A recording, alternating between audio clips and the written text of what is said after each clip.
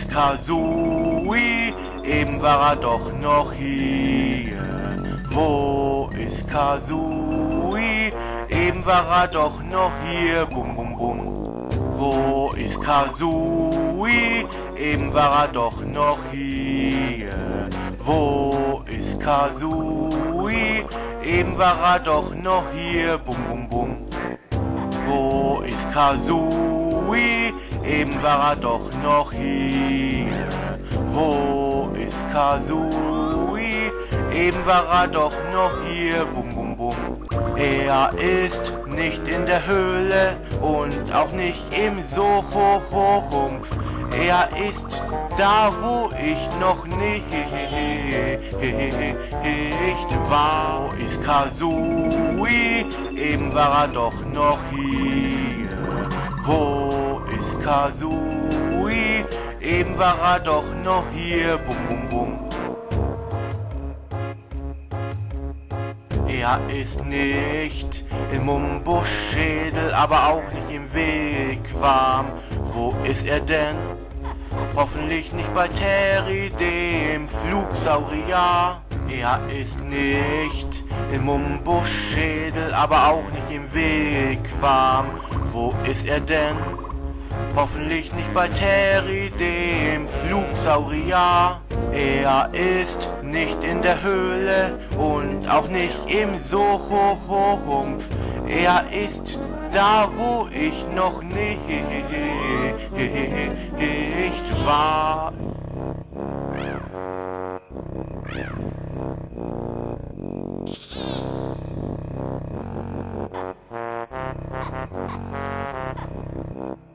Wo ist Kazooie? Eben war er doch noch hier.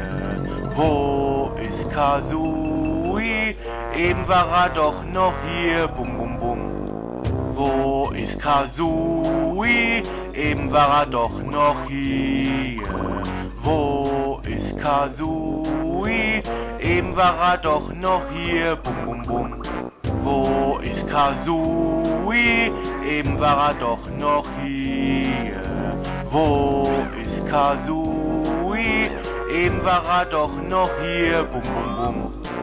Er ist nicht in der Höhle und auch nicht im Sumpf. Er ist da, wo ich noch nicht war. Wo ist Kazooie? Eben war er doch noch hier. Wo ist Kazooie? Eben war er doch noch hier. Bum bum bum.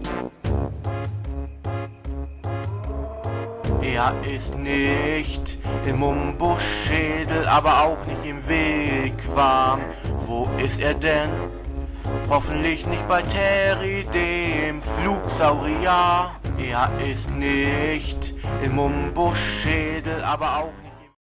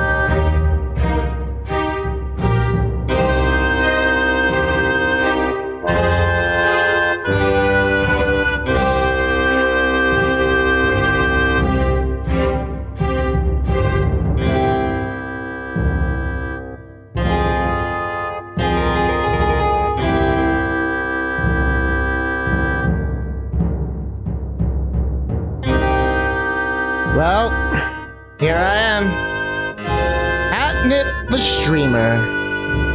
Kong of all the land. Who would have thought that? But how did I come to this, I hear you say? And who are these strange fellows that surround my throne that you'd also say? Well, it's a long story. Come closer and I'll tell you. It all started last month. And what a month that was. It's what I call the summer of DK and Banjo.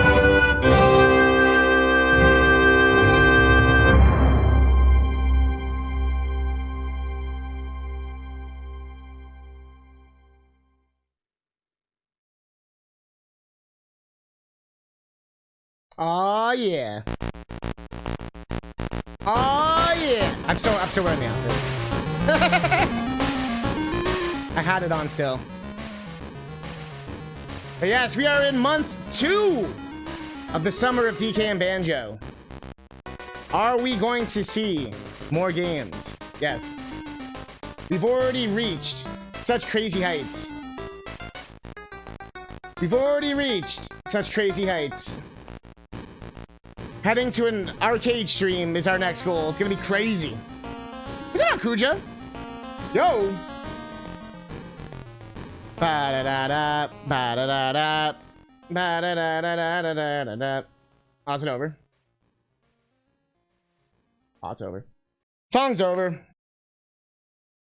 But yeah, trying to think.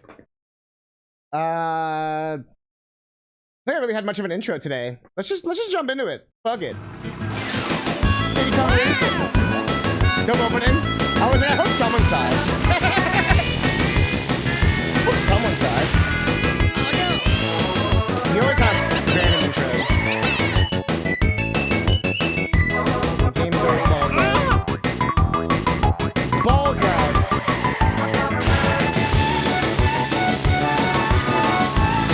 Yes, I made a new intro for the new month. Also, so we don't get sick of the same goddamn song.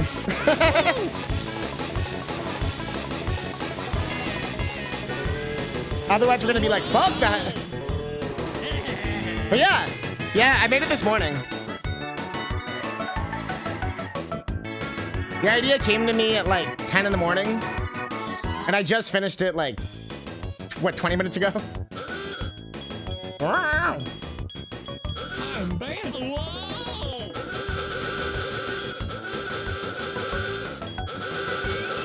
Alright, Conquer. I'm Conquer. Let's get back into this shit. We got one more world, one more level. Like, literally one more level. Not even one more world, like, just literally one more level and one more boss.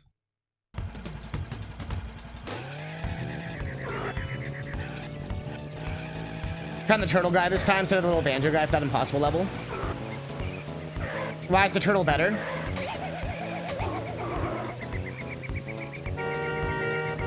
We've done literally the whole game with Conquer. I feel like we gotta do it with Conquer. Hello, friend. Select your vehicle. Abracadabra. Can I help you first? Bye-bye for now. I gotta be human teeth. Now I gotta be human teeth for it. Oh, man. I don't want to be human teeth. He's like my arch rival. Let's give it a few tries first. See what happens. Then we can, that might be the answer, just trying different characters. You might be right on that. Sometimes it clicks the next day. Not right now. It's not clicking. No. You got the best speed and handling out of the regular cast. Goddamn human teeth.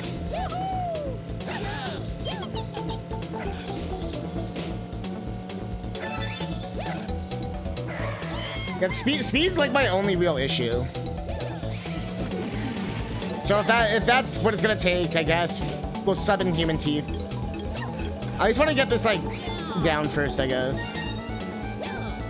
I'll just kind of see. Because yeah, we're always able to get the second, but then first place is just miles ahead.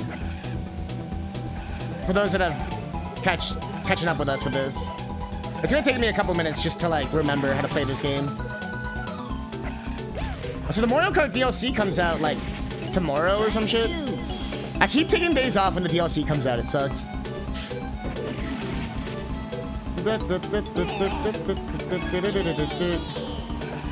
Oh, we're fucked. GG. That's GG. This is the first time we're first isn't a mile ahead, though. Wow, how do I keep missing that?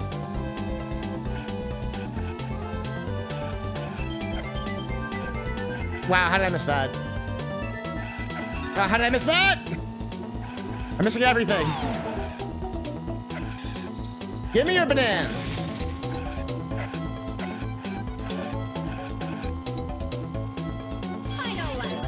Yeah, we're not winning, but this is just the practice, getting myself used to this game again.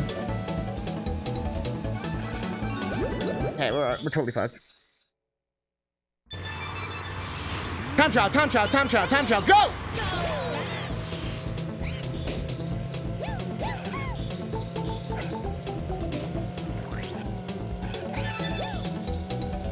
Time trial!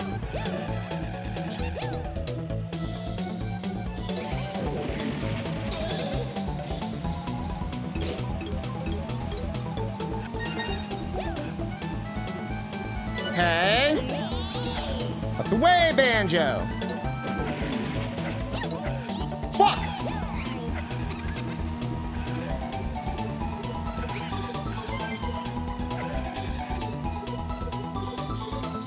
Okay.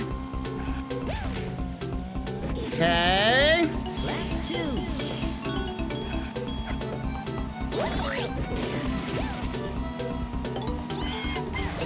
Fuck it! Badger, fuck! Wow, that was so cheap. And also, we're fucked. Look how far ahead first is this time. It's already too late. Like, there's just RNG. If first gets too far ahead, I have to restart. It really sucks.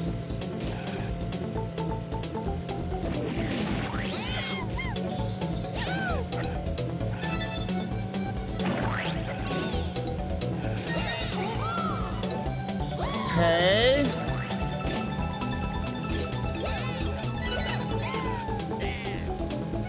Like, literally the best I've ever done. Oh, wow, that's it. Ruined. GG. That sucks. You can't make a single mistake in this level. It's really shitty. You also can't miss every single banana and boost. But here we are, chat. Here we are. Okay, grab this.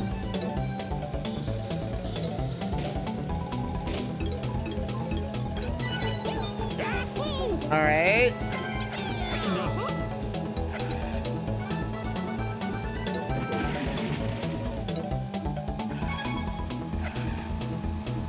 All right.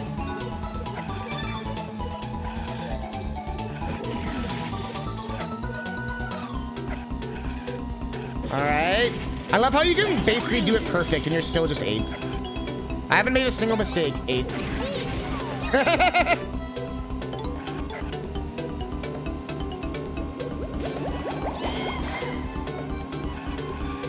Okay.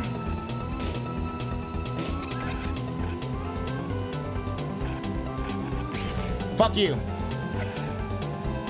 Alright, first, second, third's already like godly ahead, so I'm probably fucked. This might be GG. Like, they're already too far ahead. That's so annoying. Like, you can do literally nothing wrong and still just lose.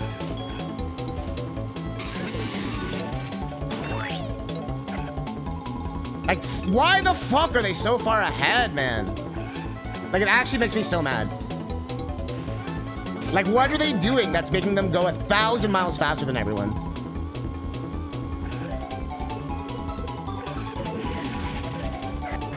And it's not like I have no bananas or anything. It's so confusing. Like, literally, I guess I'm just fucked with Conquer. Like, it might just actually be that. Like, a Conqueror just literally can't beat that level, I guess. I'll try your idea of trying the turtle. Because it's literally impossible with Conquer. Like, he literally can't do it. We have tried for hours. Hello, friend. Literally hours on that level. And it's so frustrating. Because you literally do nothing wrong. And you're fourth. It's not like I hit a wall or I missed, like, bananas and stuff. Nope. Dragon Forest.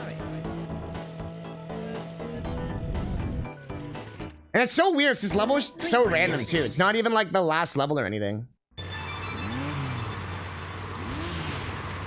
It's actual Conquer Soy. Apparently, this is the fastest guy. So if I literally just have to cheat this level, we just gotta cheat this level. Better not let me fucking down, human teeth. They're on speed!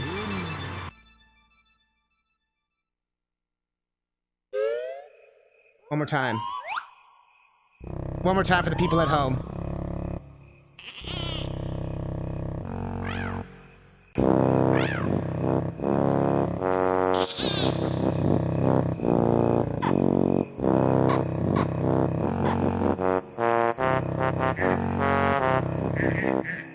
Wo ist Kazooie? Eben war er doch noch hier. Wo ist Kazooie? Eben war er doch noch hier. Bum, bum, bum. Wo ist Kazooie? Eben war er doch noch hier. Wo ist Kazooie? Eben war er doch noch hier. Bum, bum, bum. Wo ist Kazooie? How does he get more off time? Eben war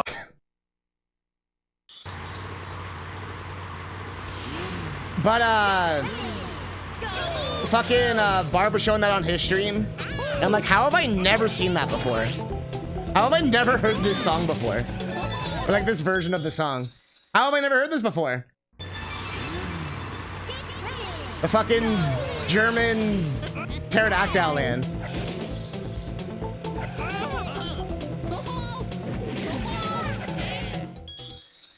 Wow, this guy sucks. I really don't like this guy. Not just because he's terrifying, but he controls really weird.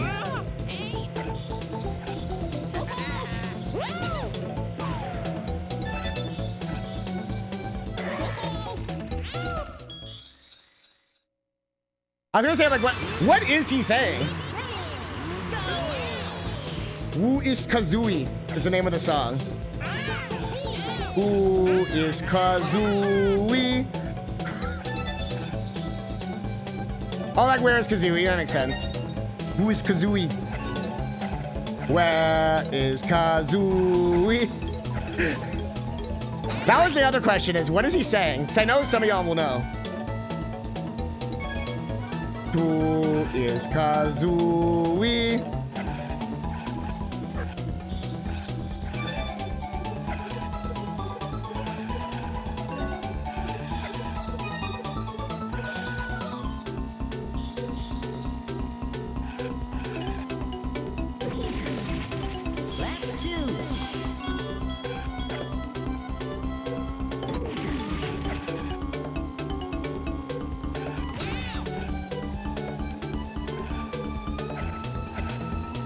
I still can't tell if that shortcut's faster or not. Fucking most useless power-up ever, the magnet, I swear. It's like, yeah, I'm working, it doesn't work. And I still am not convinced that shortcut's faster. I don't think it's faster. This guy also really sucks with the walls. Oh my god. Holy fuck.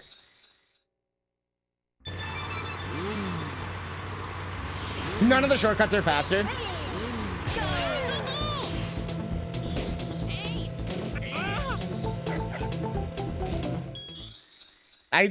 This is so frustrating. You can time it for me?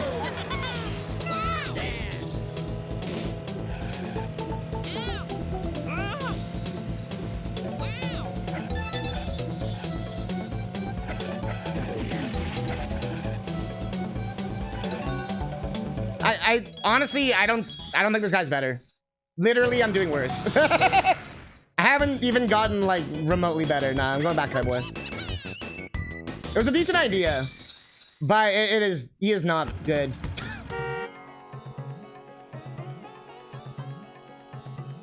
Hello, friend. Select your V. Abracadabra. Can I make you now? Pack for more, conquer soy. Surely they wouldn't design a game where it's literally impossible with one character. I think Pippi's the mouse, isn't it?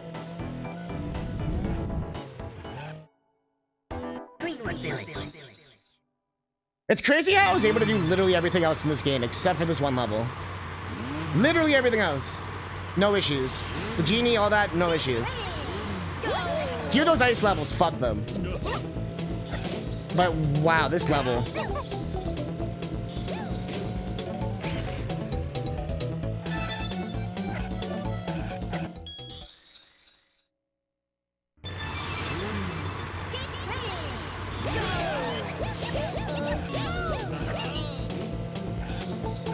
Yeah, but rare stuff was hard, but it was never, like, unbeatable. I thought there was a fine line.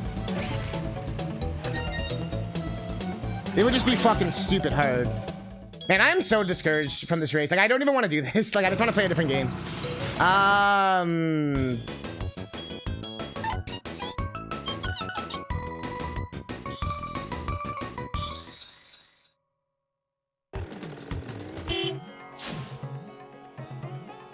Hello, friend. Select your V.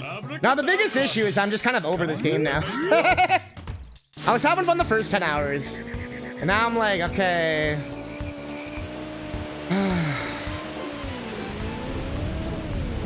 Especially because it's so arbitrary. If it wasn't just the most arbitrary shit ever, I wouldn't care. But I literally have beat your challenge. I've got all your stupid fucking coins. I've beaten your race multiple times. Gotten literally second, but it's still not good enough. You know what I mean? It's just like, oh my god, man. Like, fuck off.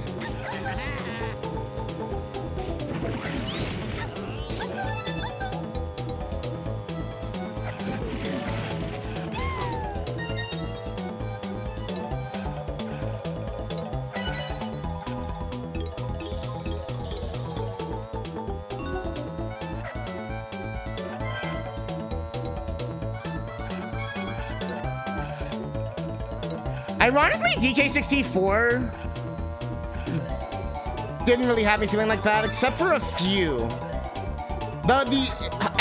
Doing that game regular without any kind of like not 100%ing DK64, it's an amazing game. Because you can just ignore all the bullshit. But if you're 101%ing it, it definitely gets to a bottleneck. But it depends on what you left. I made the mistake of leaving Beaver Bother. That's my final 10 bananas. Like, literally. It was a huge coincidence, but all my last bananas were Beaver Bother. Literally. I thought that was hilarious. I mean, I just need to, like, get distracted. I just need to, like, talk about something, and I won't, like, get so mad.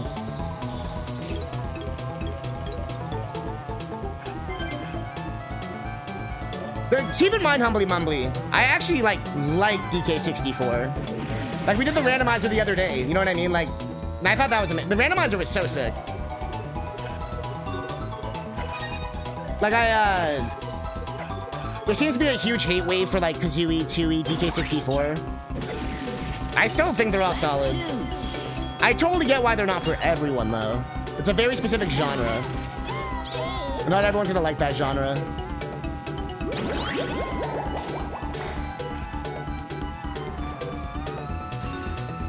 Fuck. Her card sounds so funny. Yeah, she's already way better than Tip Tap. Fuck, I missed the coin. That was stupid.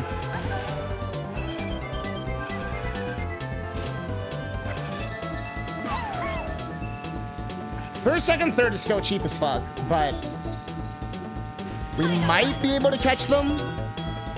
Like, maybe?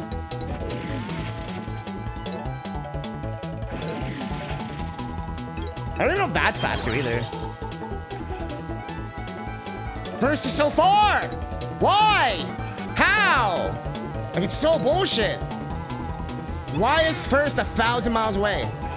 Oh, GG. I missed the boost. That's it. And I missed the coin.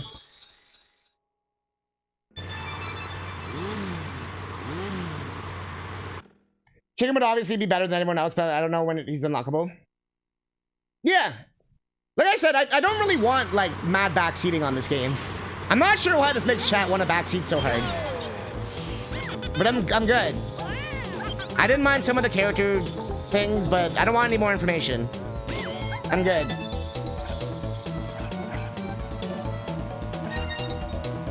So it's the one game I, like, just don't know anything about. And I kind of like it that way. It's so rare for me not to know a game inside out. Just let me have this, chat, please. Let me have this.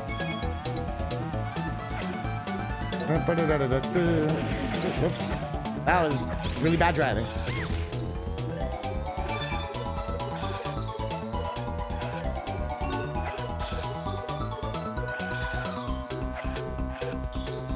But.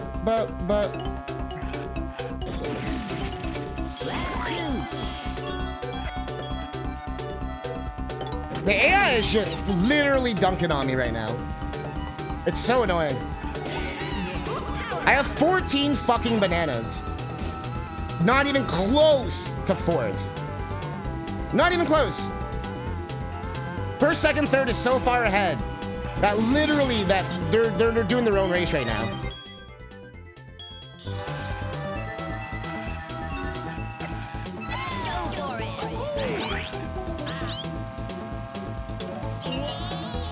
Wow. I'm glad that we're having our own little race right here with first. Me and him fighting for 5th and 4th. Wow, what? Like, how does the mouse make this better? I'm sorry, I'm not trying to get mad at chat, but like, the mouse is not making a difference. First, second, third is still ungodly. Like, look how far ahead they are on the map. Like, look. How does that make any sense? And none of the shortcuts are better. I don't understand how they're reaching Mach 1 fucking speed. At all times. I don't understand. Literally, I don't understand. We've already lost. That's okay, Kuja. You're just trying to help.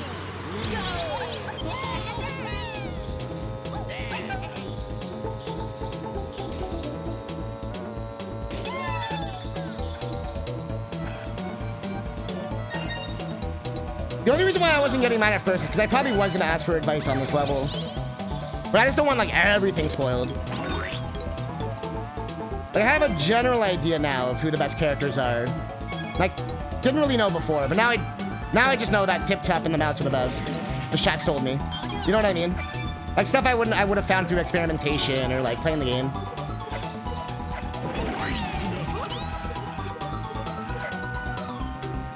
But like I said, I know everyone's different. Some people love being spoon-fed.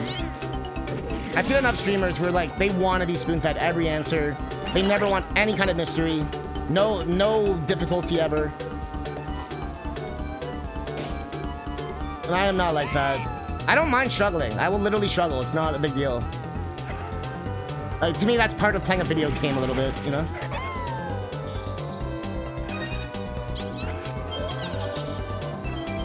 Not that all video games should be a struggle. Like, playing a visual novel shouldn't be a struggle, right? or like a platformer shouldn't be a struggle in the sense of, like, its movement. Like, it should make sense and be basic, but have complicated things to do.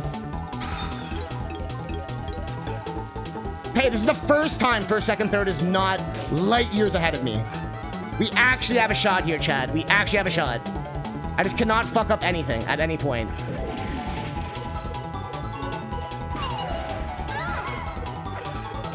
Fuck you! No! Fuck you, fuck you, fuck you, fuck you! Wow, that's so bullshit! Oh my god! That was our one shot we had. Now we have to wait another 20 attempts for the AI to fucking go stupid again. The AI only goes dumb, it seems like, one every, like, 10 matches. So we have to wait about another 9 matches for the AI to just give up. I don't know what it does, but every now and again it just gives up. We just have to hope it gives up. And that's part of the RNG of this level. Really sucks. I don't know why they designed it like this. But there's just literally a luck component to this. Like, we just... That was our one shot we had there.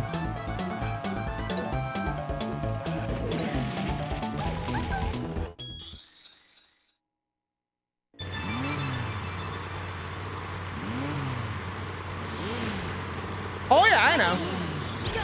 Same with Mario Kart 64. Pretty much literally any racing game. Like I said, on the very first stream, people were like, oh, do you want to know the secret technique to go super fast every time? And I said, no.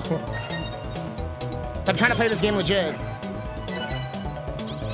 But I'm well aware, because it was told to me in the first minute I turned on this game, that there's some kind of super secret technique to go faster. Like I said, I never got a chance to even have a question on it.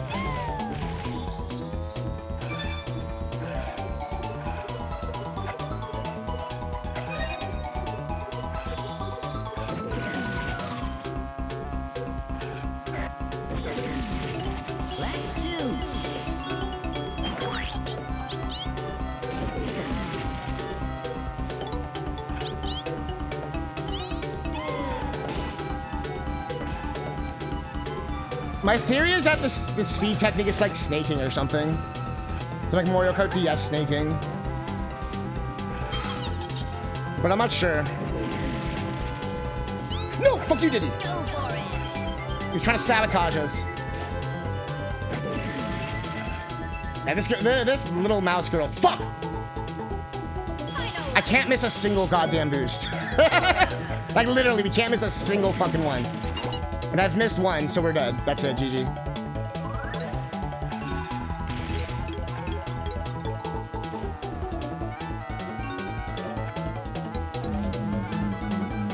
Thank you, Magnet. You actually did your job.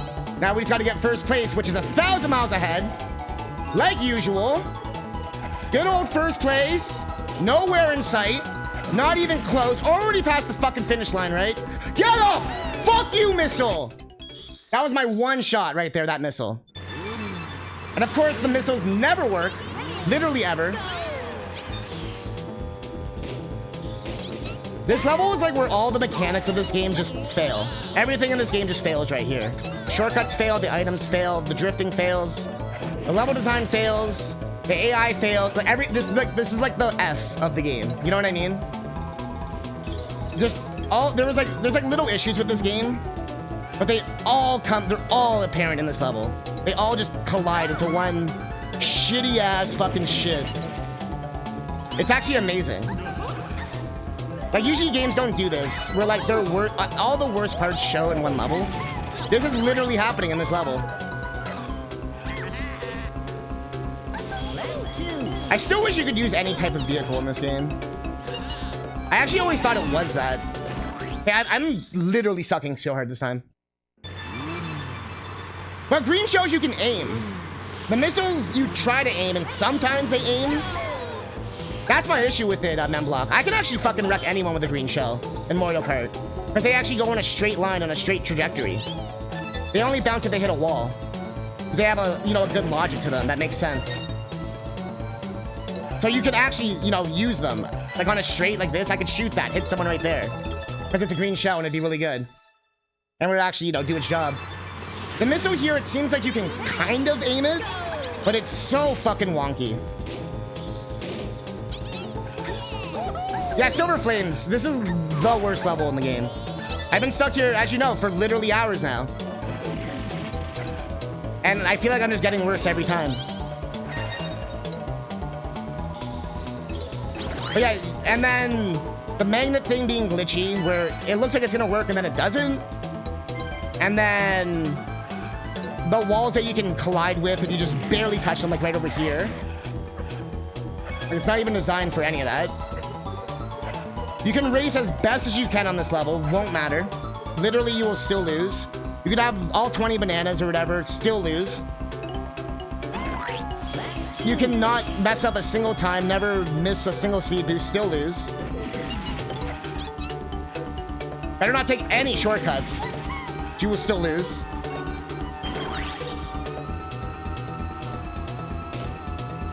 This level is literally the worst in the game. The fucking magnet never works. It's like, oh yeah, we're gonna work right here. Yep, nope. Why did you think it would work? God, this game's gonna make me into a fucking super villain. Like, oh my god. I feel bad now for kids who have this. Yeah, I feel bad for all of y'all.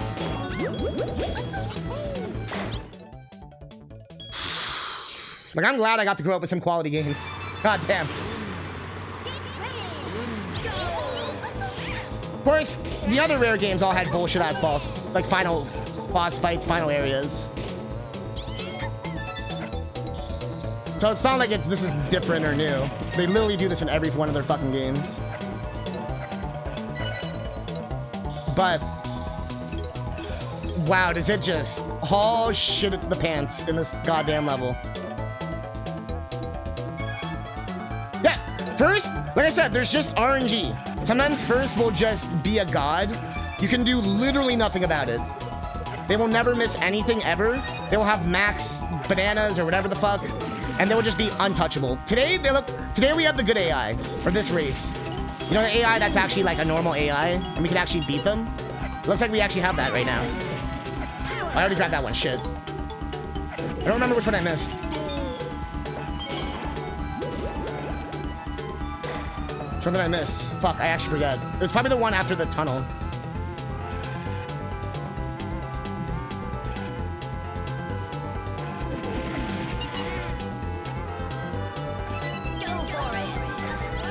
Fuck! Oh, I didn't want to grab that. I'm trying to keep that magnet. Well, looks like first, second, third, fourth are just having their own race again. Good thing we're in the same game, right?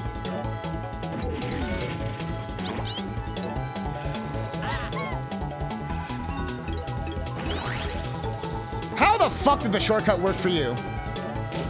Let me guess, first, yep, first is fucking 1,000 miles away. Like, what the fuck? It's so unfair, man. I'm all for a hard game. You know I love my hard games, but this isn't even hard. This is just unfair. This is just broken. You can do literally nothing about this. You're just fucked.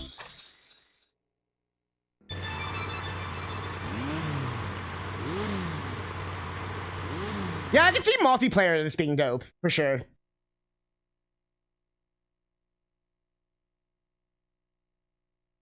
The narrow vector on the missiles.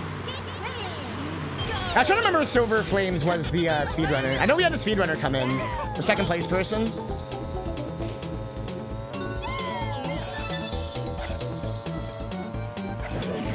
The fact that this level is not even beatable with Conquer is the most bullshit thing in this entire game, in my opinion. Every level should be beatable with every character, otherwise don't have multiple characters, right?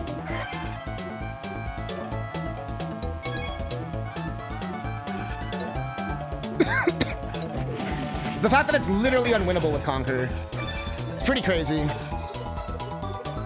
It's still barely winnable with this character. I love how I'm literally an 8th. Holy, like, the AI is so godly today. Like, what the fuck, man? Like, just this one race specifically. Why are they all in, like, God mode right now? I have fucking 11 bananas. It's not like I have 1 banana. That's the shit that gets me so mad. If we were in Mario Kart, 10 is the max you could have. Like, we're beyond the max in Mario Kart, and we're still not even close.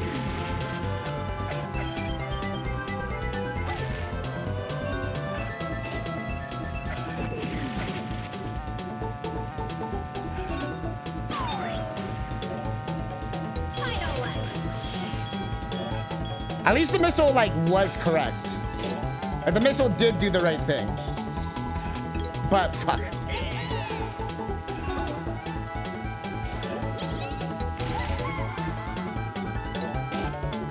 Well, I'm glad first, second, third are just having their own race. I'm glad first, second, and third are just literally having their own video game right now. Alright, they've already won the race. True. Guess what I'm for, Ally?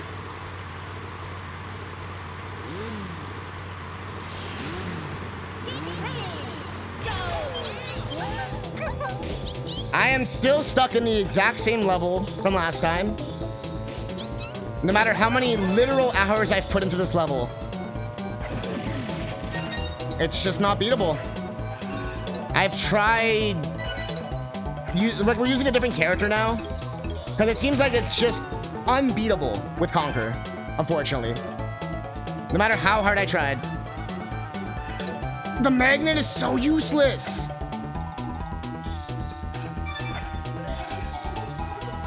It's like, yep, locked on, locked on, locked on. No, I'm not locked on. Why'd you press the button?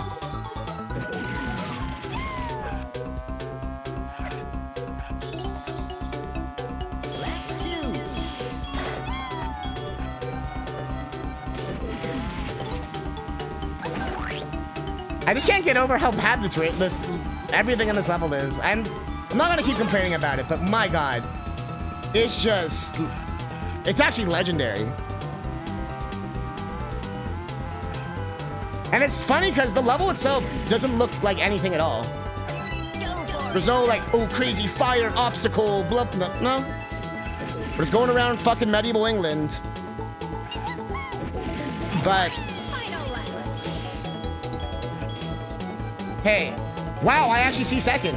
Whoa, we actually have a shot. This is that 1 in 10 shot where we actually get a shot, kinda. Where we kinda have a shot. Please, Magnet, you have to work. You have to work. Like, literally, you have to work. You have to work! GG, we lost. Wow, and I missed the other red balloon. Yeah, unfortunately, it's over. Versus too far ahead.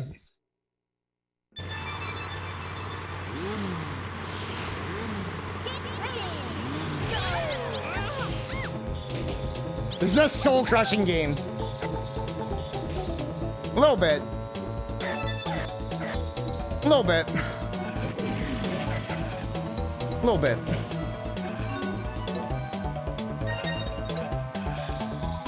I refuse to believe it's beatable with Conquer, even though you just said you did it, but I don't see how.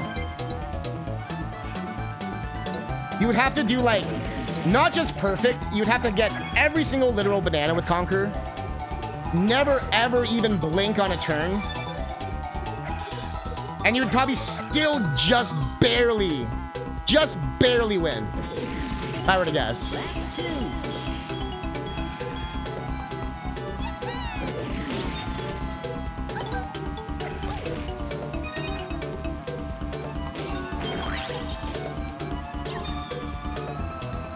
Okay.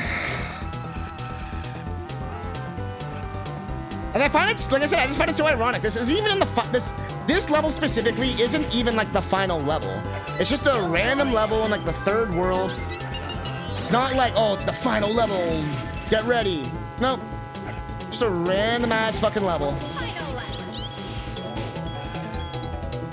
Oh my god, I actually see first. No!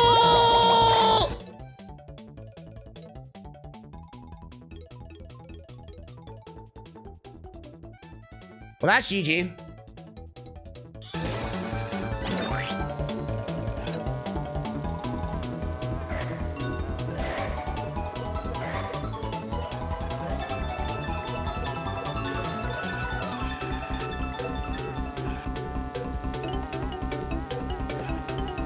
Why?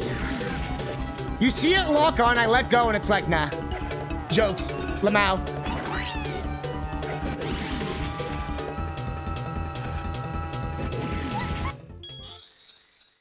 The thing first was just a mile ahead.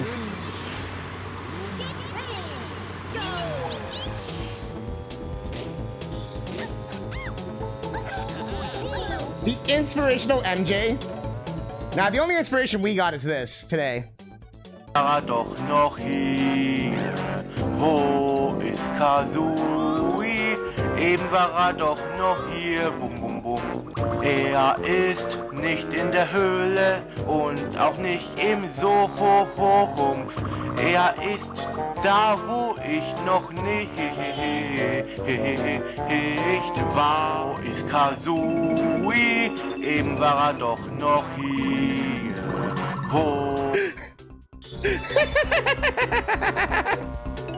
I'm so glad Barb showed that, because oh my god, that's the funniest shit I've ever seen.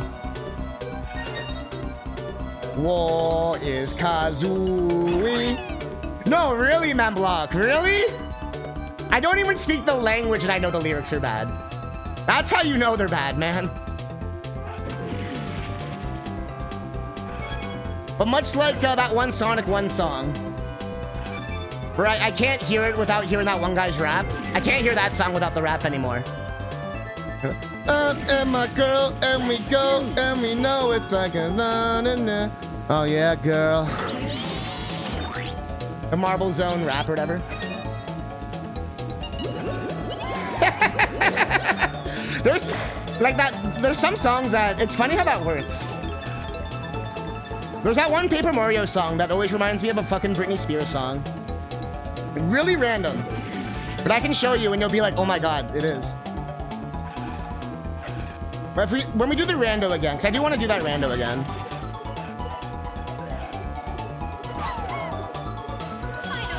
We always get like to the end of the randos and I just give up on the final boss. Paper Mario and Banjo, we both did that. Okay, first is 1,000 miles ahead. No point in continuing.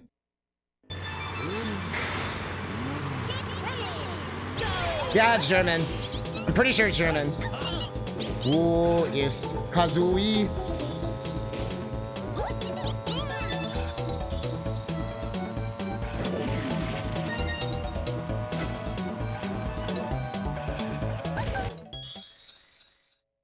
Actually, you with the OT rando. But the final Ganon's so easy.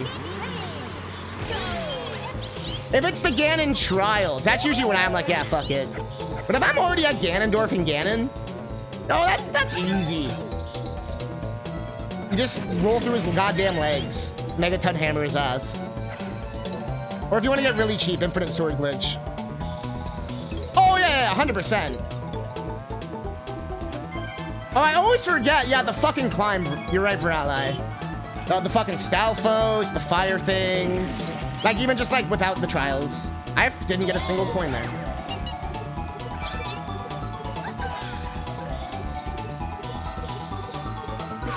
Thank you, missile. Wow. Hardest working missile in the game. Fuck, I don't remember which ones I missed. Oh, I do know. It's the double path, because I didn't get a single one. Who is Kazooie? Yes, it worked! Oh my god. Everything's actually working today. The missile worked, the magnet worked, the shortcut even worked. Bro. Things are coming up Millhouse. Why did I have the bull, Bart? Why did I have the bull?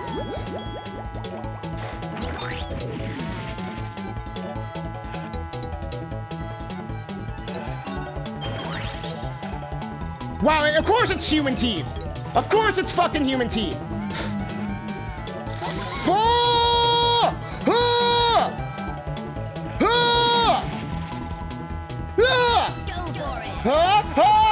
go,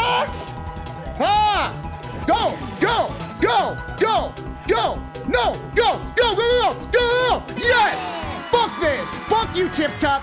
Fuck this level, never playing this fucking game again. Jesus Christ!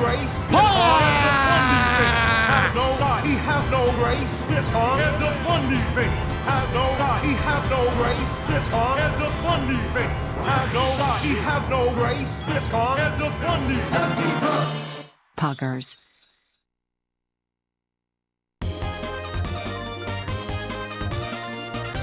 That wasn't even the hard part. That wasn't even the hard part. That wasn't even the hard part, chat. That wasn't even the hard part. That wasn't even the hard part. That wasn't even the hard part. That wasn't even the hard part.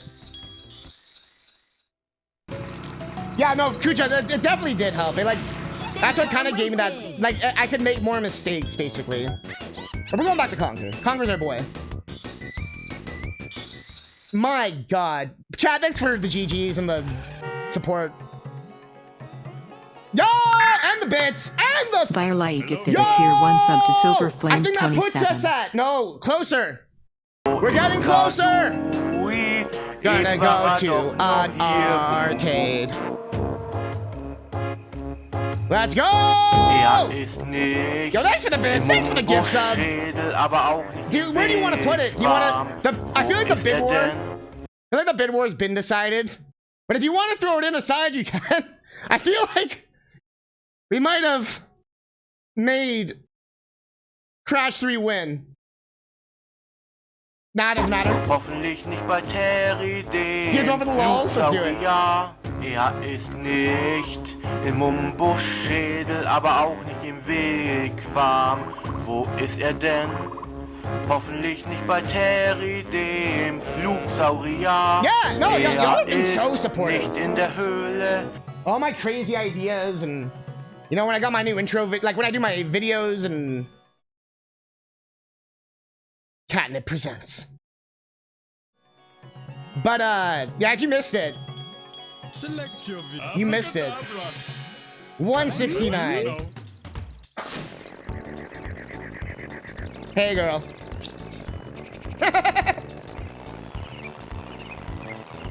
Whee! Alright, is that you sliding in with those DMs? Yeah, right? Yo, thanks, Silver Flames. Now to celebrate.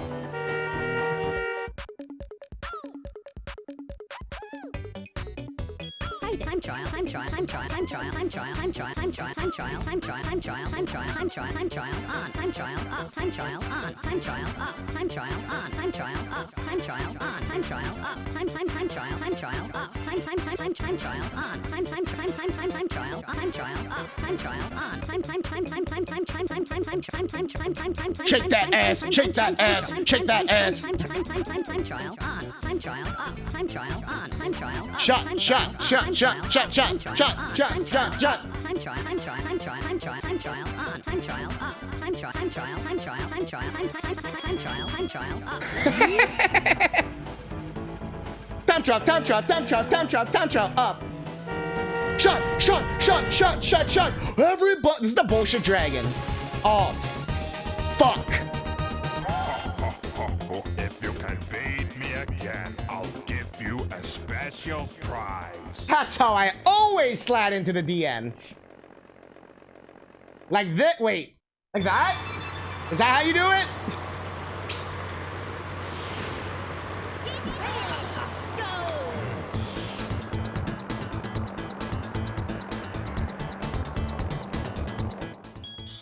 I wasn't ready. Get ready! No. Oh, yes, with my figurative D. Figuratively or figurative D? How about initial D? These nuts. I won't lie. I was watching More American Dad. They had another joke, absolutely killed it. It was like, Steve, how are you gonna respond to that? And he's like sitting there for a minute, then he's just like, these nuts? And they were like, yeah, all right. Like, yo, with these nuts joke, let's go. But he was like saying it to the school principal. That's what threw me off guard. The principal was like, what are you gonna say for yourself? These nuts? I still gotta get that clip of the owl with the shotgun. That shit was legendary. Car horn!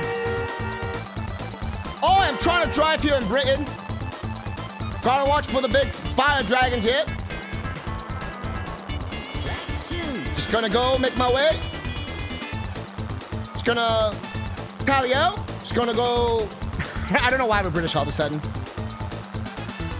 If you play rare games long enough, you become British. And I actually am British.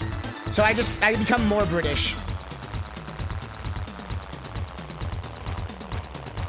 I'm also Scottish. But I only found out more recently that my grandfather, on my dad's side, was like the head of Scotland Yard at like 20. Like, what a beast. You know what I mean? Actual, like, anime protagonist.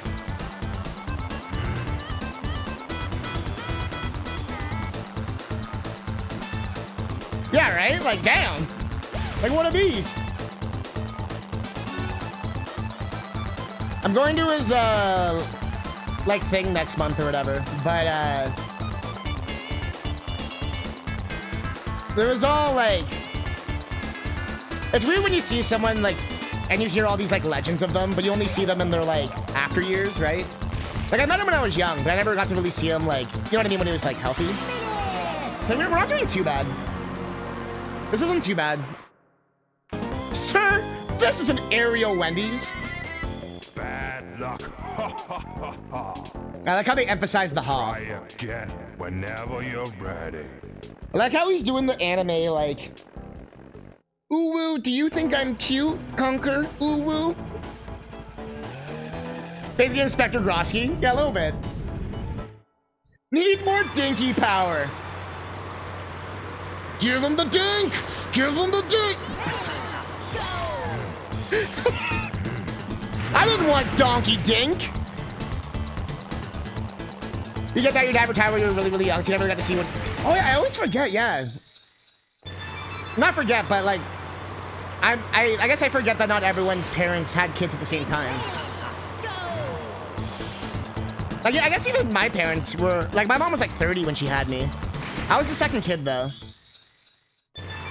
But, not in a bad way. What about figurative donkey dick? Is it really figurative? Don't make me pull up the video of Diddy Kong's girlfriend. She got that Diddy dick. But I guess it's the same way with, like, rock stars. Where if someone was like, yo, Rolling Stones! You're gonna think of, like, the old tire that is, like, current day Keith Richards. And not, like, you know, like, his prime. You're like, oh yeah, the leather couch. Yeah, I know that guy. But did I say, I don't even know what the fuck I was just saying. Did I say Keith Richards? That's Rolling Stones, is it? Can't remember anymore. I'm just saying shit. Same thing with Michael Jackson. That's a better example. You knew him as like 30 different things depending on how old you are. You either know him as like one thing if you were born after like 2006, or you know him as like 50 different things.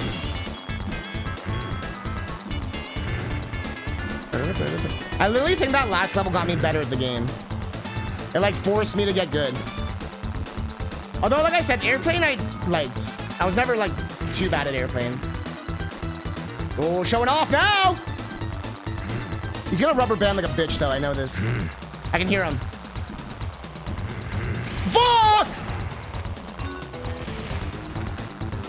Wow! That wasn't even my fault.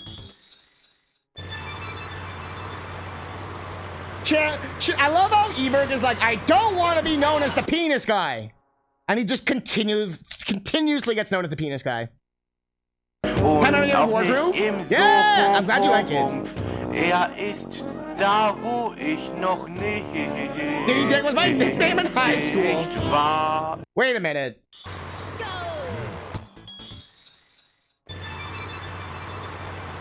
They say a key that can fit many locks is a good key, but a door that can take many keys is a bad lock? Wait. It's so dumb when people say that as a reference.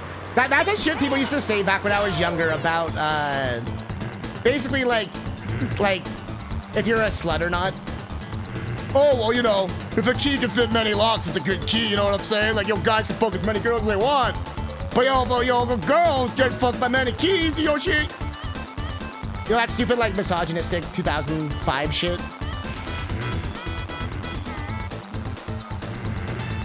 It's okay. Let it resonate with you.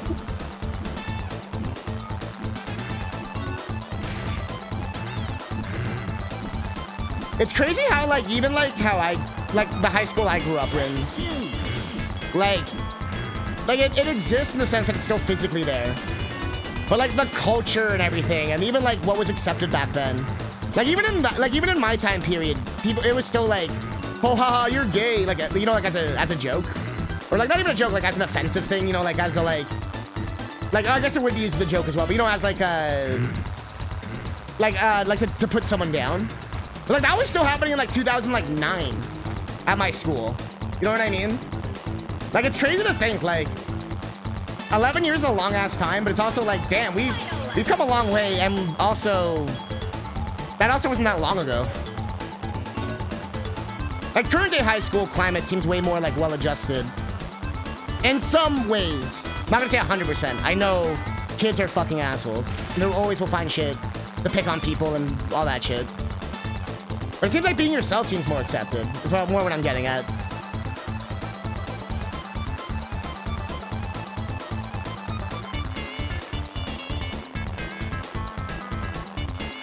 It'd probably be way easier to be a dance major now than it was back then. Let's go.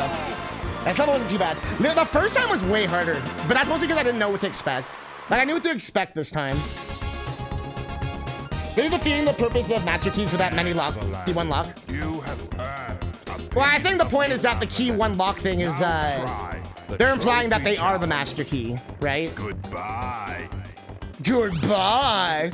Try you never make spares.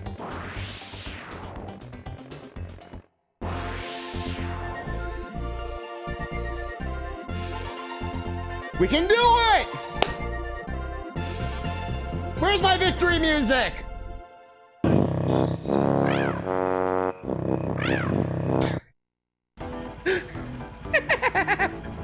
Goodbye.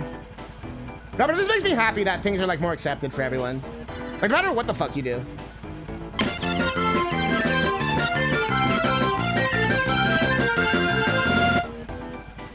That was straight up flatulence.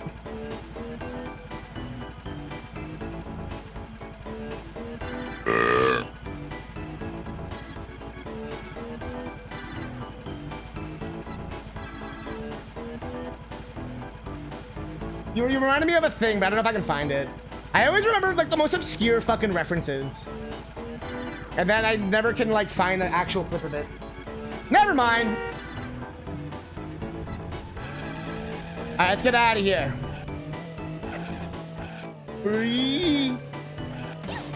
Oh, I just fucked up TT. Game?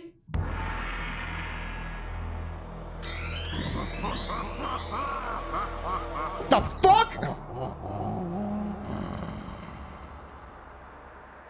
So she's like Lion King? Or not Lion King, Aladdin? This motherfucker's the Aladdin mountain thing? I don't want to get deep-throated by Whizpig. You know what? I'm good. I'm not gonna go deep-throat Whizpig. I'm good. You know what? I'm good. I'm not gonna go fulfill his fetish. We're just gonna fly away. Here, Conquer, do the right thing. Hit him in the eye. Hit him in the eye! Oh, it won't let me. Oh, I was hoping he'd like move or something. Yeah, the Cave of Wonders. I've only literally speedran Kingdom Hearts. You think I would literally remember what it's called? Oh, right in the throat.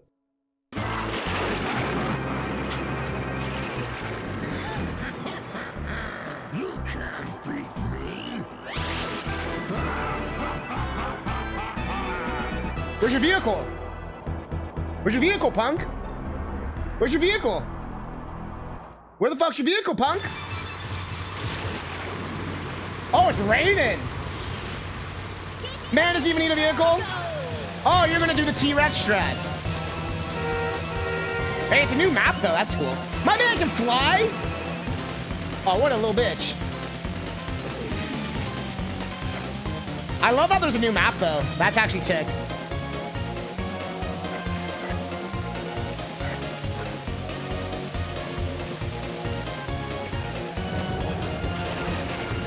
Hey, you fall in the water, you're literally fucked. Okay.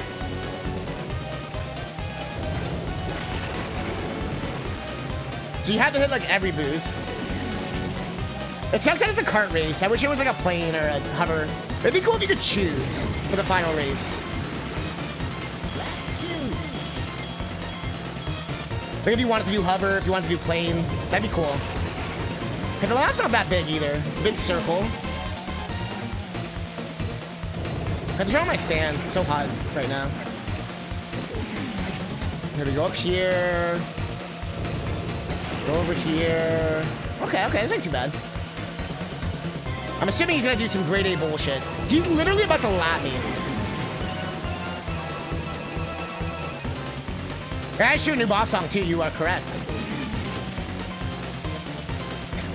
He's gonna lap me, man. Alright, let's try it. Let's try it. I guess I should see what the loser screen is. Let's go! Chung it! I held A. What the hell? Big whiz pig, big whiz pig, big whiz pig, big whiz pig. Go!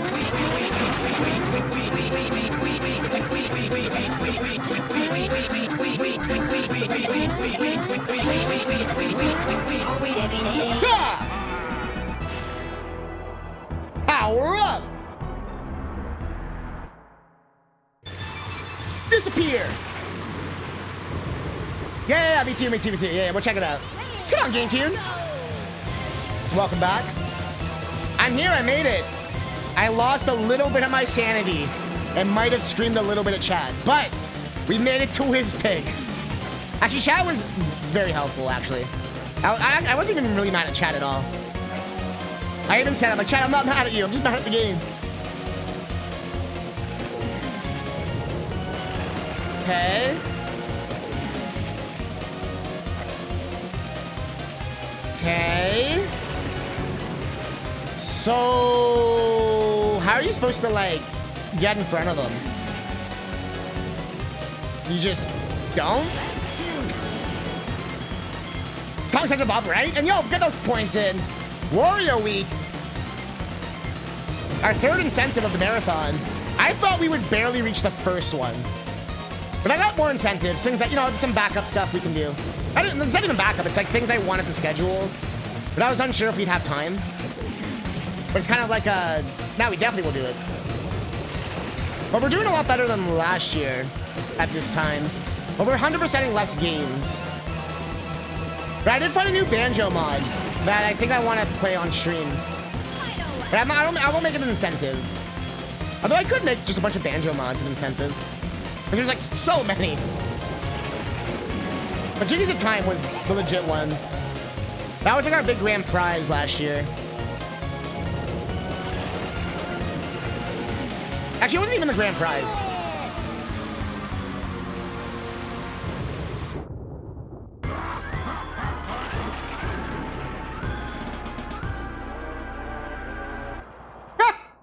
Wah, wah, wah, wah. Thank God it's not like fucking Mario Land 2, where like takes all your coins if you lose. Let's go!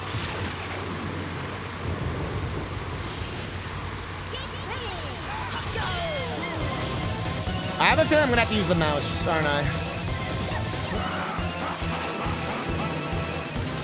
Yeah, just the Bowser laugh.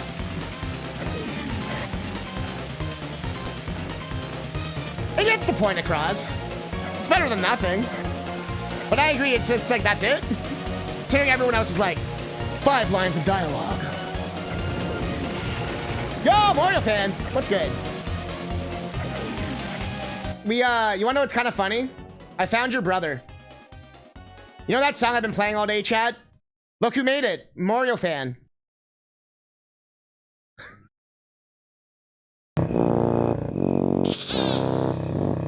Was this you, Mario fan? Is this you? Wo ist Kazooie? Eben war doch noch hier. Wo ist Kazooie? Eben war doch noch hier. Bum, bum, bum.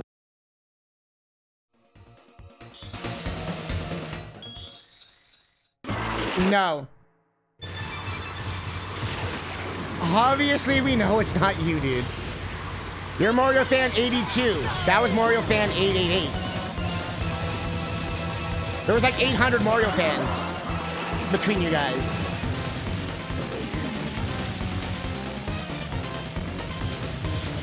I'm pretty sure you're not like hardcore German. Because I've talked to you on stream.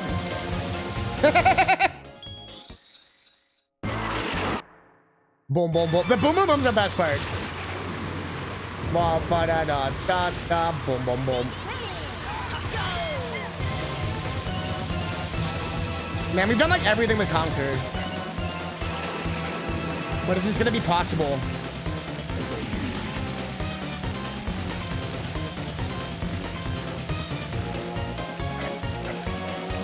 And the fact there's no way to speed yourself up. Like there's boosts and that's it. There's no bananas. There might be a shortcut, but it doesn't look like obvious on the map. Ba ba da da da da boom boom boom.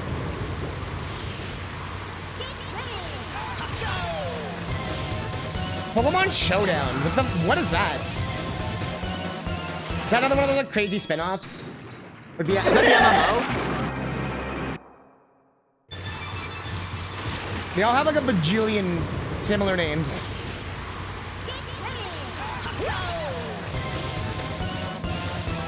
I don't even know. I don't know how far back before you lose. I wish we could Wii. Whispig is Wiiing everywhere right now. I wonder if he slows down later on or something.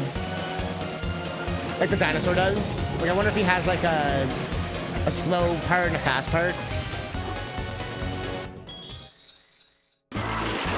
Online Pokemon battle game?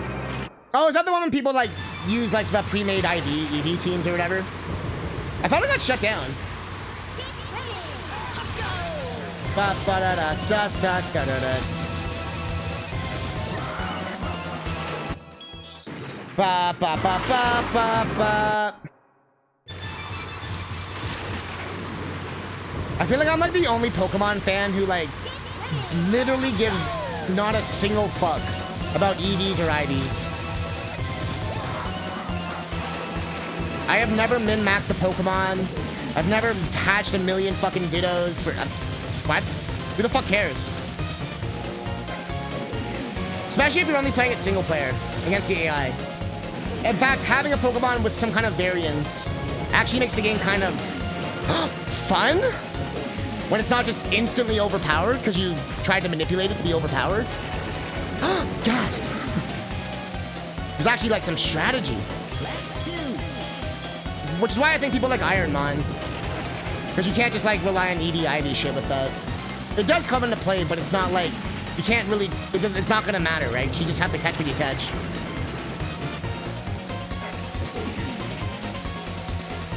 So the Pokemon's the most fun when you're not obsessing about ED-IVs.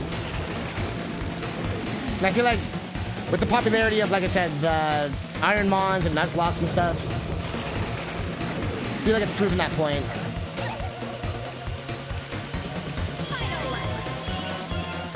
Well, obviously it's still up and running. You were playing it. There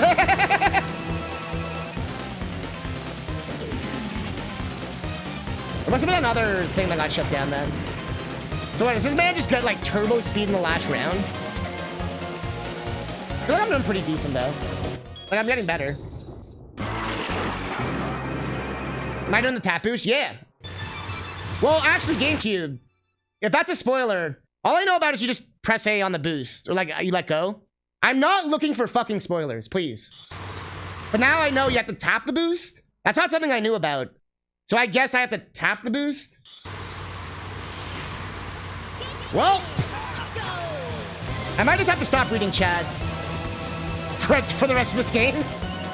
Every single aspect of this game has been spoiled by different people in chat.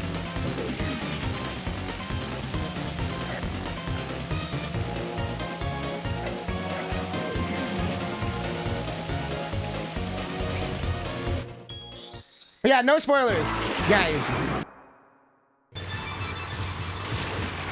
That's cool. You can do whatever you like on your stream, man. As I explained the last literal 12 hours of this game. It's so rare for me to not have a game that I don't know to death. And also, thanks for spoiling the ending, GameCube.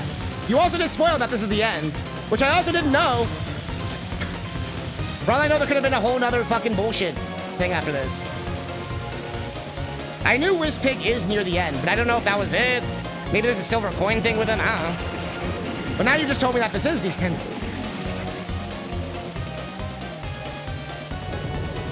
I mean, I had a feeling. But yeah, no, I don't want to know anything.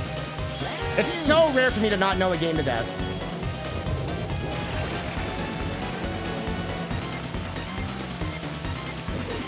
And it's the hardest thing ever for chat for some reason. Only with this game. Any other game, it seems to be fine. But this game in particular, it's been the most backseating I've ever had in my life. It's been crazy. It's been crazy. More than I don't have to spoil. If it's a game I've played a million times, I don't give a fuck. In fact, I usually encourage it because I want to know like the things I missed. But like I said, it's so rare for me to not know a game.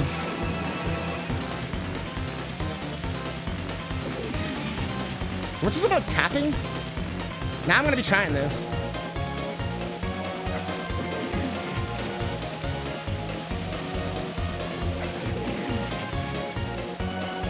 But it had to change it? Seemed like we were still going, huh? Interesting.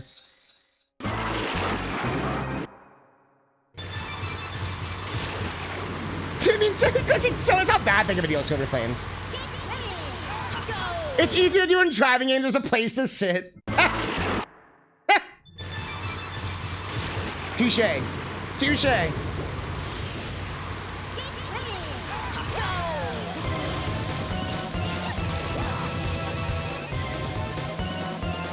And I have heard that the DS version of this game, you don't have to do the silver coin challenge. It's like optional or some shit.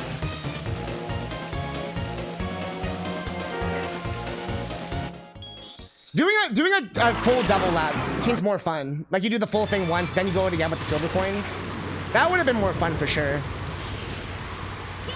Yeah, that's all I've heard is the DS version is just like ass. Even back in the day, I remember, cause I was gonna get it, cause I was like, oh, I never played Diddy Kong Racing. And then people were like, don't. I think you have to like blow up your balloons or some shit. Just like Card Fighters was. What was Card Fighters? So like, what are some of the changes? Now that I've kind of played this game, like what are some of the changes the DS version did? Like I said, I heard they changed like the structure of adventure mode. I saw the new intro cutscene. Honestly, the new intro cutscene is better in my opinion. Like it actually explains what the hell's going on. Not that it necessarily needs to, but that intro cutscene was pretty cool.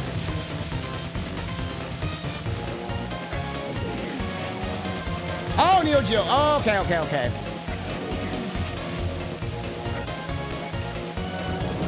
Yeah, I do remember that game now. I never played it, but I do know the one you're talking about. I sometimes like those more quirky, like Gem Fighter, Street Fighter, like the puzzle Street Fighter game, like shit like that.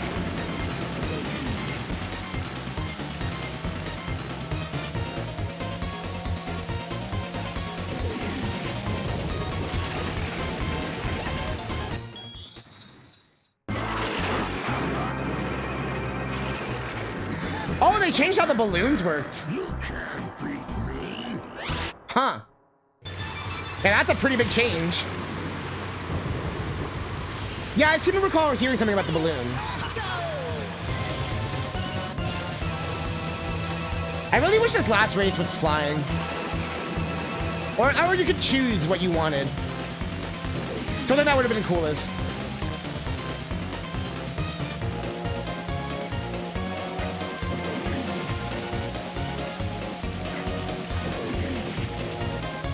I can't tell if tapping's making a difference or not.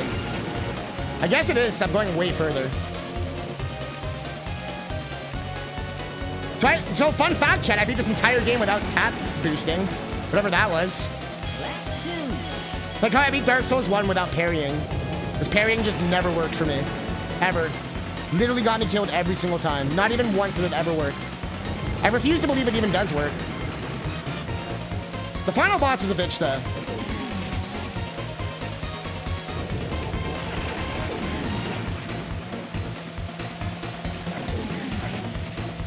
I've always been more of a dodge roll kind of guy anyway. I think that's from all the action RPGs I've played. Where most of them pretty much just have a dodge roll.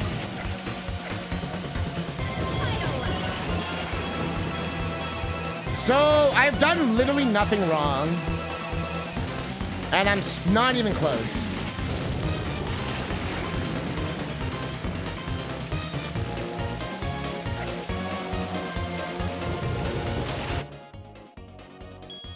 So...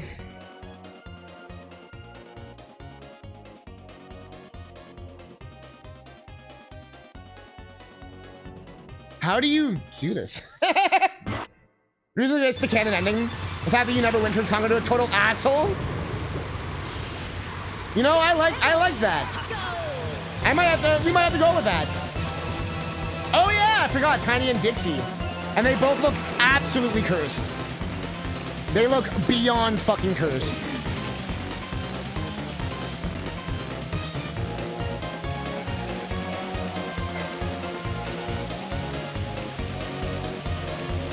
Ba-da-da-da-da-da-da.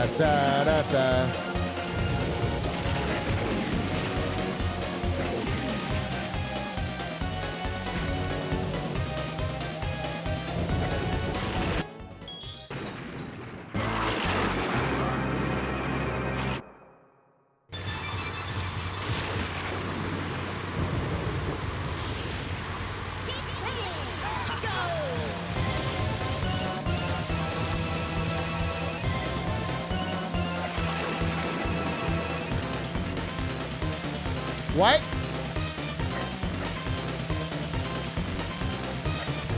By the way, once the credits roll, feel free to tell me everything I missed or fucked up or could have made the game. Once we're done, you can spoil everything. That's usually when I like to learn. That's usually when I watch the speedrun or something and I'm like, damn!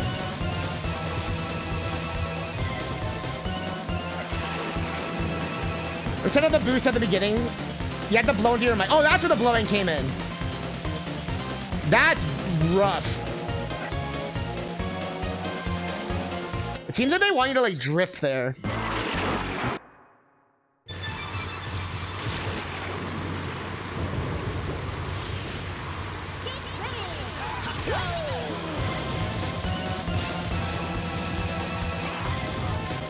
Trying to see if, I never actually tried to see if this game had like power drifting. Like, wait, does this game actually have power drifting? Don't answer that, chat.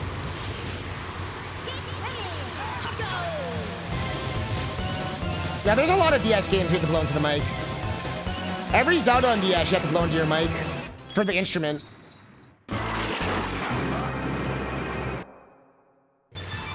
GameCube's like, I don't know if it's the end. Who knows?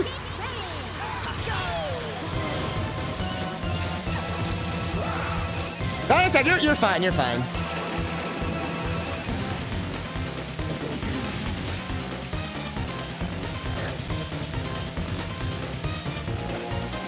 It feels like there's just like a shortcut on this map or something.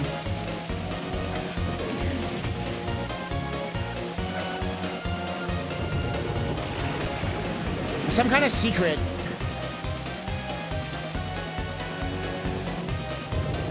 Some kind of secret of Evermore.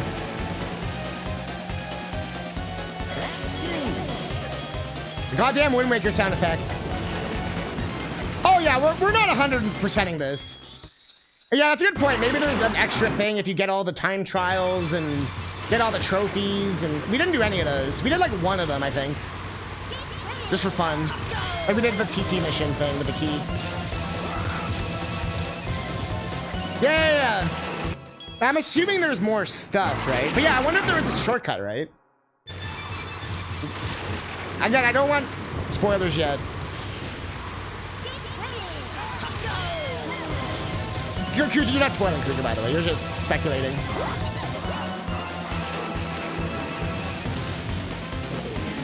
I know, that's, speculating's fine.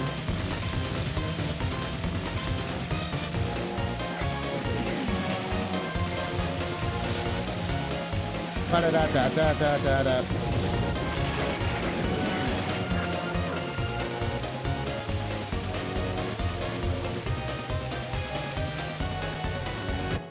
Yeah, I kind of like to do it like a Professor Layton style. You know, like gradual hints. And then if I just don't get it, or if I get frustrated enough, just give me the answer. But I still want to try to figure this out a little bit. Ba ba ba ba ba ba.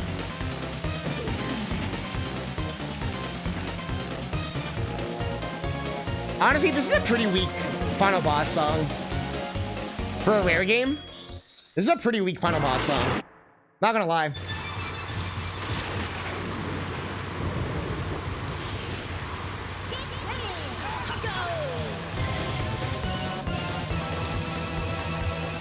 I think the soundtrack definitely has some standouts.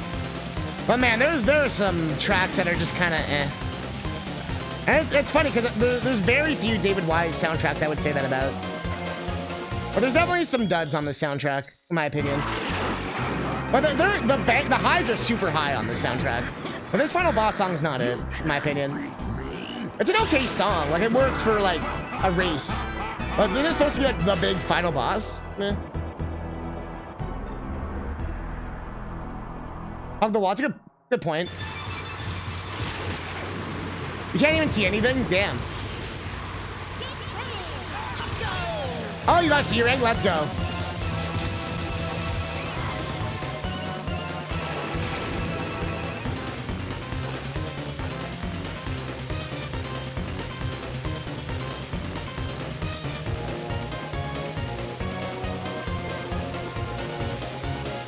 Ba-da-da-da-da-da-da. There's that ledge up there. But can you get up there?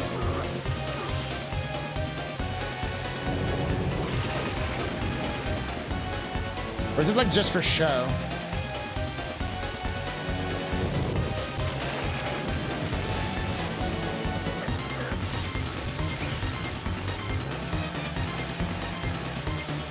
I can't tell if that was an invisible wall. Yo, Tengora! Hey, you're learning about cleaning your classroom? Good to see you. Welcome. We're trying to find ways to not make this level impossible.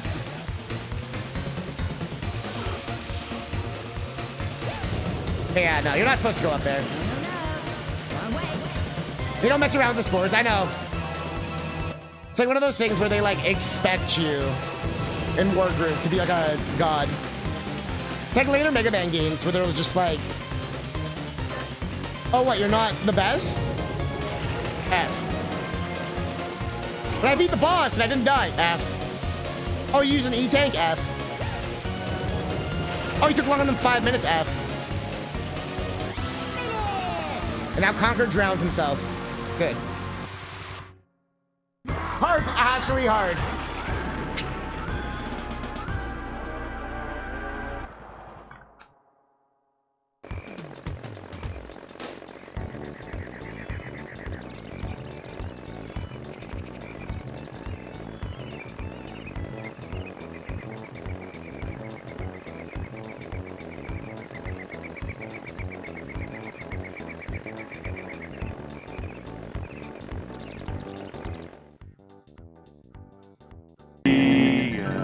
Wo ist Kazooie?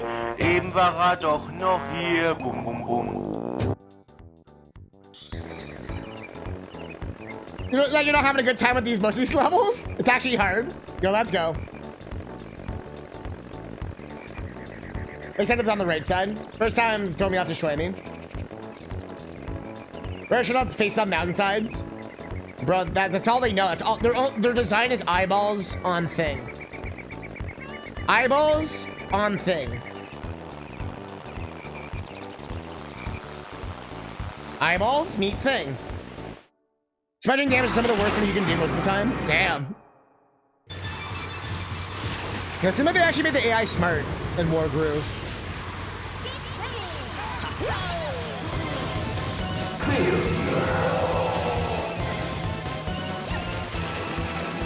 Oh, that totally looked like it was something. I learned about talking about using to take damage and then losing them because I didn't have enough units.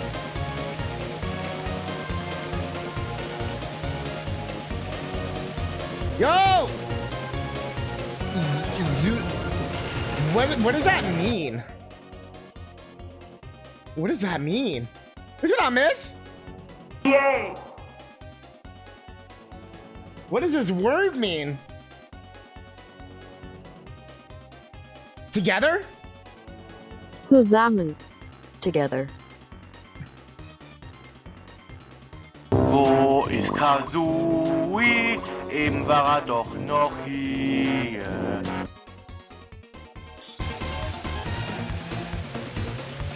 Together.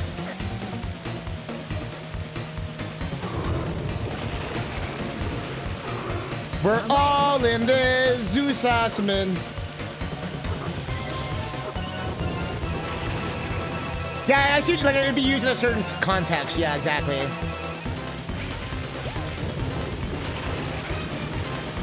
Zusammen means together.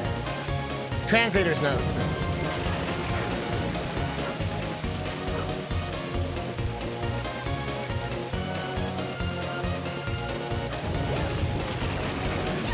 For the chat wondering what I'm doing, I'm trying to find like a secret entrance or something. There's gotta be like something.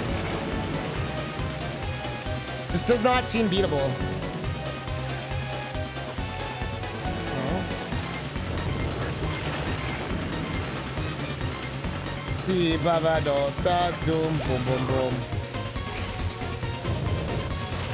Hello, Adol. Well, hello, hello.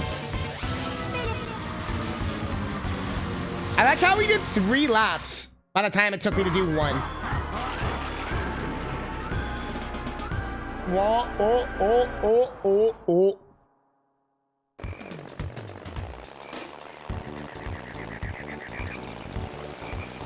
Oh, oh, oh, oh, oh, oh.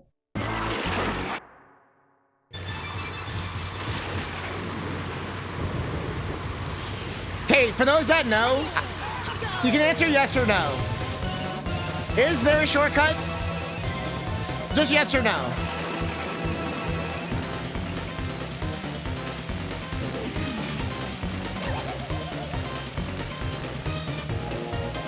Snorlax looking at us. Yes. There is not. Well, then don't answer, Kuja. I'm asking the people who know. Yo.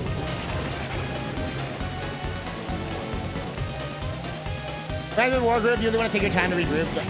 Dodge attacks, then slowly strike. Never strike with full power because you'll be weak to the next wave. So then, yeah, it sounds like you just gotta always be on your shit. And war group. What? Yeah, tickets. So there's no shortcut.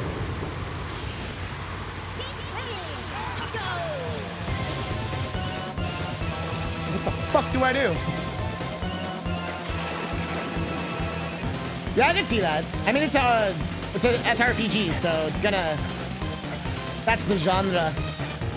Lots of resetting and lots of seeing if your plan works. And whether it works or not. That's what me and the guy who wears a hat, he wanted me to play Fire Emblem Genealogy of the Holy War. I'd never played it before. So we actually spent the last like couple years like beating that game. Like anytime we'd meet up, we'd play it for a couple hours. It's a long fucking game. It took us literally years, but we basically both like he played the game to death, so he already knew it like inside out. But basically my job would be to come up with insane plans that he would probably like never actually do. And then we try to actually make it work, and it usually would work. And he was telling me, he's like, yeah, sometimes I'd finish matches at like 100 turns. We were finishing them at like 50 turns. Like, what the fuck, dude? So that's what I think is cool about some of these games. Is like, the speed comes from knowing what you're doing. And obviously some memorization. And those kind of, like, knowing like, oh, on this map, the units are gonna spawn from the west. Sometimes you just have to know that shit. Which can suck. Like in the sense of just, you can't first try it. But the first trying is not really the point of the genre. But that was always fun, just him being like, we gotta do this. I'm like, why can't we just kill them? And then sometimes I'd find out why or other, you know what I mean? It was cool. It was always really fun seeing the like dynamic differences. And like learning new strategies too.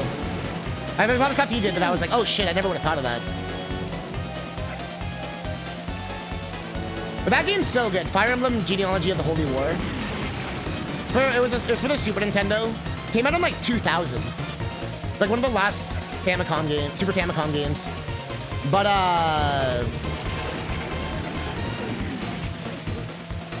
what's it called? It has an English it has a few English translations. But everything's going good, Catnip? I'm getting turned into crispy bacon. Well, what's great about what I like Genealogy is that instead of it being like little maps, like a lot of newer Fire Emblems, it's like little maps for little areas, and then there's like a big world map. In Genealogy, everything was just one map. There was no world map. Like the world map was the map, and everything was done to scale. So some levels were just these huge, like fucking huge maps, where there's like 7 castles on it, and you have to like literally travel like the real distance, and things are all happening like, you know, like at the same time. But later ones make it more like there's the world map and like you know, 'cause it makes sense because like if you lose one of those, like in Genealogy, if you lose that fight, you have to spend like 7 hours redoing everything if you didn't like save properly. While in newer Fire Emblems, it's more micro, like it's easy, it's like micro chunks, right? So if you fuck up, you can go back easier instead of having to repeat an entire like chapter. Like I understand why they changed it, but the giant one map thing was so fucking epic. That thing was so sick. You can't beat me, wasn't kidding. Yeah, you were saying Pokemon Conquest. I had a friend who actually played that game, and he also told me like how sick it was. Because yeah, it was like the unique dynamic of Pokemon, and that was back when Pokemon wasn't really doing like interesting shit. Final Fantasy Tactics the best. Yeah, this is the one race. Fuck, if Fake Mega Rob Dad couldn't do this, I'm fucked. I'm actually fucked. I'm not even being sarcastic. My God, I'm so fucked, Chad. I might have to switch to the mouse. Because we know, I've learned that the mouse is pretty broken. Like, I might just be at a disadvantage with Conquer. Like, I just might not be good enough to... Like, it's probably doable with Conquer, but you have to be really fucking good. Conquer's cool, you still have it. It was like Dynasty Warrior-ish, right? With the kingdoms and all that.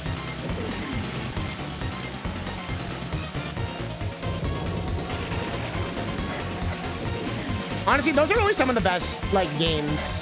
When they combine, like, 2 series for, like, no reason. Like, Pokemon Conquest, example, even Pokemon Mystery Dungeon was pretty sick for what it was. It wasn't my favorite game, but some of the later ones are really good. Fucking, what was I just thinking of? Professor Layton. Phoenix Wright crossover's dope. With Smash Brothers, I guess, if you count that, right? Project Cross Zone. Both 1 and 2. Although I only ever played 2. Let's see. Like all those random ass Sega games with crossovers. Mario and Sonic at the Olympic Games. Still the only Mario and Sonic crossover we've had. Which I think is so fucking funny. Oh yeah, Mario Rabbids, which is technically Mario Rayman. Which everyone always forgets the Rabbids are Rayman.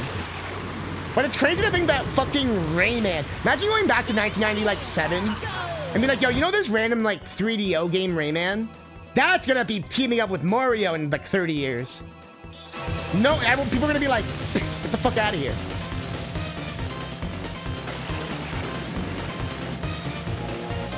Lizard Home is kind of hot. Bro, Battletoads Double Dragon. Or even just Battletoads in general. Shadow Queen, though. That actually made me the most upset about the Battletoads remake. I talked about, or no, it's not even a remake. It's like the new Battletoads that they released a couple years ago. It was before I started streaming, so I never played it on stream. But if you never played it, I think the first 2 levels are actually pretty funny and like pretty like true to the core. And then after that, it just becomes like a totally different video game, and it just kind of sucks. But and it just lost the idea of what a Battletoads is, where like every level is supposed to be different gameplay, and they kind of just like didn't do that. It was weird. They just kind of made it a beat 'em up. It was really random. But they just made it so kiddie. And it made no sense because Battletoads was never a kiddie thing. It was supposed to sort of be like a tongue-in-cheek, like like teenager-esque, like Ninja Turtles ripoff thing. And even Ninja Turtles isn't technically supposed to be kiddie, right? If y'all remember the originals, right? The being gory and shit, the manga or whatever. Not manga, but like the comics. It wasn't Japanese. You're talking about the other, yeah, right? The mouse. The conquest, you have around 15 kingdoms to get under your command. Bit risk-esque. Oh, that's cool. Every kingdom has some kind of unique building to visit once you get it. I believe that's where you get your Pokemon from. Yeah, because I know that each kingdom had its own Pokemon, right? I do remember that.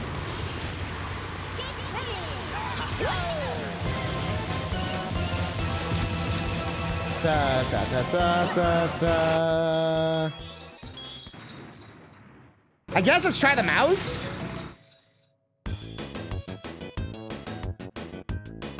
Yeah, right? Until you see the Cruel Melly EGM April Fool's joke. No, just beat Cruel Melly! And you unlock Sonic! I think it was get 20 kills in Cruel Melly. I don't know if you know this, but our last thing was 1 hour special on A&E channel about Brock Lesnar. Let's go. Select your vehicle. Abracadabra. Alright, I need some inspiration.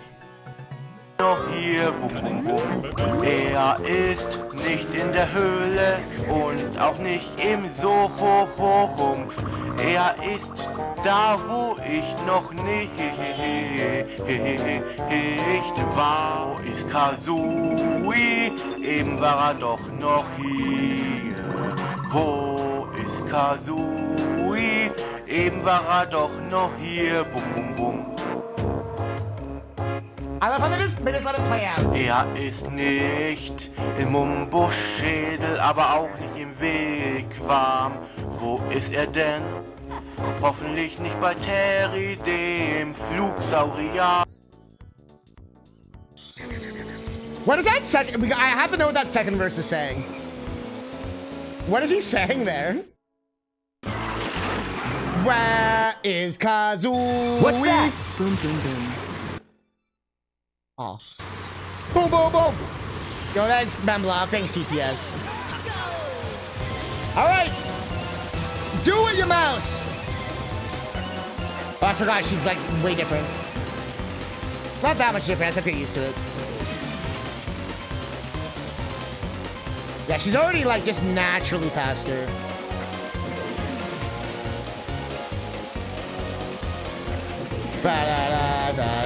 How do you beat this with Conquer only? I commend you.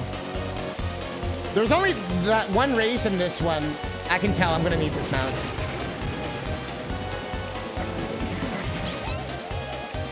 Probably something like that you could do to shortcut it a bit. Oh, you got it! Where wasn't he just here?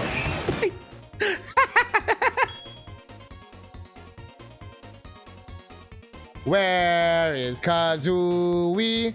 Wasn't he here a moment ago? Where is Kazooie? Wasn't he just here? Wasn't he? Bum bum bum. Where is Kazooie?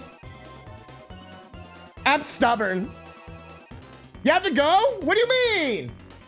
Er ist nicht im Mumbo-Schädel, aber auch nicht im Wigwam. But yeah, Memblock, thanks for being here, man. Have a great day. Not to be confused with boom, boom, boom, boom. Whiz pigs in my room. I'm gonna be a pip pup from now until forever.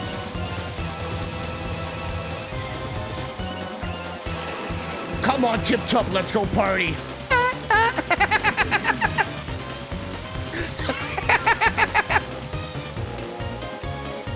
I know it's a different song, but that just came into my head.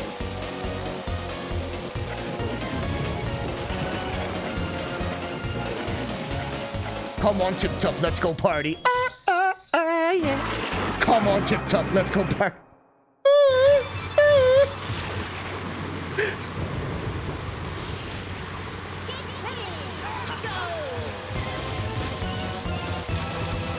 Yeah, not with those fucking teeth. Come on, human teeth, let's go party.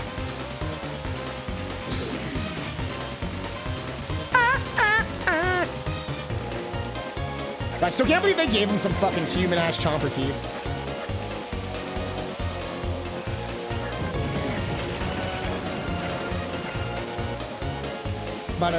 Also, I just realized that the rain is just like an overlay on the screen.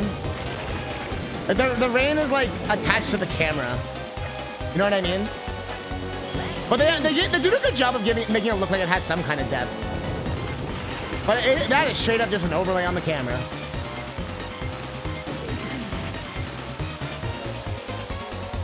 Oh, you got it! He's not in the cave. And not in the soul. He's where I was.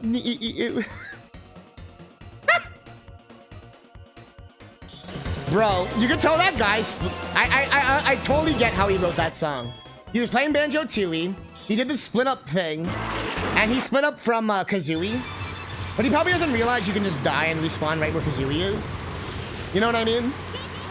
He's not in Mumbo Skull, but he's not in the wigwam either. Hopefully not with Terry the Pterodactyl. Damn, it really just goes through the whole thing. Yo, get those points in, miss.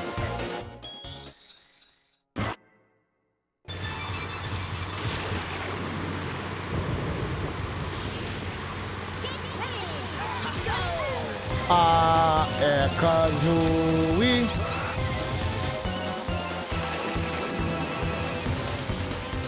Oh, Black Betty, Bam-a-lam. Hold on, Black Betty, Bam-a-lam. Hold on, Black Betty, Bam-a-lam. Hold on, Black Betty, Bam-a-lam. Hold on, Black Betty, Bam-a-lam.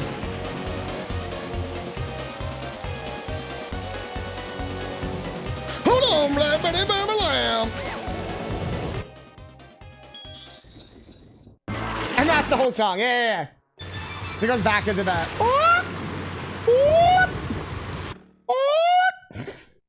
Wo ist er denn? Hoffentlich nicht bei Terry, dem Flugsaurier. Er ist nicht in der Höhle und auch nicht im Sumpf. Er ist da, wo ich noch nicht war. Wait, he just stops too.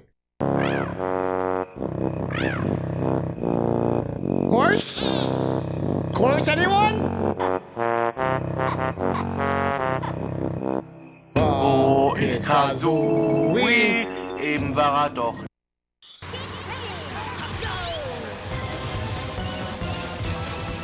Wo ist Kazooie? Cool!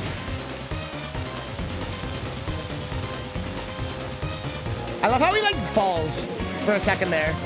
Oh my god, we're actually catching up. Go!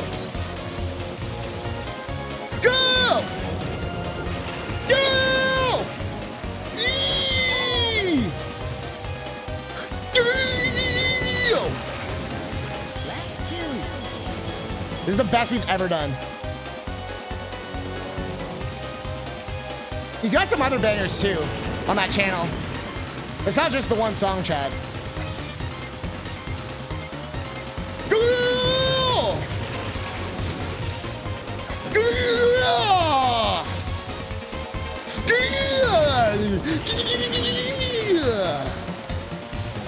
For some reason saying that helped.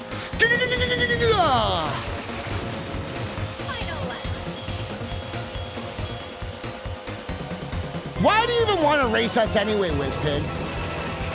Like, pick on someone your own fucking size.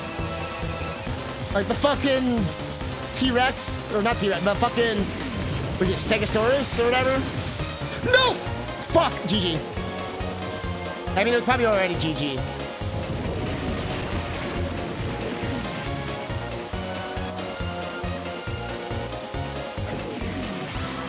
That was pretty close, though. He's a racing god. He's not even using a fucking car. Man, we gotta be on equal foot. This is like racing Sonic right now. Like, even Sonic's nice enough to go into a goddamn race car. He's not a douche where he just runs. Be more like Sonic, Wizpig. Sounds Northern, so it might not be exactly German. Interesting. Oh yeah, you would know, Humbly. You would know. That's a pretty cool cutscene, though. Like, I love this idea of the boss races in this game. I think they're so cool. Like, it's actually like a different map, a different race, and like they actually have like different attacks and stuff. Except for Wizpig, he's just fast. That's his attack. But again, feels a little cheap considering we're the size of one of his toenails. But if I was the size of Wizpig right now, we would be obliterating him.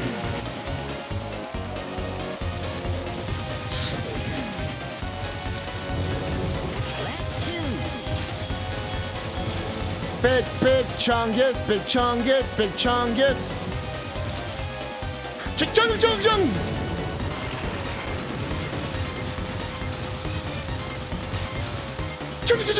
Chungus. My God. My God, I've never boosted that well in my life. More of that, game. More of that. How did I do that? You know this game? I looked it up when I played it and it was a reach.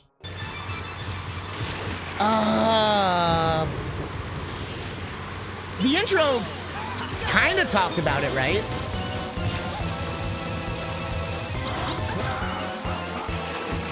And that run was actually really good till I fell off. Like, it was actually so good.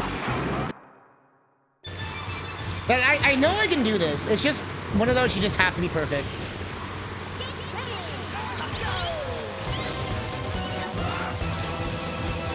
Da, da, da, da, da, da. I think it's this part of the song I don't like. It just sounds like too happy. Like for a final boss. This part sounds good though. Well, GG. I don't think we can miss a single boost. Okay, so question about the boost. Is it like mashing as fast as possible? Or is it like a timing thing?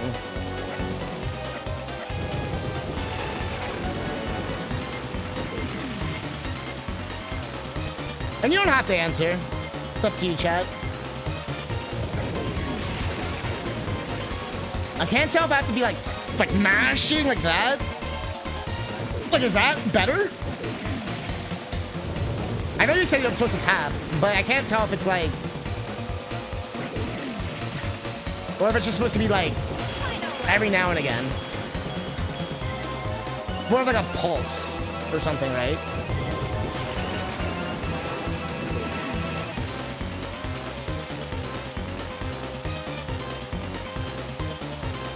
I feel like I got it that one time when I like flew past him in the first. That was me doing the proper tapping technique, it seemed like. It's like I've never boosted that well before. Like that, yeah. Okay. Wow, she just killed herself.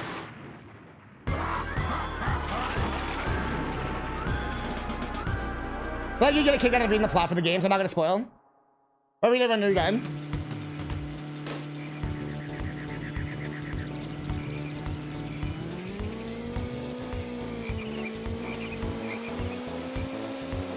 Yeah, I've been doing that one, Kuja. I was asking about the tapping thing that people were talking about.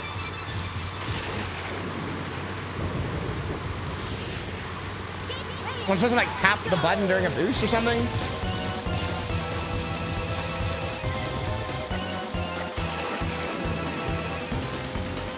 So I already know about that, where you let go. So then you get the rainbow one as well, sometimes.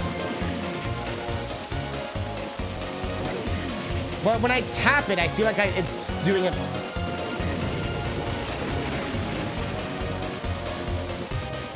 Like the rainbow is better, isn't it?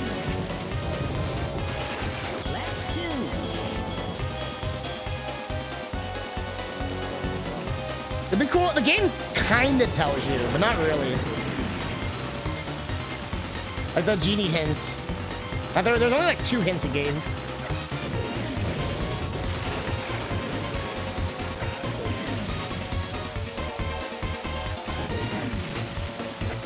Well, gee. I'm at least like on his tail now. You know what I mean? Like, I'm close-ish, but not... I'm still kind of falling.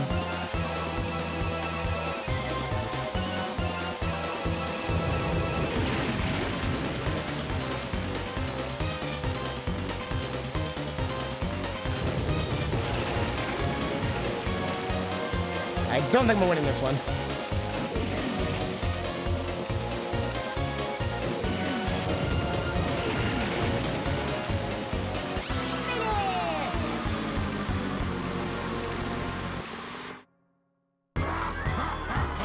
Okay, so GameCube was just making shit up.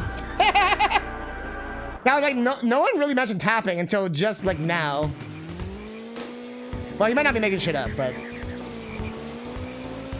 I'm gonna trust the people who played this game, like, yesterday.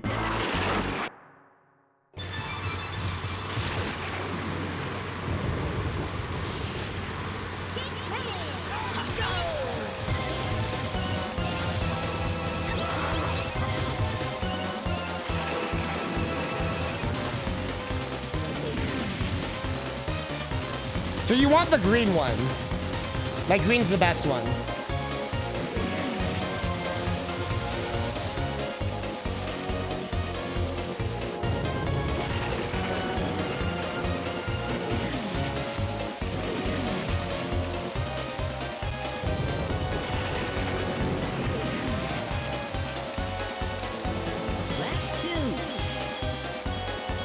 Or was it tapping that made it better? I don't even know. Maybe tapping is like a advanced technique. I don't know. I feel like I'm doing worse this time though.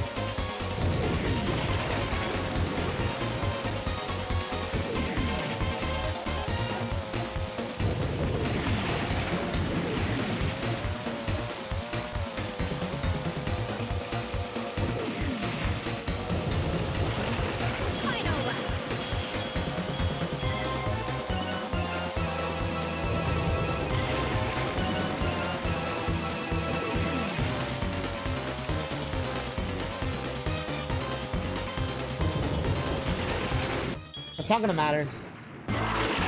Ah! I'm not even really frustrated, but it's just more like... I wish I knew what to do. Like, I kind of do. In the sense, like, I know how to boost, but, like... There's really just nothing else. Just get good.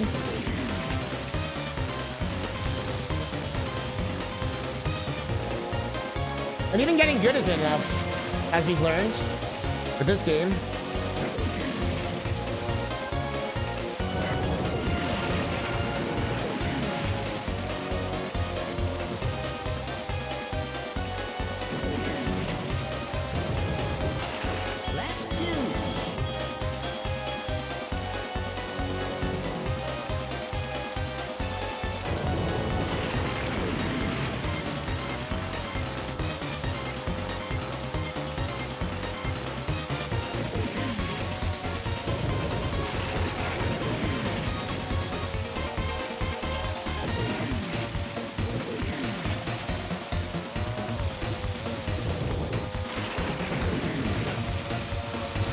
Okay, I'm starting to tap again. Tapping makes a huge difference. Doing green but tapping after seems to literally make me actually speed up. Like that.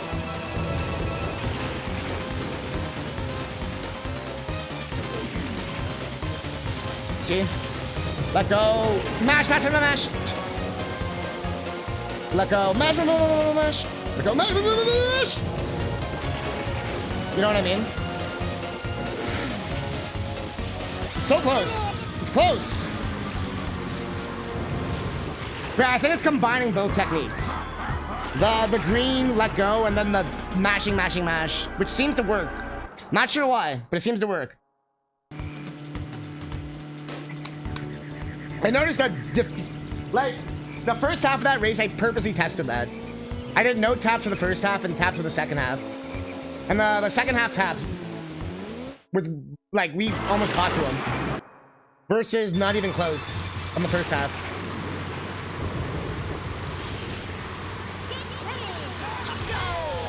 I wouldn't be surprised if it's like some kind of speedrun tech or something.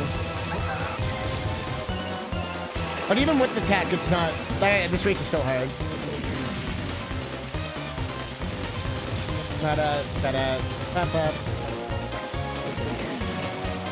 Yeah, see, tapping is insane. Look at this shit. Do you let go? Mash, mash. Let go. Mash, mash.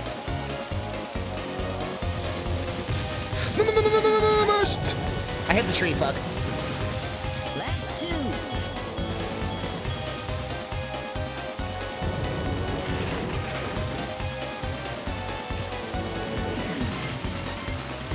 Yo, get those points in. Wario Week. Wario Land 1, 2, 3, 4. And shake it. And some WarioWare. Maybe some other random Wario shit I can find. Like that Bomberman Wario game. Is that Wario Blast? Ooh, you bitch. Alright, it's a good run. It's a good run. We got this. We got this. We got this!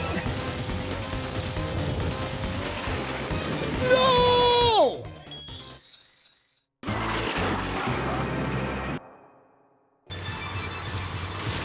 My knees weak, arms sweaty, vomit on my sweater already. I'm feeling all of it. He's like, you can't be in front of me. I am but a whiz pig.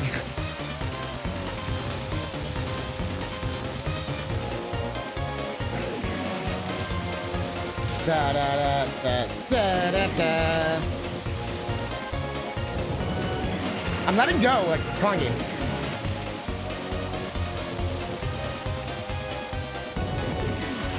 Da da da da da da. Not yet.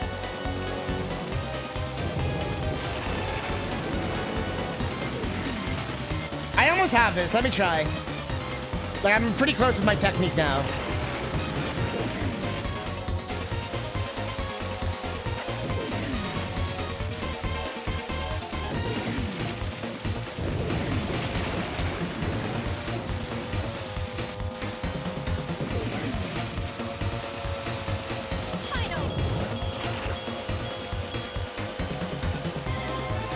Hey!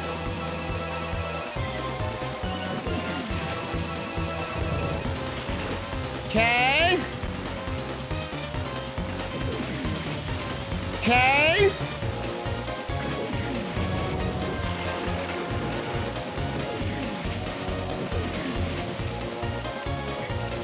Ah, we lost. We lost by a lot.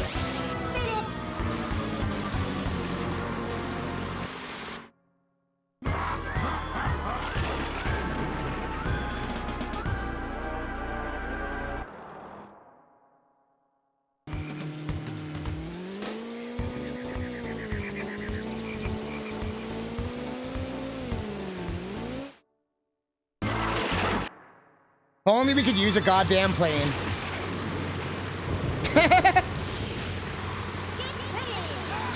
So I think that's a huge missed opportunity where you don't get to choose your vehicle for the final race. But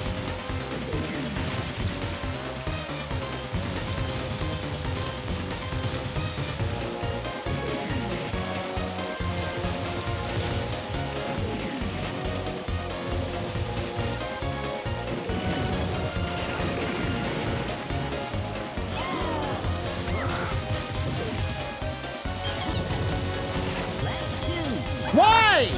It's not fair.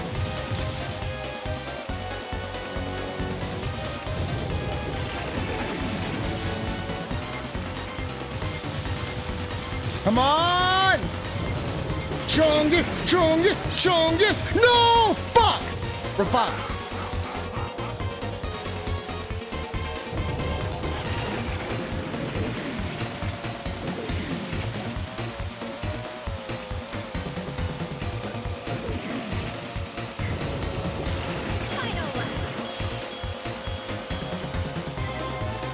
Oh, they're the roses. Really smell like poo poo poo.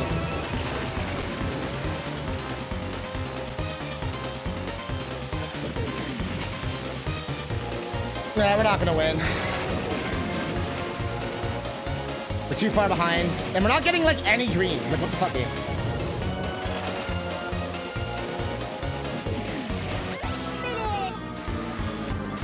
Alright, I guess give me some information. Alright, what do I need to know about the green boost? There's clearly something I don't know.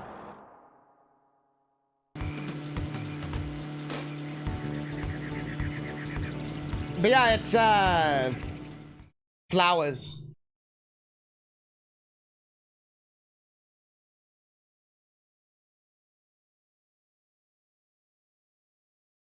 You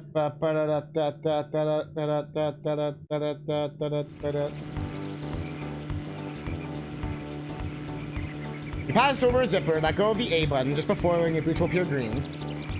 To be respectful of colors in the jet before your vehicle starts smoking, this is negative press and hold the A button again, but you don't lose speed. So only the rainbow mattered. Everything else doesn't matter. And then, so you don't hold it, you don't press it again until the rainbow. Like you let go and then you just press it on the rainbow. No, yeah, I love this shirt. I don't even remember where I got it, but it's been with me for so long now.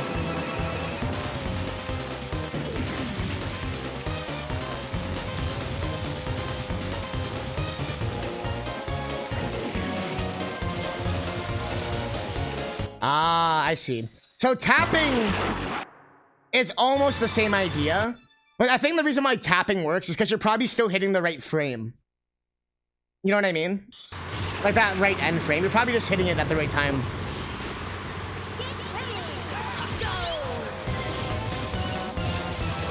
Now, GameCube, if you look in chat, we literally just got it entirely explained.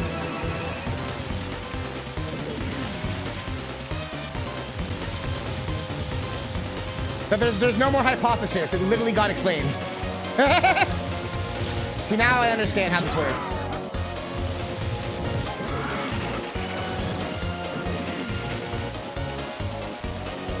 So you let go, and then you hold A at the end. That's literally it. That was the big secret. That's why I think some people think tapping works, because it's like you get the same timing still. Now I just gotta not fuck up. He's going on, Will. Nah, fuck this fight. And this feels like cheap. It reminds me of like that Stegosaurus fuck or whatever. Like, see, when it gets multicolored, you hold A, then you get like this extra little like jolt. Like that. But I'm not used to it, so I keep flying off. But yeah, you can definitely, now that I know how to use the boost. This is a different game now.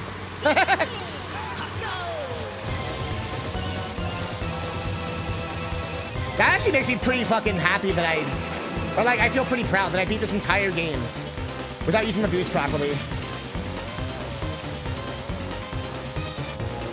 Get wrecked, haters.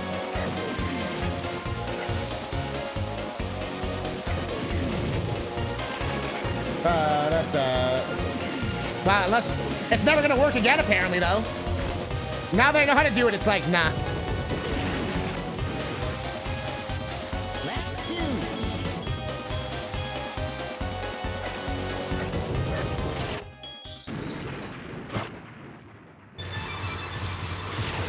You did the same, right? It's not very, yeah, 'cause you just looked it up right now. It's not very intuitive. Like, it is, but it isn't. They explain they explain a decent amount of this game. But they don't explain, like, one thing that would probably be very essential to explain. Which I think is kind of funny.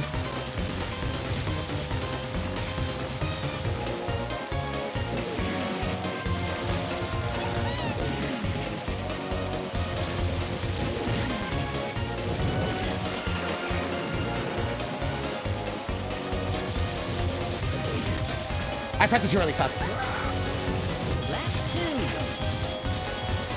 Yeah, right, GameCube?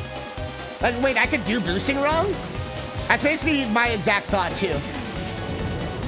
And then it's like, man, all those other levels could have been a million times easier. It definitely feels like one of those games. It's like a knowledge game. This game's gonna be as hard as your knowledge. But then once you know how to play this game, it's like piss easy. I fucked up so hard there. Like, I'm actually keeping pace with him now. And before it was like, yeah, you need it on this. This is like those JRPGs. You know, like Final Fantasy 8 and stuff, but they have that fight that forces you to know. Like, you better have learned the junction system. This is the, you better have learned how to boost.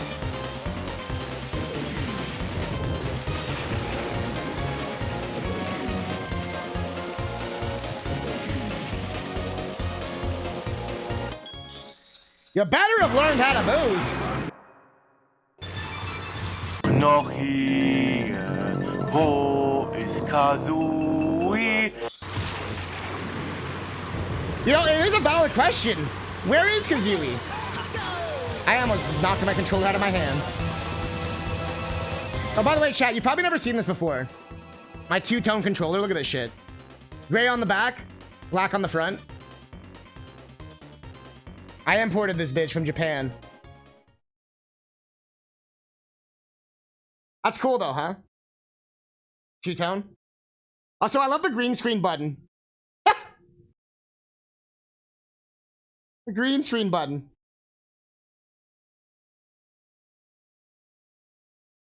If you ever need cheap controllers, just buy Japanese controllers. They'll be like, used, terrible condition. It'll be like a perfect fucking stick. Like, Japan poorly used is like our, like, lightly used. You know what I mean?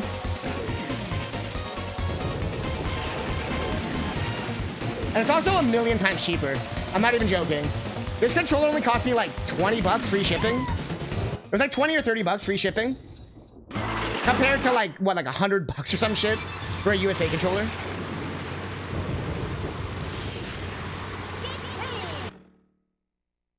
Hope you learn pig skip. Bro, you better not be telling me more spoilers. Because you've been actually brutal for that today, GameCube.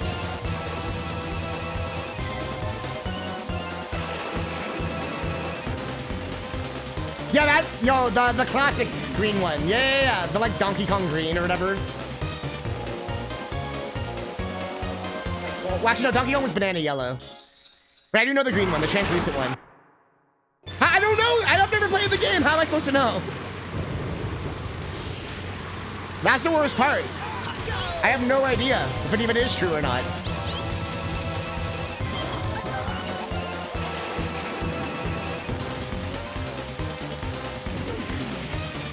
Yeah, no, definitely.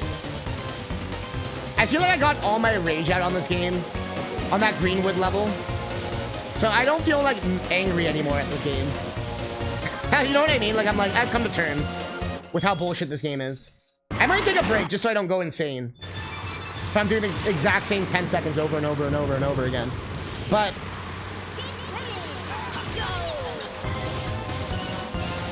we're close. I know we can do this. Like, it doesn't feel like, oh, this is impossible. It's just like, I just need a good run. You know what I mean? But that's just gonna take a little practice. That one always seems like the one you'll pass him. If you're gonna pass him, you'll pass him there. Yo! Pig skip! Pig skip, let's go! That was sick! That's pig skip! Ha! Unintentional speedrun trick. Didn't help, but actually pig skip. I think I'm too far behind now.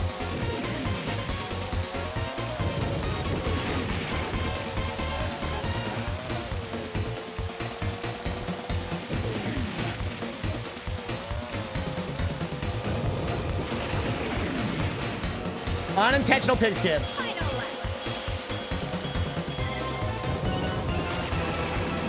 Yeah, sometimes he kicks you forward, sometimes he just kind of stomps on you. You gotta hope you get the push. But I kind of got screwed. That whole attempt. Yes!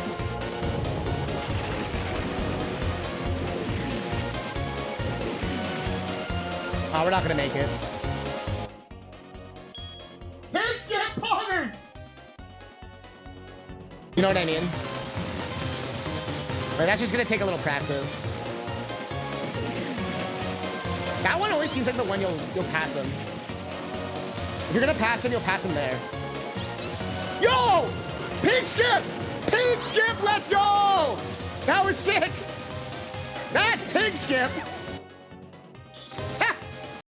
It's true! Now that's what I call a pig skip. Isn't that right, Donkey Kong?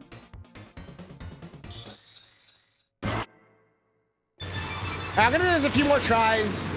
If I don't get it by 2:30, I'll take a quick break. But we're finishing this game. We're so close. Assumably. That there, he pushed me.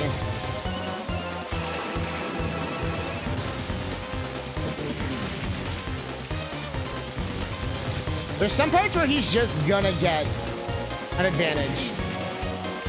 But this is the part where we get the advantage. But I keep missing that second boost. And that really sucks.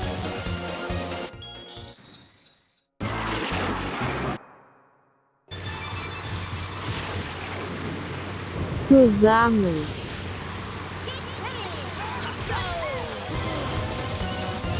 Push me! I bet you in the speed run, they just stay in front of them and keep getting pushed. I bet you.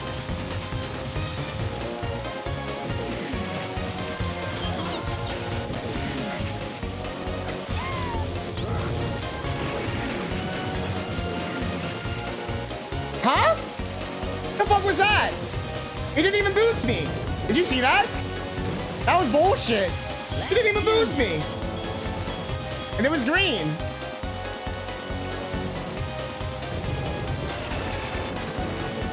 I found a glitch. That was weird.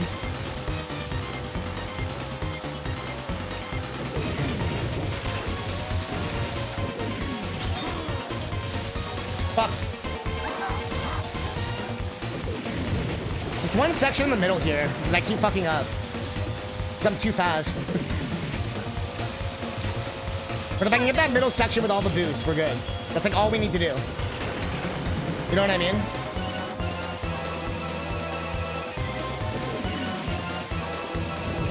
You know what I am saying?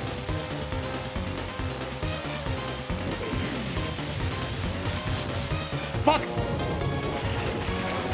This is the part I'm talking about. No! GG. You can't miss a single one. Basically, nothing matters until that very last lap.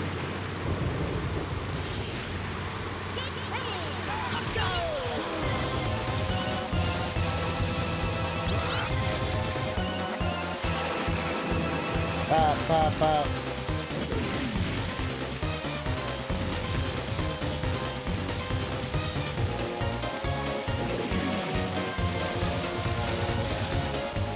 He was a fuck that time.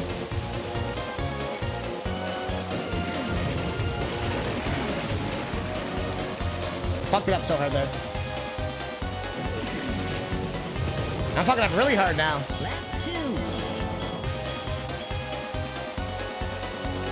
Da da da da da da.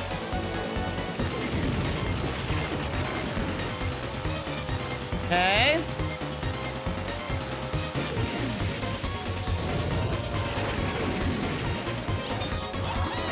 Fuck you.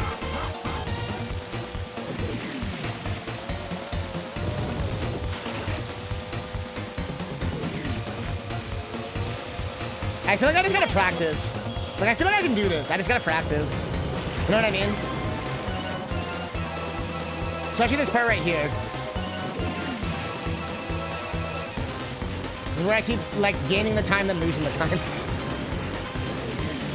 Especially right there. No! Wow, that sucked.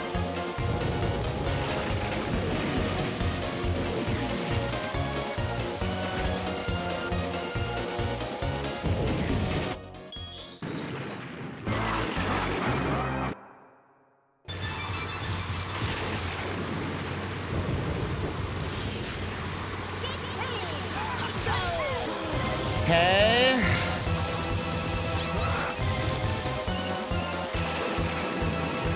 He's always like trying to avoid you. So this boss is actually probably the most fair boss in the game. Weirdly enough. Like, there's no bullshit, there's no obstacles, there's no items, there's no fucking hope, there's no trees and boulders and fireballs and bubbles and fucking ramps, and there's nothing. Just get good. If I can keep getting him to bounce me, that'd be perfect. But he sort of moves. Like, they kind of made it so he's not going to stay in one spot. I've noticed. Like, he tries to wiggle a bit. Wow! And then he stops me dead in my tracks there.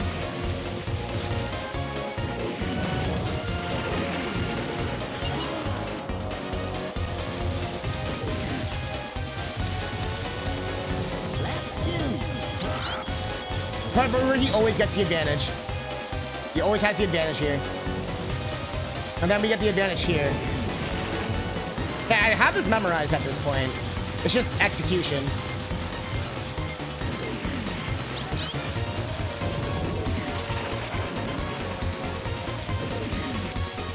Fuck! Fuck, fuck, fuck, fuck! No!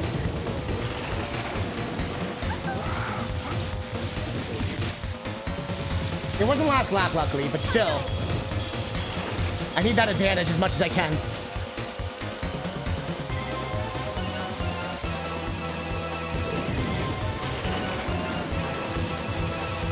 Okay.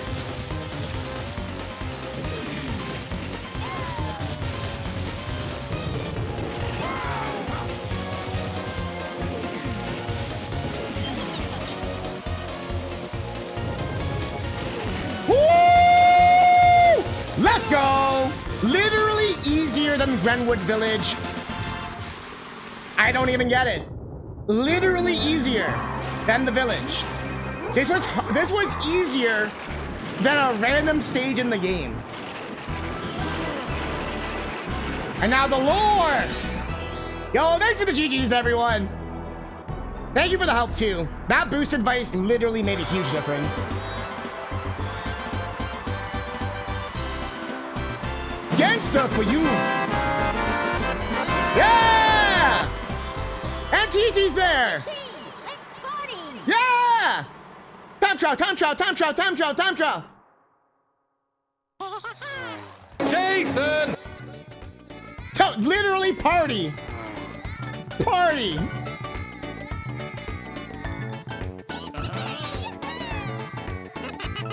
La la la la la la.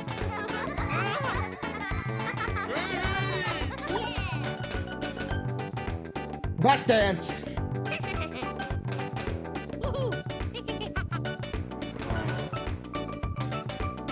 Oh, hey, oh, hey.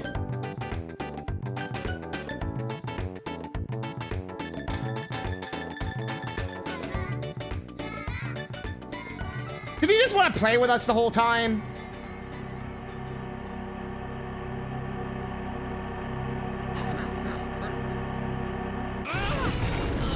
What do you mean?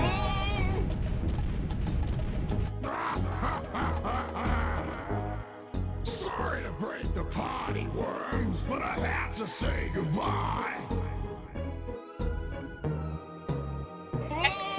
Everyone's afraid for their lives.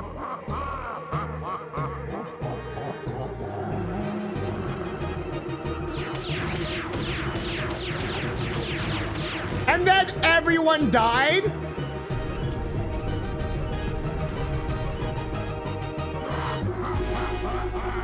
Wait, so he was an alien? And he's going back to his home planet? Yeah, he does sound like Bowser from Mario cartoons. Hey! Banger song! Oh, shit! Why was this song not in the game?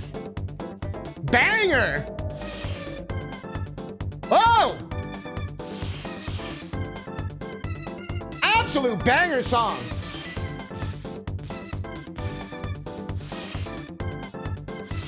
So, 13 hours to beat adventure mode. That's probably the longest adventure mode I've ever had in a kart racing game. Besides maybe Sega All-Stars Racing Transformed. That one's pretty long. But, Crash Team Racing isn't that long, I found. Only a couple hours, right? There is some hard races, but it's... there might be more levels in that game, though, too, though. It's been a minute since I've done the Crash Team Racing campaign, actually. I don't remember how long it is. But, yeah, at this point, you can tell me anything. At this point, any spoilers, I don't care anymore. We beat the game. So what were all the things I fucked up? So I guess I'll give a quick review. The game still holds up fairly well, in my opinion. And just, the gameplay actually is pretty tight. Like, the controls and stuff feel pretty good. Which is pretty amazing to say for an N64 game. Like, the camera was pretty good. Like, a lot of issues for N64 games didn't really happen here. You know, pretty good frame rate. Like, you know what I mean? Like, it actually impressed me for such an early N64 game to have it shit together so much. I still find it insane they decided to go with, like, absolute impossible difficulty. I'm surprised they didn't do, like, easy, medium, hard, or, you know what I mean, have unlockable difficulties, because I also would have added replay ability to it. I think it was a bold move to enforce the silver coin challenge, but it did make me, like, appreciate the level design and, like, kind of, like, the more you play this game, the better you get, and the better you get, the easier it becomes. So it's been really cool how, like, it definitely rewards you for being good at the game, which Mario Kart doesn't always do, right? You can be good at Mario Kart and just get annihilated. This game seems to actually reward you for playing well, I've noticed. Like, the items don't really hinder you too much.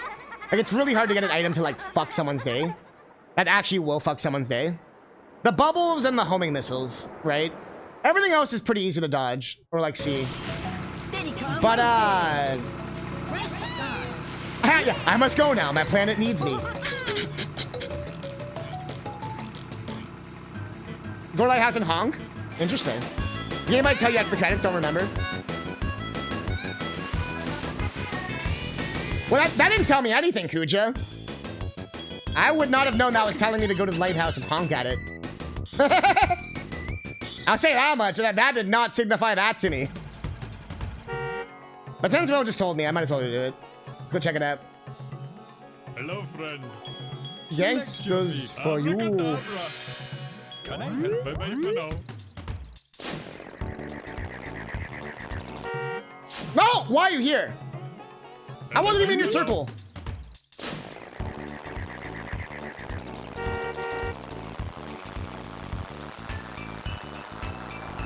Lighthouse not gonna do anything?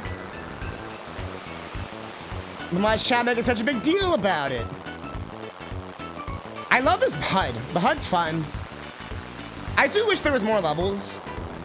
That's kind of my issue with, like, every N64 game. Like, Mario Kart 64 is my same issue. That game's so short.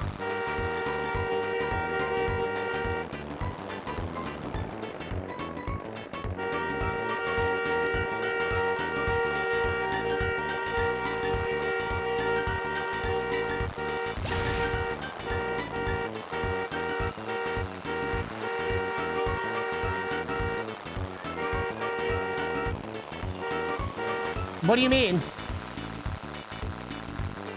Nothing happened when I honked at the lighthouse. Nothing happened.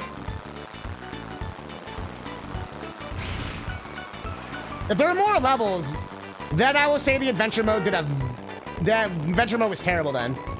Making me replay the same levels a million times. I thought they were making me replay the same levels twice, because they just couldn't afford to do more content. If there's more content they were hiding, then what the fuck? I'm actually mad. Unless you're just counting, like, the stupid time trial mission shit. But I don't care about that.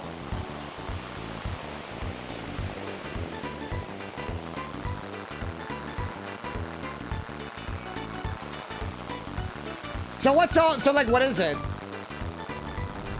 I'm assuming you have to do all the bonus stuff? Like, get all those keys and or whatever the fuck?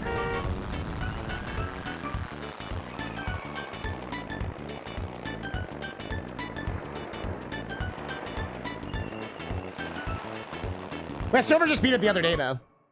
That's why. Okay, golden all trophy races? Bruh. We ain't doing that. I don't even know what the fuck a trophy race is. I saw it here. I didn't, like, it never let me do it. Trophy race. Oh, now I can enter it. It's the first time I've ever could enter it. Whale Bay. What is this?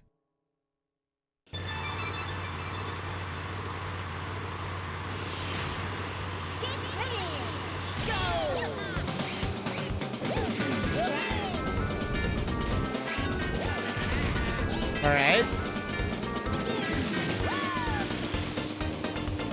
How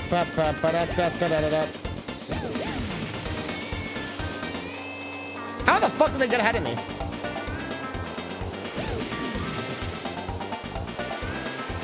I think the levels are kind of small. But again, I'm a bit spoiled by modern day, like, kart racers. You know what I mean? Like, every level in this game is basically just a circle. And I mean, that's basically every racing track ever made in the history of racing. But...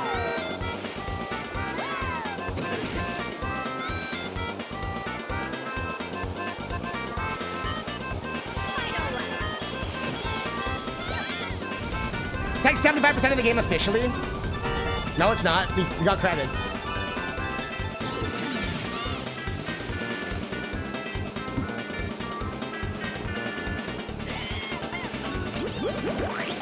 Of course, you could say the same thing about Banjo-Kazooie, where they do the credits before the final boss. It seems like it's cool from, like, a content perspective.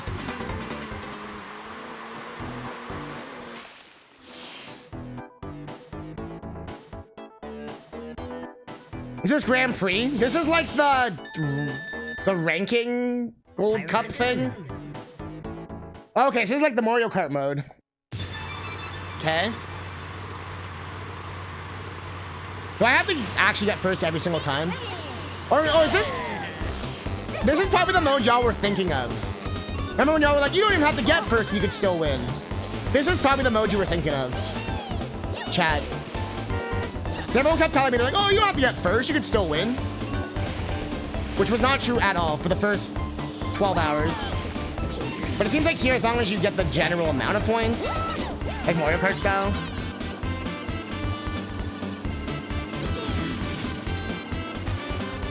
Wow. I got so fucked right there. For like no reason.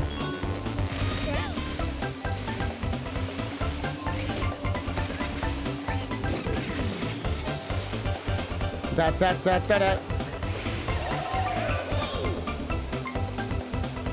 never even heard people talk past Whizpig before. I think most people just quit after Whizpig. Damn, so this card had Adventure 2 unlocked and all that. That means the guy did, like, everything. That's crazy. But yeah, I don't really want to do this. We beat the game. We got the credits. Maybe next year, next time, we get 100%. I'm not against, like, doing it later. But yeah, I'm not, we don't got it. We're fine. We're fine. Like, I feel like I did more than most people did already. You know what I mean? I know right now we're in Adventure 1. I know that there's an Adventure 2, which I'm not sure if that's new levels or what. But essentially, it's like a harder version of this. There's a whole area with 4 courses. Well, the game didn't let me play them, so now it's on the game. I think the game does a pretty piss poor job with that in regards to the content it has. It wants you to repeat the same fucking like 14 levels, like. It seems like, what, minimum 4 times per level. Minimum 4 times. Once regular, once silver coin, once Grand Prix, once for that key bullshit. At least 4 times per level. Like, that it's just, the padding's a bit much. Especially now that I'm finding out there actually is more levels. Bro, Why did you make me repeat the same content a million times? That is really bad. Like I said, I enjoyed how it got me better, but I wish that silver coin thing was optional. Which I guess it sounded like it was. Yeah, Kuja Killer would just beat my times next, right? Yeah, I want to. No, I do want. I want to know what all these things are. Yeah, what? Like, so what is Adventure 2? I know. I just saw it. When I bought this game, it had Adventure 2 already unlocked. But we cleared the save file because I was trying not to like have all this shit unlocked already.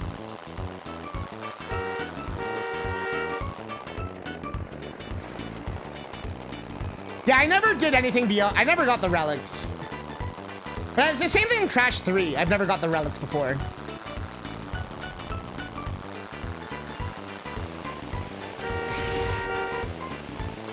I still think the best idea would have been to have like a few different types of gameplay varieties they could have peppered throughout. So the silver coin challenge being one of them. Maybe there was like get enough balloons. Maybe there's like, you know what I mean? Like get like racing ones, and like they could have done like a 4v4.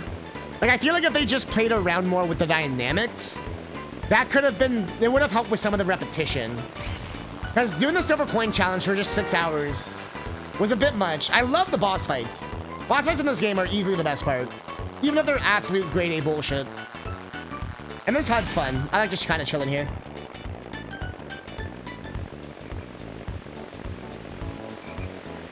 Relics on something you're done if you want 102% finish it. Fuck, man. Crash relics are always absolute brutal. And it doesn't matter what the game is.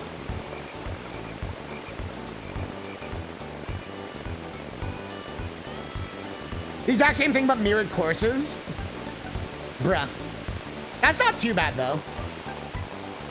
I actually like mirrored courses. Because it changes how the game plays. I feel like that's apparently a hot take. But, I actually feel like it does double the value of a game when you have mirrored courses. Because it does change how you have to play it. It'd be cool if they let you use different vehicles on different levels. I still think they should have... I always thought this game let you choose the vehicle. I guess because of the starting area. But the fact that you can't choose any vehicle you want per race kind of sucks, in my opinion. But I think it is kind of cool how it is locked in, though. Like, it's pretty rare to see that. Yeah, right. It's a great, easy way to lengthen the game. Exactly. Yeah, as I say, not necessarily double, but like it does make it like it adds some variety. So when you come back to the game, it's like, oh, I'll play it mirrored this time, and it feels like a different game or a different experience. Oh, here's the singing.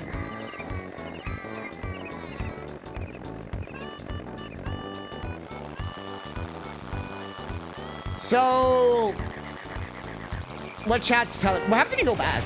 Is it just the same thing? Or does he have a round 2 as well? Or does that not happen until you do all the things? Let me in!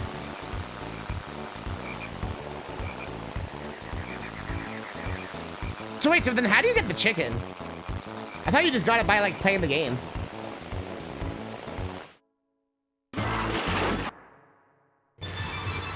It's like that? I figured. So is there anything else we unlocked? I think it's like a music test, right? Diddy Kong Racing! So what the fuck are magic codes? They didn't give us a single magic code or anything.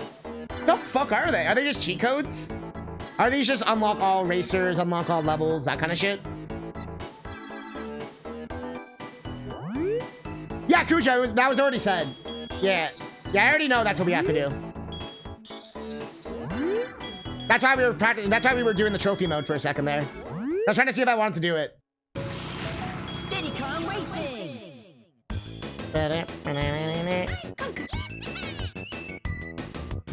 Wait, there's big head mode in this game? There's big head mode?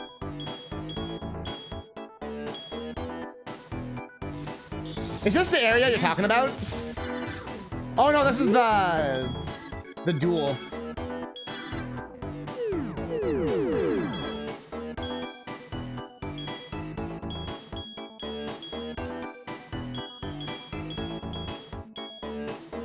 Are these are all just the bonus things, right? Yeah. Or like the battle. They don't even show you that there's more levels. I gotta see Big Head mode. Wait, what are some of these codes? We gotta check this out. We have a little bit of time here. So let's see. I'm curious.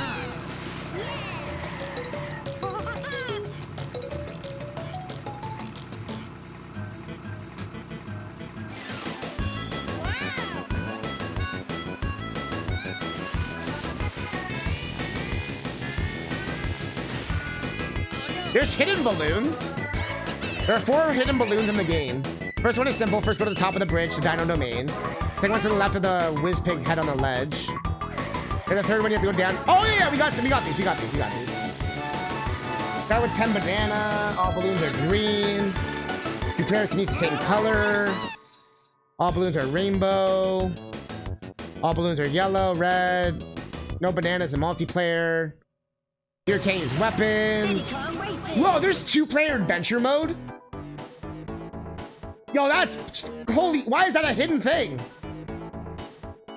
2-player adventure, joint venture. Why would that not be a thing they would do? Time to lose. Computer is very good. Change horn sounds. Bananas slow you down. What? Unlimited bananas, no zippers, fully powered up balloons. Adds music test to on. Oh, that's why it said jukebox. Ah, that's what that was meaning. Arnold's large players. Okay.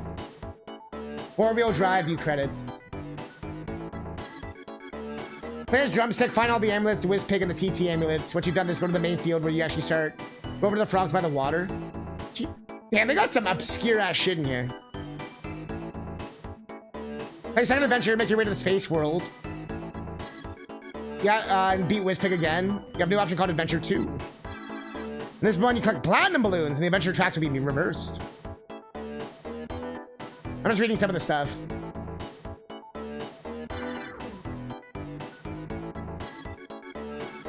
To visit Future Funland, you must beat Whiz Pig and get all the trophies and amulets.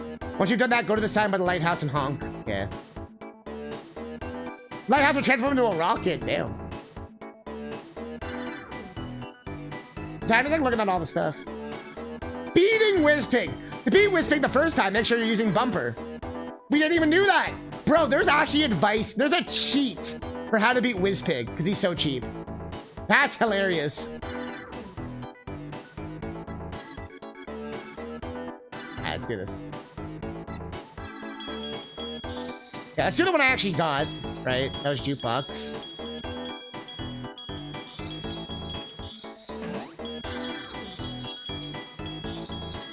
Oh yeah, the plot.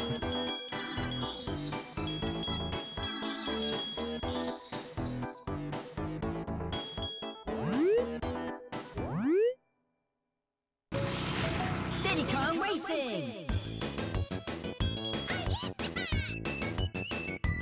Where is it? Huh? Like music test unlocked. Where? Diddy Kong Racing! Ah!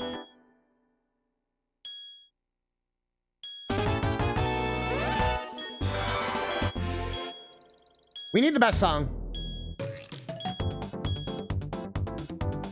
Hey, this is the best song.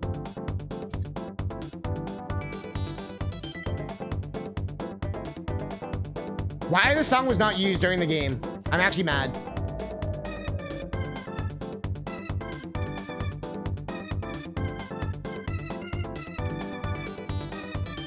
The game is set on Timbers Island and revolves around Diddy Kong and his friends' attempt to defeat the intergalactic antagonist, a wizarding pig named Whiz Pig.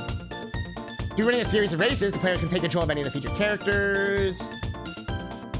It'll begin after the release of Killer Instinct 2, was intended to be a real-time strategy game known as Wild Cartoon Kingdom.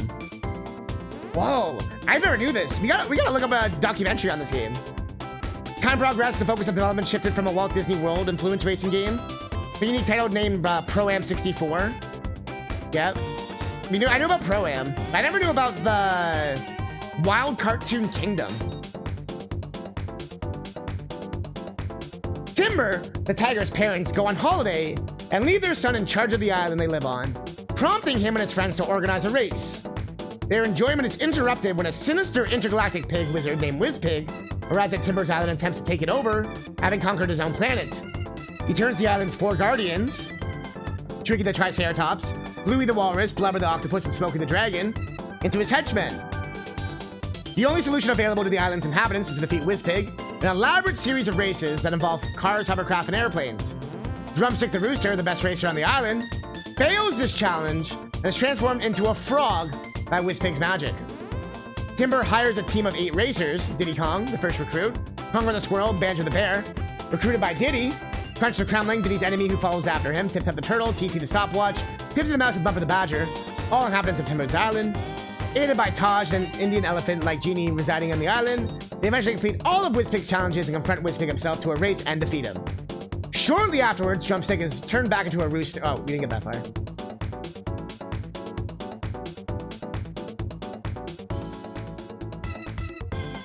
Banger.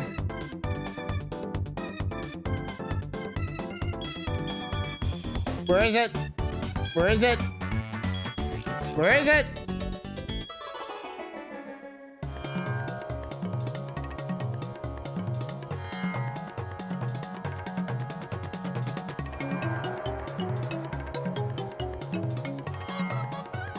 Ora papa, ora papa.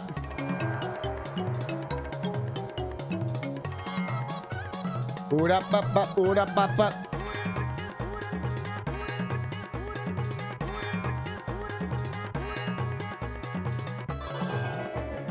Banger. All right, let's do it. Arnold, get to the chopper. We're gonna watch a documentary on this game after. I want to learn about that magical kingdom shit. We're gonna do off-road. Are these like, I assume these aren't permanent, right?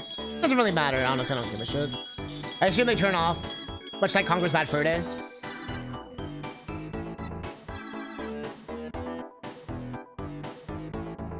We're gonna put on God tier computer.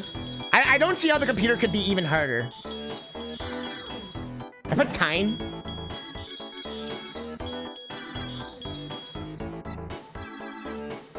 Time to lose. Okay, that's what I thought. Time to lose. Ultimate AI. Oh my god.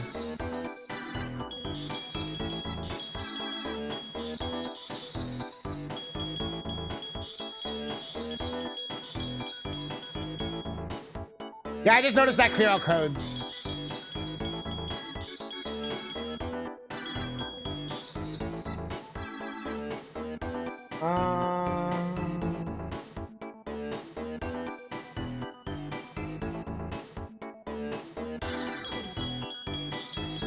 I feel like there could be a fun challenge run you could do with this. Like ultimate AI, all no balloons, no boosts. There's some crazy shit.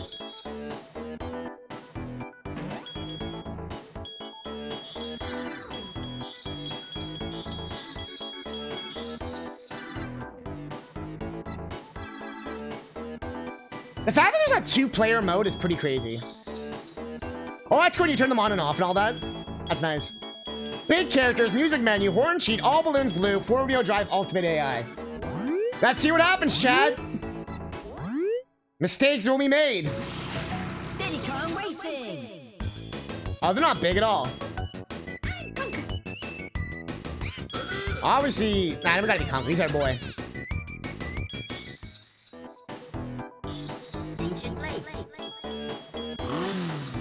That's bullshit they let you do this, though. So you can play with any vehicle on... That's so dumb. I wish Adventure Mode would let you use any vehicle. That's my only beef. I wish Adventure Mode. We did, Thanatos. We sure did. Yo, they're struggling. We did it. I didn't have to cheat or anything. Now we're just fucking around with the cheats, because we can. I learned how to boost properly and everything. Woo. Bro, we're pretty big right now.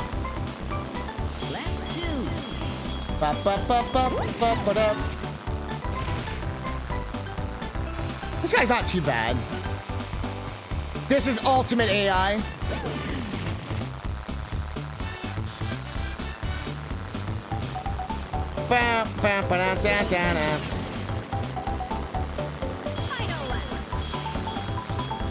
This is your ultimate form. No, we weren't 100% in the game. We beat Wizpig, and that's all we're doing. That's all I agreed to do. Chad was telling me about the space lighthouse shit. Was that maybe next year? You know what I mean? Airplane's the actual playable part of the game. Fossil Canyon. Hi there. Go hi there. Hi there. Hi there. Go for it. Hi there.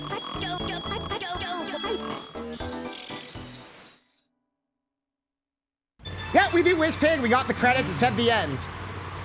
So yeah, we beat the game. I don't give a shit about 100%. You want to go 100% the game? Go right ahead.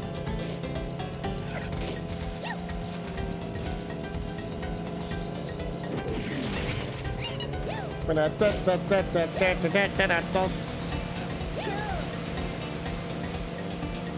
yeah, no, we beat the game. I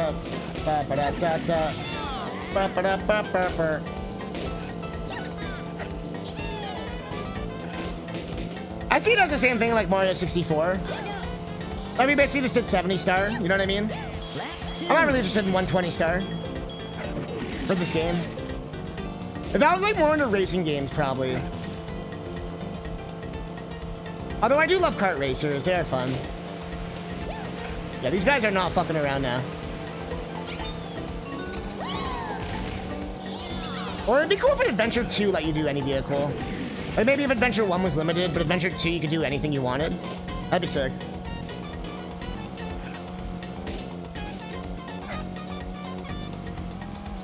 This just feels like a regular race though. This doesn't feel any different from any other time I played this game. This feels exactly the same as every other time I've played this game. Except that we're gigantic.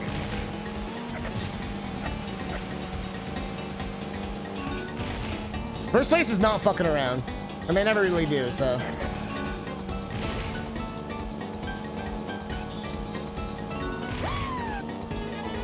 Woo!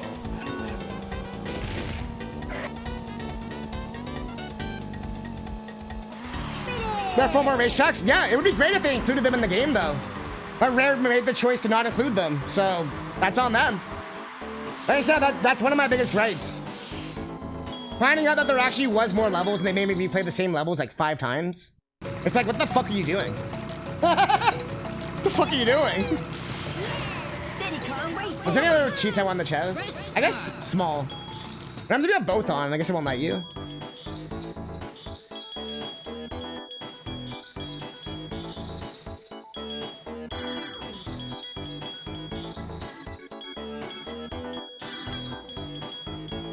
But I'd say this equivalent is like beating a Sonic game without getting the Chaos Emeralds. You still beat the game. You're just not gonna just do that extra level at the end. You get the true ending. Whoops.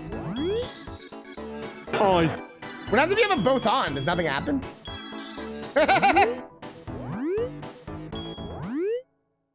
Like I said, it's the 70 star. It's the non-100% ending.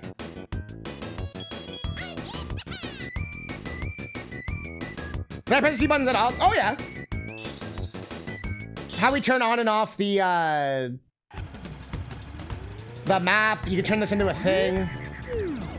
You can change the camera. The first thing I do when I play a game is press the buttons. We're so tiny. Whee!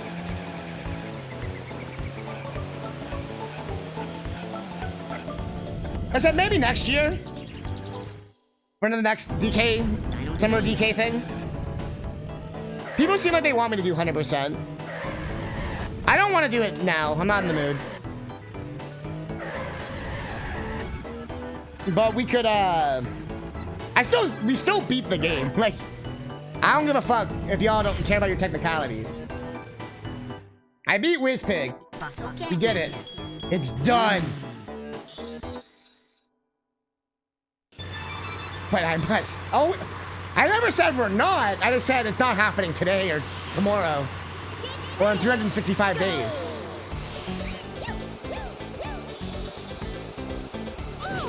One day, though. One day.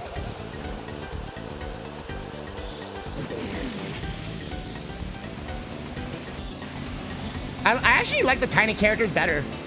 You actually got more space to, like, maneuver. Yeah, such a missed opportunity not having adventure mode let you use all the vehicles. So weird. Especially because they designed it to do it. And you can do it. But thou must! Yeah. But thou must! Line piece. Yo, what are you doing, buddy?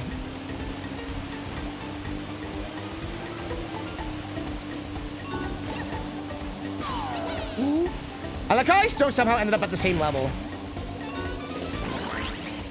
Whoa!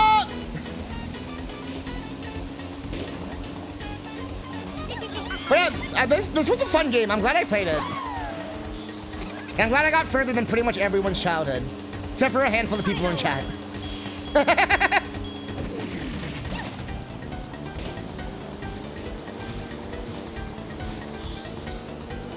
Let's go. And luckily, I'm pretty good at remembering what I do in games. So, like, the skill will get a little rusty, but it won't go away. Like, I'm never gonna forget, like, the boost thing now. Where I'll be like, oh yeah, the boss with the fire, the walrus was really easy. Like, I'll remember most of that stuff. Yep! I am basically known for that, Thanatos. But that's one of the things that I do on stream a lot. Is that I switch between games all the time, and I have zero issues. It's like, I think I'm known for. Like, that's why I did Retro Battle. Retro Battle was playing, like, mastering, like, 100 games. And I got, like, 4th. You know what I mean? Like, you know what I mean? It's one of my specialties. That's why, like, I can pick up any of my speed games and still be, like, fine. Like, even Resident Evil, I was a bit rusty, but it was just like, oh yeah, this, oh yeah, that. But now, quality.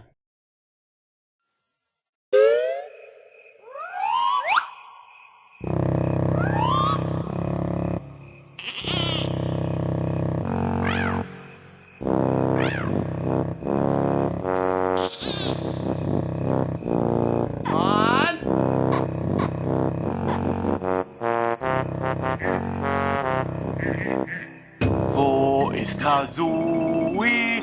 Eben war er doch noch hier. Wo ist Kazooie? Eben war er doch noch hier. Bum, bum, bum. Wo ist Kazooie? Eben war er doch noch hier. Wo ist Kazooie? Eben war er doch noch hier. Bum, bum, bum. Wo ist Kazooie? That's the Eben one war that er gets doch me. noch hier. That's the one that gets me. Wo ist Kazooie? That's the one that Eben fucking war gets er me. doch noch hier. Bum, bum, bum. Er ist nicht in der Höhle. Oh, yeah, let's go. Und auch nicht im Soho. Yeah, the one thing I wanted to say was, like, the roll jump. Think of roll jumping as, like, sliding in Mega Man. I should have made that comparison for you. But you know, like, how in Mega Man you just always want to slide? The exact same thing in DKC 3. Just roll jump. Always roll jumping. That's your slide. You know what I mean? And the Langwin Lounge stage is the best stage to practice that. Like, where they're jumping out of the holes and shit. Because there's one part where you, like, move with them. And you can see the speed difference. And it's, like, good for your brain to be like, oh, like, you'll see it. Yeah. That alone will just save you a shit ton of time. Roll jumping. Obviously, like, knowing what the bonuses are. That's more your job. But overall, like, you're pretty, like, you play a lot of platformers and stuff. I don't think there's anything in that game that's too outrageous, besides like Lightning Lookout. Ist da, wo Which my only advice is just like we talked about, like you're just getting good at reacting and getting good at like just play it enough so that you can handle any type of dynamic. Ui, eben war doch noch hier. Boom, boom, boom. I actually really wanted to see. We got a little bit of time left. Nicht im Umbuschschädel, aber auch nicht im Wigwam. Wo ist er denn?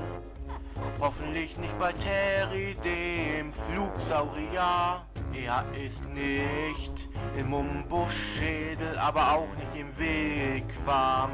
Wo ist er denn? Hoffentlich nicht bei Terry, dem Flugsaurier. Er ist nicht in der Höhle und auch nicht im Soho.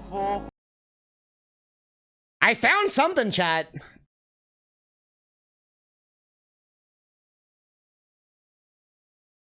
Tournaments and stand-up mention that word. Hope Tom wins tonight.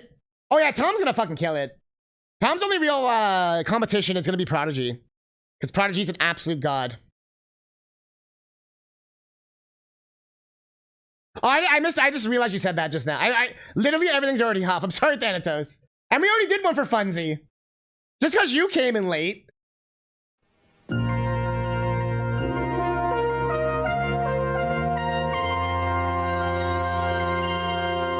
I have never seen this before. Diddy Kong Racing is a beloved classic racing game, created by one of the most loved third-party gaming developers, going on to sell millions of copies, being one of the highest-rated racing games for Nintendo that wasn't named Mario Kart 64. Isn't it like the only racing game made by Nintendo that isn't Mario Kart? Besides, I guess, F-Zero? And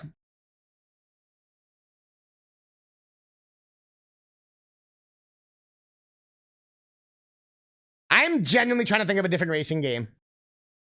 A game that was created at the beginning of Rare's golden age, and was also present during the end of it as well. Donkey Kong Racing. But how did it get here? Let's find out. Yeah, because as we'll probably talk about, Diddy Kong Racing was RC Pro-Am 64. And at the last second, they made it Diddy Kong. They thought no one's going to give a fuck about RC Pro-Am. And you know what? They were right. This is very, I don't know why I paused it. This is very, what's that guy? The speedrun documentary guy? Summoning Soul. That was until someone found the trick.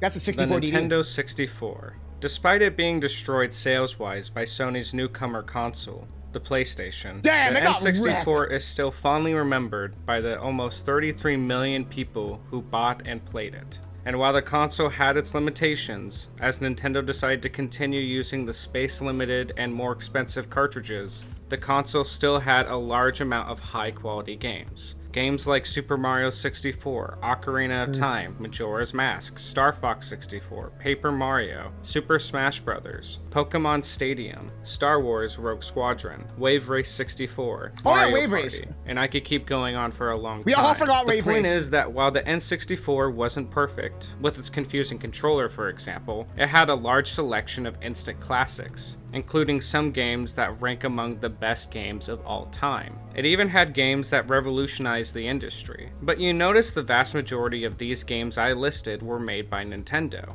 But some of the best games to come from the N64 weren't created by Nintendo. In fact, some could even argue that some of the best games created for the N64 I don't know were why they're so high. created by a third-party game developer. And this third-party game developer was behind many classics. And this company was called Ultimate Play the Game. It's true. Well, sorta. You They see, were. Ultimate Play the Game was founded in 1982 by brothers Tim and Chris Stamper, along with their friend John Lathbury, and Tim's girlfriend, later to be Chad, is this a picture from Harry Potter? Or is this a picture of Rare?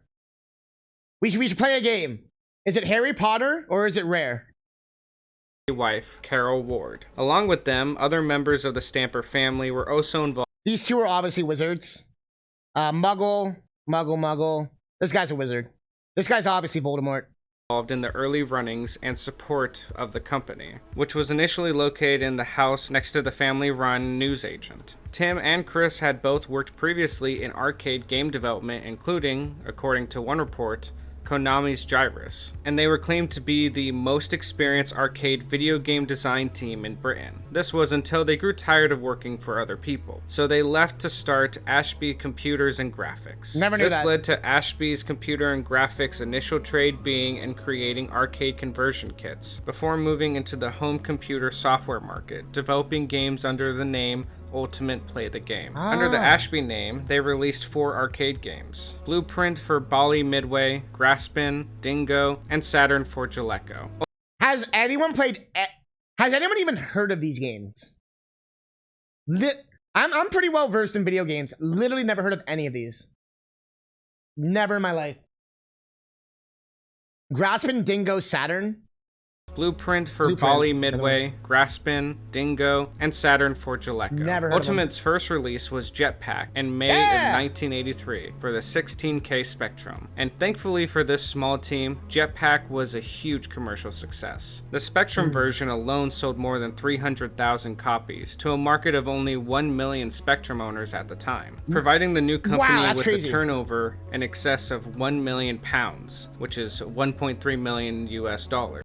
No wonder why they included Jetpack and Donkey Kong 64, right? Like, I figured Jetpack was a part of their history. Like, it's always included with, like, compilations and shit they do. But, like, I didn't realize it would, like, it made them. Like, it was, like, their fucking moneymaker. Which would equate to 2.8 million pounds today, or 3.7 US dollars. Ultimate would go on to release a series of successful games for the ZX Spectrum, Amstrad CPC, BBC Micro, MSX, and Commodore 64 computers from 1983 until its closure in 1988. With the consistent success of Ultimate's releases, there were rumors of a buyout from Ocean, which was a British software development company. That would have been the worst timeline. That would have literally been the worst possible timeline. Oh my god, I'm so happy that didn't happen. I don't think I've played a single Ocean game I liked. I don't think there's a single one.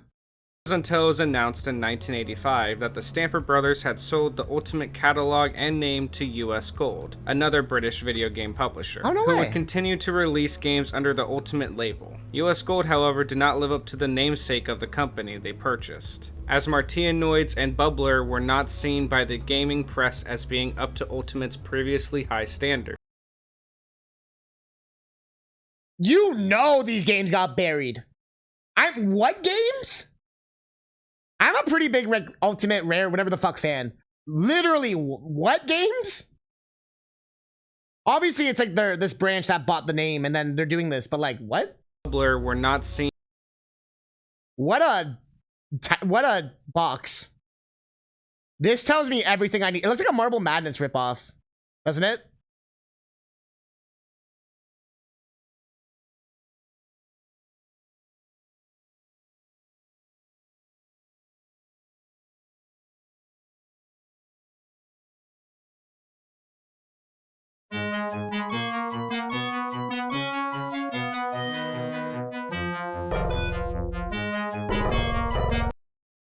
Where's that song? You know the song.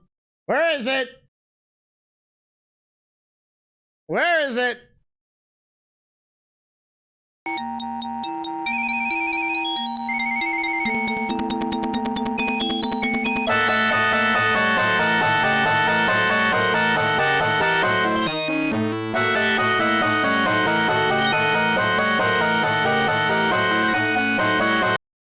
by the gaming press as being up to Ultimate's Yeah, Marble previously Madness. high standards, and sales began to fall for US Gold. US Gold released no new Ultimate games after Bubbler in 1987. This would eventually lead the Stamper brothers to buy back all of Ultimate Play the Game's rights sold No to way. US Gold a year later in 1988. I But never while knew Ultimate this. Play the Game's name seemed to be tarnished by US Gold, I should probably mention that shortly before the US Gold buyout, the name of another company, Rare Limited, began appearing on the credits of Ultimate's releases. This was in fact another company set up by the Stampers to develop for Ultimate, but not be subject to any Ultimate Play the Game takeover. Rare, initially under the banner of Rare Design on the Future, would I remember that evolve one. after Ultimate's demise into a prolific developer for the Nintendo Entertainment System and future Nintendo systems. This would happen as the Stamper brothers came to the realization that the ZX Spectrum home computer, the platform the company usually developed games for, was only popular in the UK, and they believed that working on that platform would not be beneficial to the company's growth, as they considered it a dead end. This in turn caused the company to inspect and import a console from Japan, the Famicom. They believed that it would be an ideal future platform of choice for the company as it was more Bro, I fucking love the Famicom. It would be an ideal Japanese future one? platform. Like, alright, let's just give him a gun. Oh, you mean like a cute, like, toy gun? No. We're talking like a detailed as fuck 6-chamber Magnum with realistic handle and, like, bro, Nintendo, chill. Oh, by the way, what should we include with the realistic fucking gun?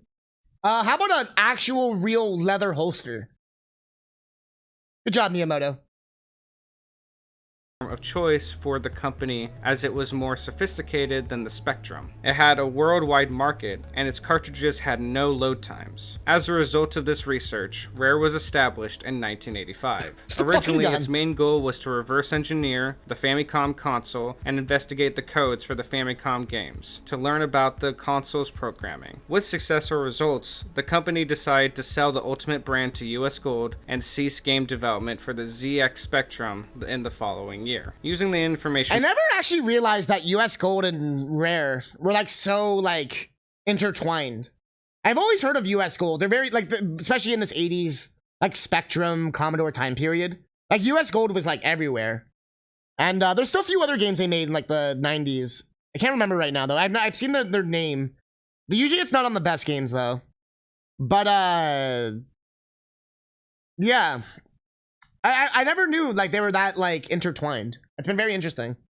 They gathered from the Famicom, the Rare team prepared several tech demos and showed them to Nintendo executive Minoru Arakawa in Kyoto. Impressed with their efforts, Nintendo decided to grant them an unlimited budget for them to work on games for the Famicom. And soon after that, the Famicom was eventually released in North America and Europe under the name Nintendo Entertainment System. And it was from then on that Rare would begin creating games for Nintendo. And Rare would make a lot of different kinds of games for the Nintendo consoles for many years. But Rare wouldn't be known as the beloved Nintendo third-party developer until their extremely successful and critically acclaimed game that was released in my birth year of 1994. This game was Donkey Kong Country for the Super Nintendo. While Rare created many games for Nintendo systems, this game really put them on the map for Nintendo fans, as Donkey Kong Country sold 9.3 million copies and received love from fans and critics alike. And while this game started— Bro, 9.3 million copies in the 90s is like 30 million today, which is like what Nintendo games sell. But like, that's nuts. Like that, like there's only what 60 million SNESs. So what, like 10% own DKC1 or some shit? That's crazy.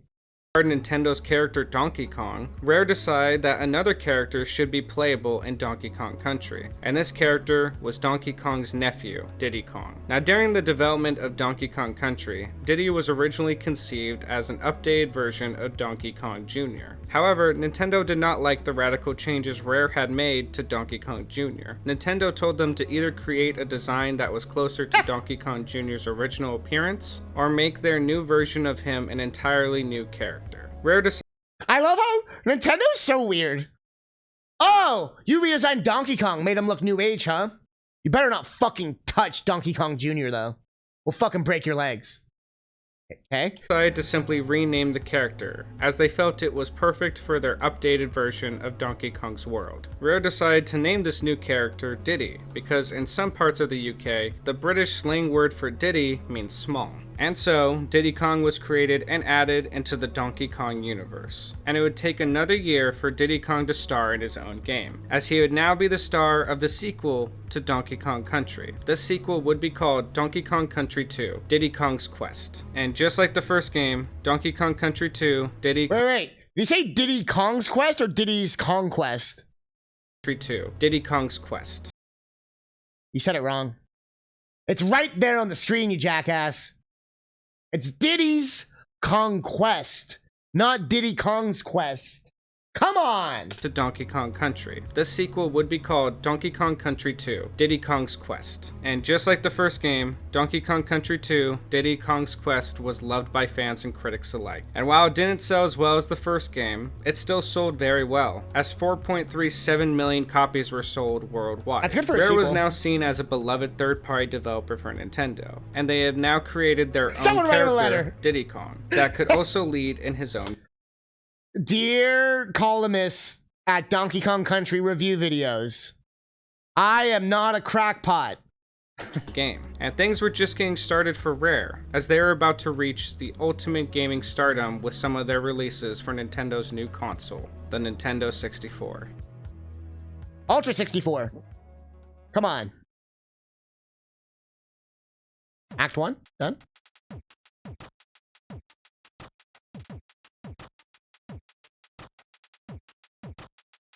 Killer Instinct, Joe. Why'd I get so Rare's quiet? first release of the was weird. N64 was Killer Instinct Gold, which got average to positive reviews, but not a big splash. Rare would make a huge splash in the gaming world, however, in 1997, with its release of GoldenEye 007 for the N64. This game would go on to receive critical acclaim from critics and fans alike, and sold more than 8 million units worldwide, Damn. making it the third best-selling Nintendo Whoa, 64. we gotta look at this. Hey, Mario 64 literally makes sense. Came out like with the system and everything. 11 million sold, or almost 12 mil.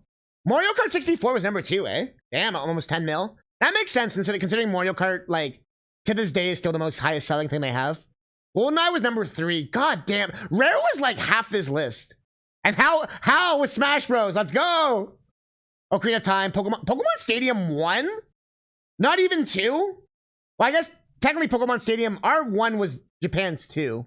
But, and look at DK64. Actually, it's so Diddy Kong Racing.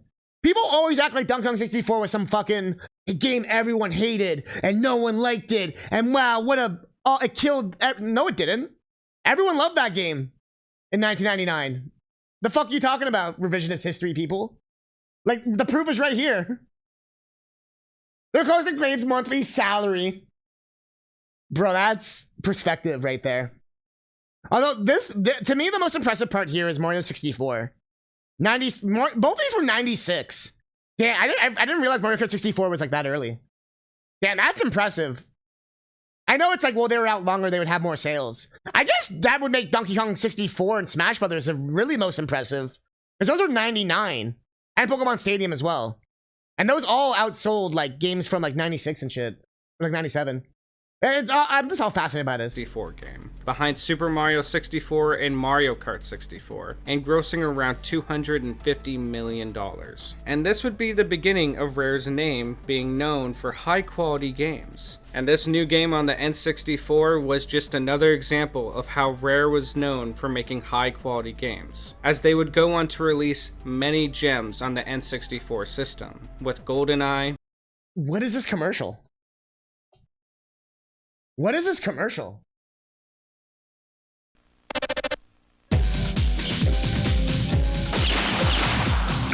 世界的なスパイ映画007の興奮がそのままゲームになりました。いいですね。憧れますね。一度やってみたかったんです。撃ちます。しびれます。心臓バックでブルブルします。任天堂64ソフト007ゴールデンアイ。しびれます。しびれます。 What the fuck was, I have never seen that before. That was amazing. That was like, how has no one talked about that commercial before? I have never heard anyone talk about that commercial before. Yeah, that was Japanese. That was amazing. That's up there with the fucking Zelda commercials. But yeah, I'm not trying to say DK64 should still hold up to this day as the best game ever or some shit like that. It was always flawed. Even when it came out, it was flawed. It was kind of like the Skyrim of its time. You know what I mean? Like, wow, big expansive world, super impressive. But wow, it's really janky and glitchy and runs at like 1 FPS. You know what I mean? It was very much the Skyrim of its time.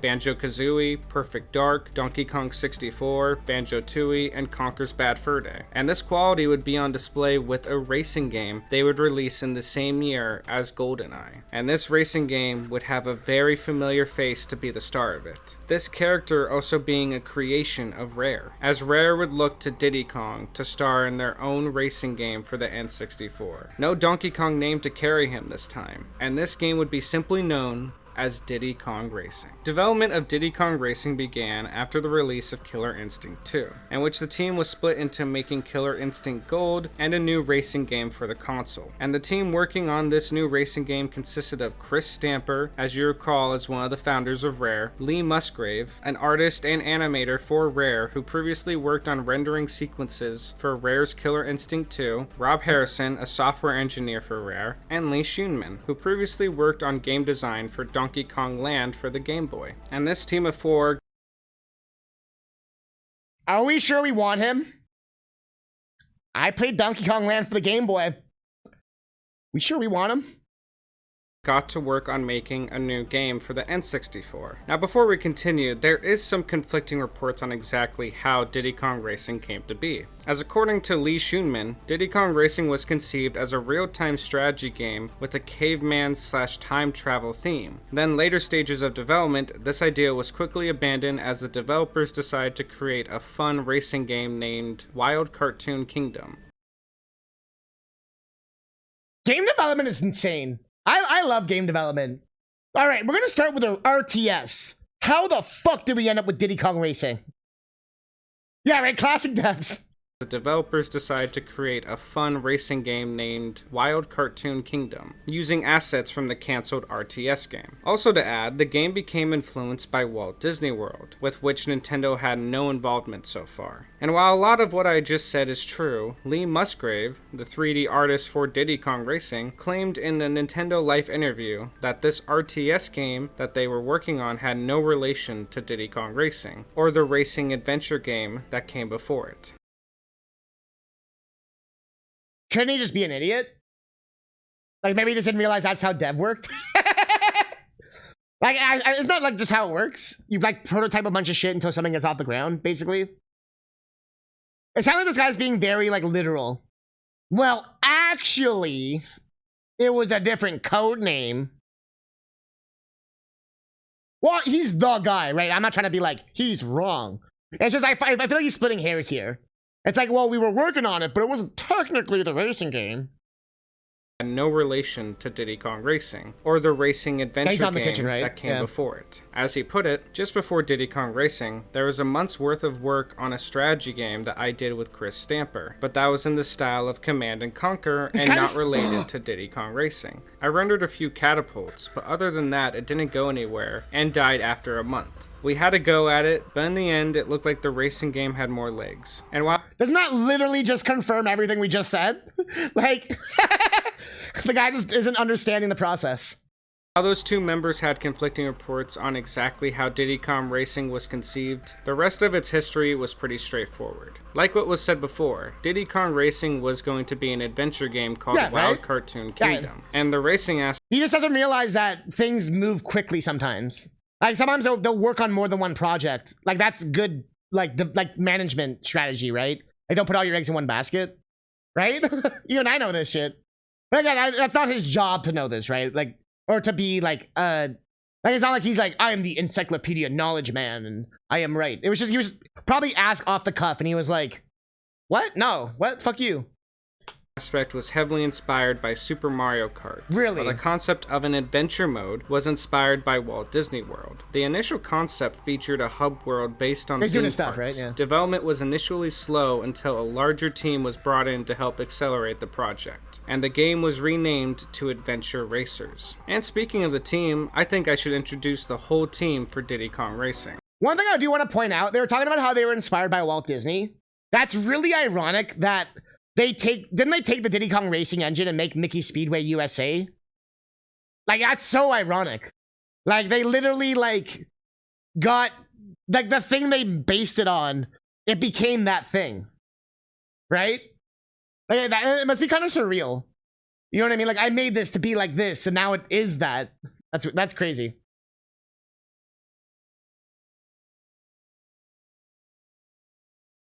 This one's more of like a documentary. So it's like this guy acquired a bunch of knowledge. I couldn't find any of the like devs talking about Diddy Kong Racing, unfortunately.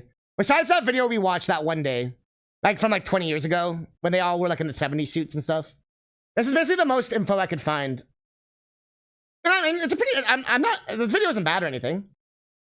But I do agree. I prefer when it's like the dev's mouth, but that's so hard to find. Unless it's like a more modern game, like GDC stuff or whatever. Then it's easier to find.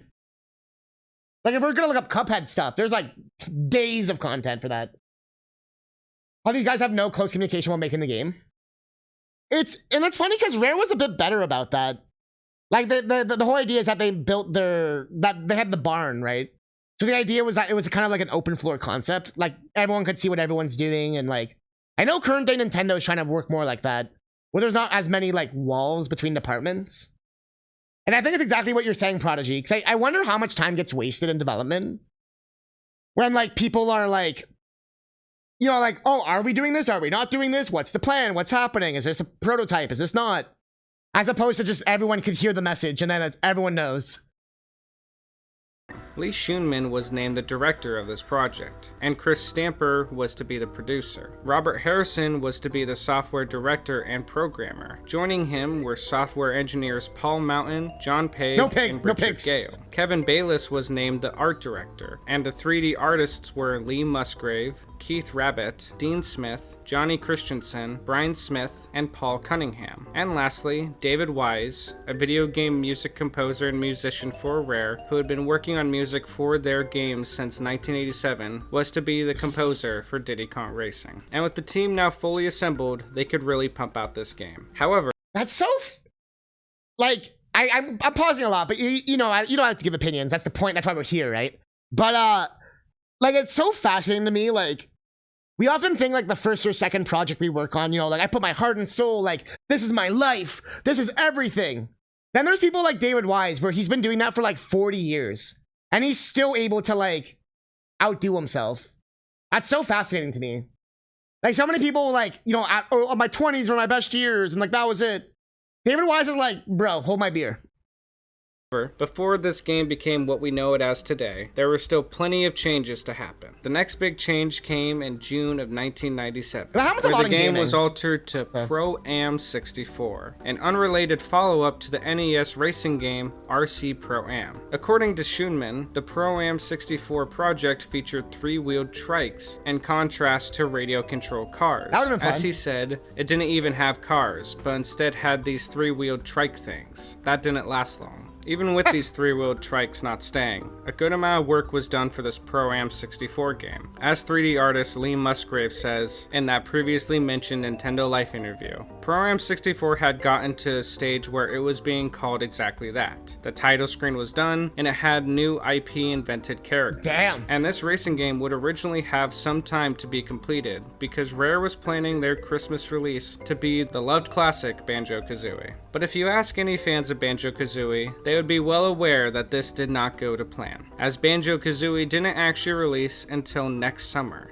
And this delay to Banjo-Kazooie would actually have a big impact on this racing game. As Musgrave explains in detail, the team behind Banjo-Kazooie had lots of stuff in the game, but they thought they could really push it towards being a Super Mario 64 killer, so they wanted to do more on it, which meant that they were going to miss the Christmas slot. This suddenly put this new racing game as the choice for Rare's Christmas release, as Rare was adamant for a release of a AAA video game in time for 1997's Christmas season. This put a lot of pressure on the new game to succeed. As everyone knows, Christmas time is when the companies really try to bring home the bacon. And because of this, some more changes to the title were made. For starters, Rare felt that Pro-Am 64 did not have a strong enough intellectual property to capture the attention of consumers. I mean, it's been like 3 console generations since then, right? I totally understand why the brand wouldn't be still around.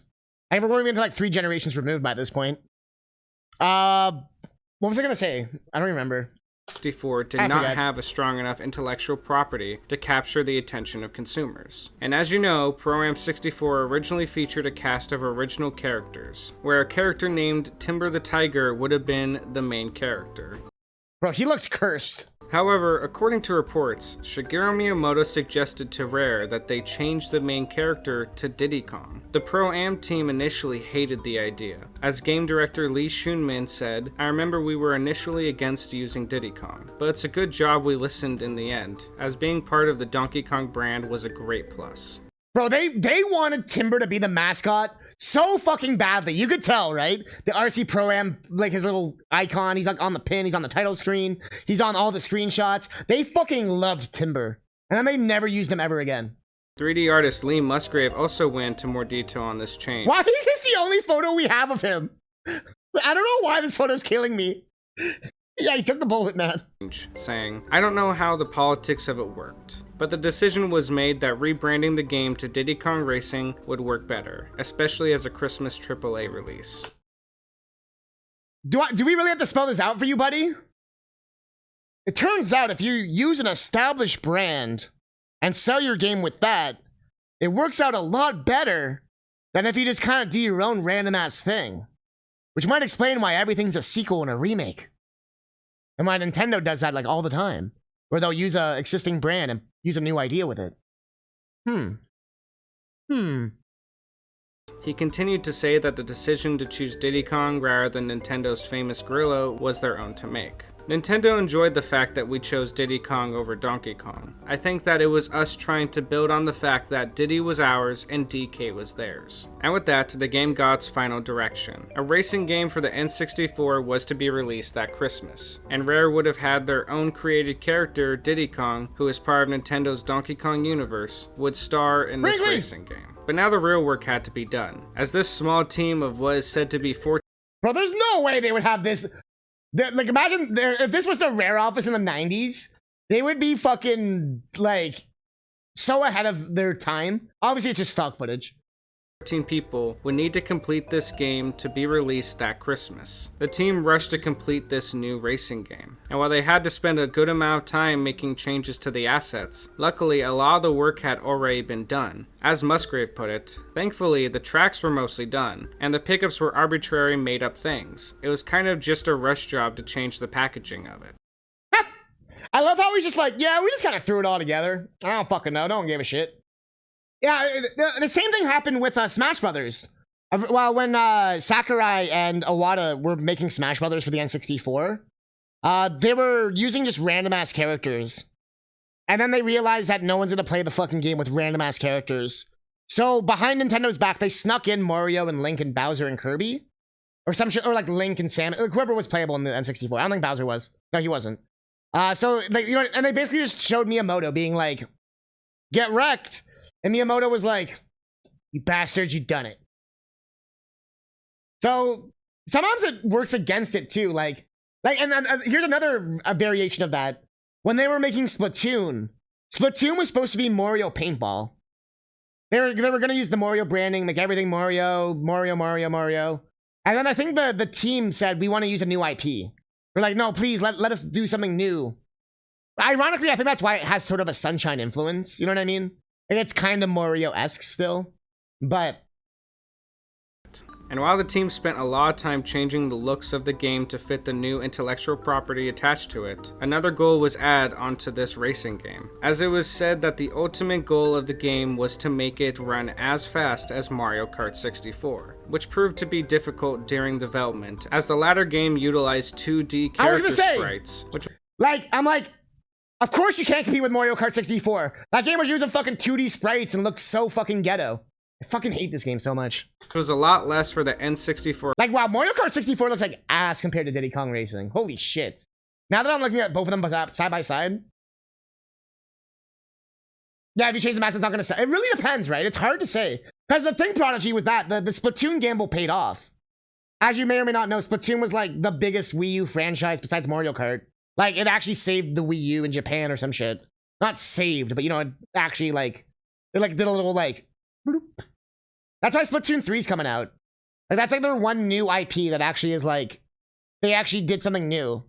But again, all the new Nintendo games that, did this kind of stuff, it's all the younger devs.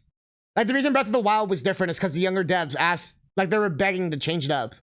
Mario Odyssey was because of the younger devs basically got to make that one.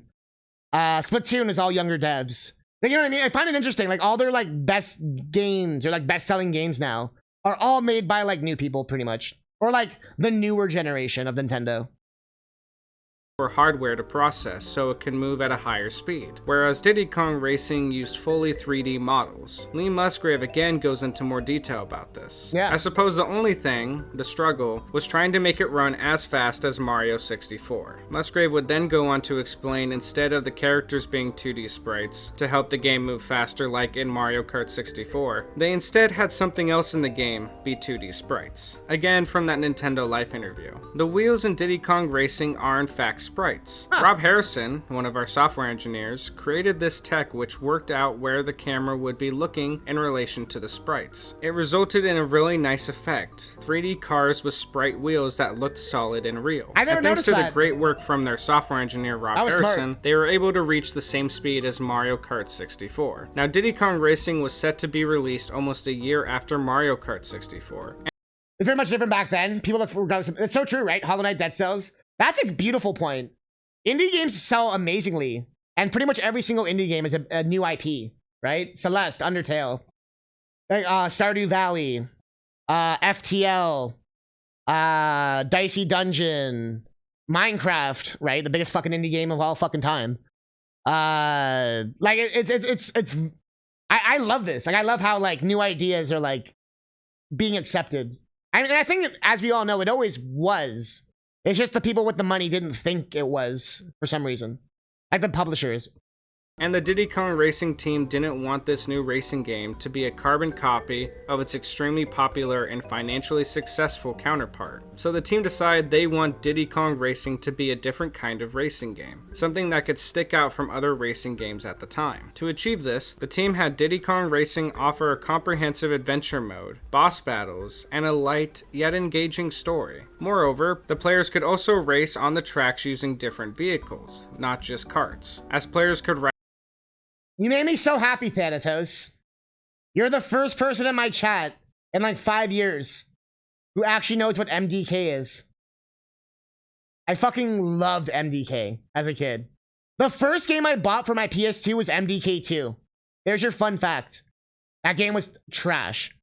Ride in planes and hovercrafts as well. And according to Musgrave, this wasn't a massive or overly ambitious undertaking, but rather the team was looking to provide players with a different experience, so that direct comparisons couldn't be drawn to other racing games like Mario Kart 64. We had the opportunity to do it, and it didn't feel like a lot of work to add that stuff in. It was more design and implementation work, as well as having to get the overworld drawn, but it wasn't a huge task. Even though adding new vehicles wasn't a huge task, what was a factor was that the team making this game was really learning as they went. And the tools available to the team were extremely clunky by today's standards, and there wasn't much in the way of guidance or resources. Musgrave again elaborates, at the time, everyone was still learning. Today, look at how many game engines there are. Everyone knows how geometry and lighting works. At the time, no one even knew why what they created had to be triangles. And that right there answers pretty much every single question. When people are like, man, why is this N64 game like this? Bro, I don't think people know. Like, it was like banging two rocks together, being like, I have no idea what I'm doing. And then, as most people know, most dev kits were pretty much always in Japanese and like rarely translated. Or if they were, they would be translated like really poorly. People were learning as they were going, and getting the best out of the N64 was kind of a succession of cunning tricks with which you had to kind of try and out-trick the guy next door. And these hurdles that the N64 provided to the team caused the Diddy Kong Racing team to... Wow, yeah, they are sprites. Sorry, I'm just looking at the tires now. I played this game for like 13 hours. I did not realize they were sprites. Damn, that was clever usage. The plane I could notice. The plane looked like a sprite. You know, the plane was very obviously a sprite. But the wheels was very clever. I did not notice.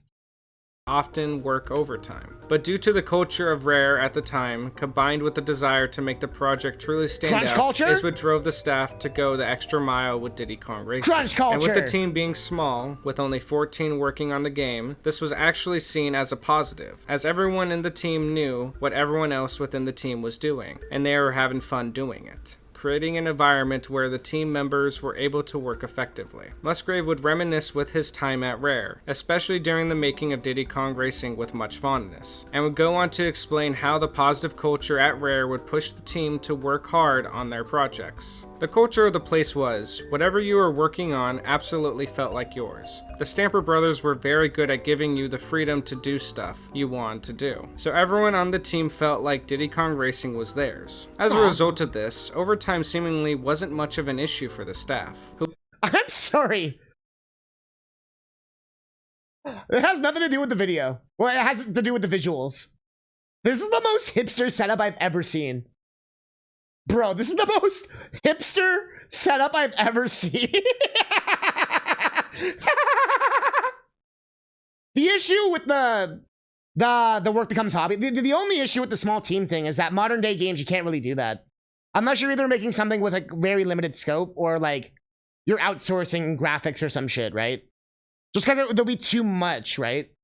So like, Playtonic is going for the same idea actually. Playtonic does have a sort of like similar barn. Playtonic's like the new people. They all left to form a new company.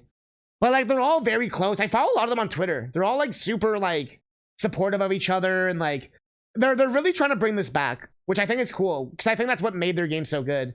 But yeah, it causes chaos. It also can cause a bit of egotism, which they probably won't talk about.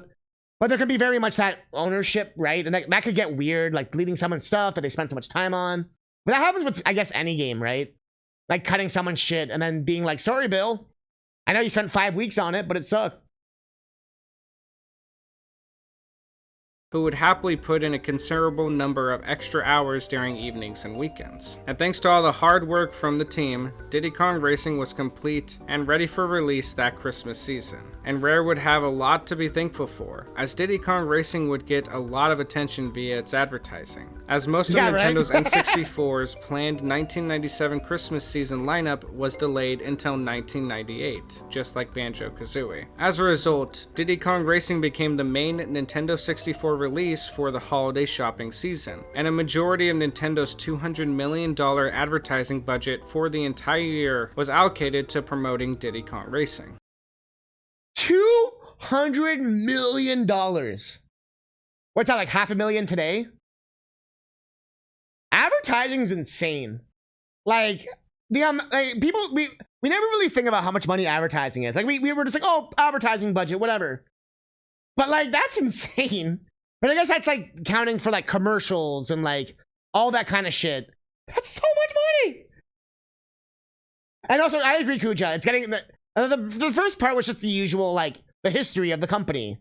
But yeah, I like how we're getting into, like, the bulk now. Like, we're actually learning. Diddy Kong Racing also held the distinction of being the only game in the North American Christmas season lineup for which development was contracted by Nintendo. The other two first-party Nintendo 64 games in the lineup were Bomberman 64 and Mischief Makers, which were both licensed from Japanese third-party publishers. And while... Yo, that's a killer Christmas lineup. I don't give a shit. N64 would release like one game every 3 months.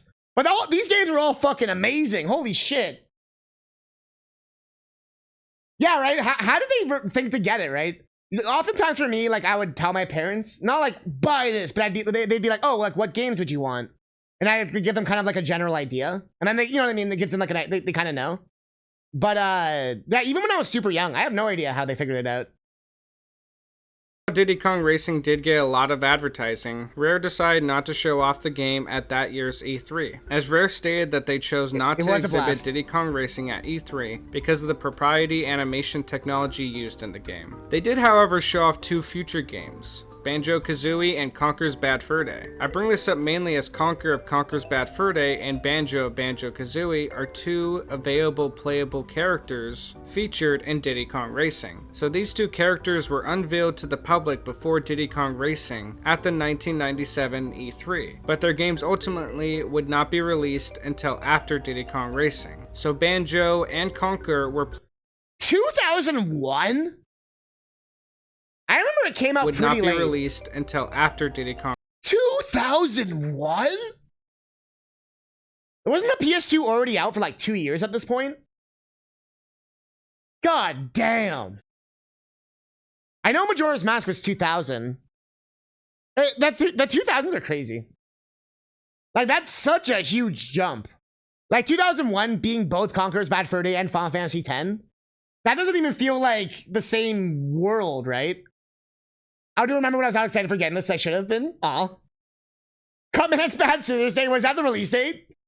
Kong Racing. So Banjo and Conker were playable in Diddy Kong Racing before they were playable in their own games. And since we've gone over the development and advertising of the game, I figured I should tell you all what players were in store for when purchasing Diddy Kong. I mean, Kuja, that's why I didn't play it. That's why I never owned this game, played it, or bought it.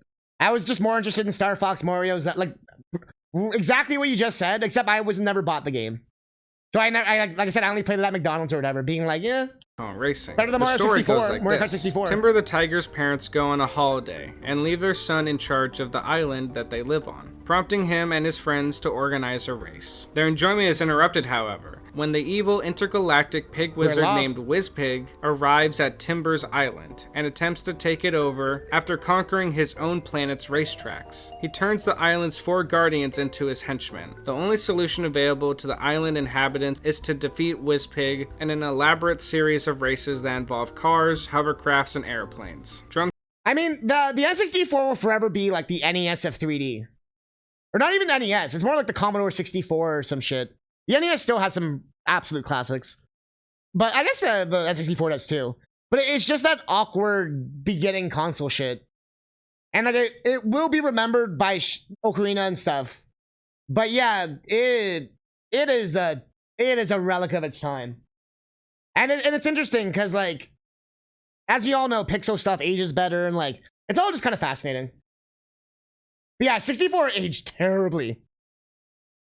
Drumstick the Rooster, the best racer on the island, fails this challenge and is transformed into a frog by Wizpig's black magic. Timber hires a team of 8 racers. Diddy Kong, Conker the Squirrel, Banjo the Bear, Crunch the Kremling, Tip Top the Turtle, TT the Stopwatch, Pipsy the Mouse, and Bumper the Badger, all inhabitants of Timber's Island, aided by Taj, an Indian elephant-like genie residing on the island. And you get to choose to control one of these racers to progress through the story. To win the island... Like, I won't be surprised if in like 20 years from now, you know, when all of like the N64 nostalgia is over and we've all kind of grown up and we're all older, even like 30 years and stuff, when we're all like, you know, retiring and all that kind of shit, whatever the fuck. Like, the N64 nostalgia won't be there. It'll be there in a hipster sense. You know, like how there's 80s nostalgia and that kind of stuff. But I don't necessarily think there will be like diehard N64 people. Or there'll be people who only play like those really sick hacks. And they'll think the hacks are representative of the real games. Kind of like SMW. NES aged just fine. I was like, NES was fine. That's what I say. It was more like a Commodore or like a Atari or some shit. Like it was like how there was the first 2D systems. That's what the N64 reminds me of. It's like the first 3D system.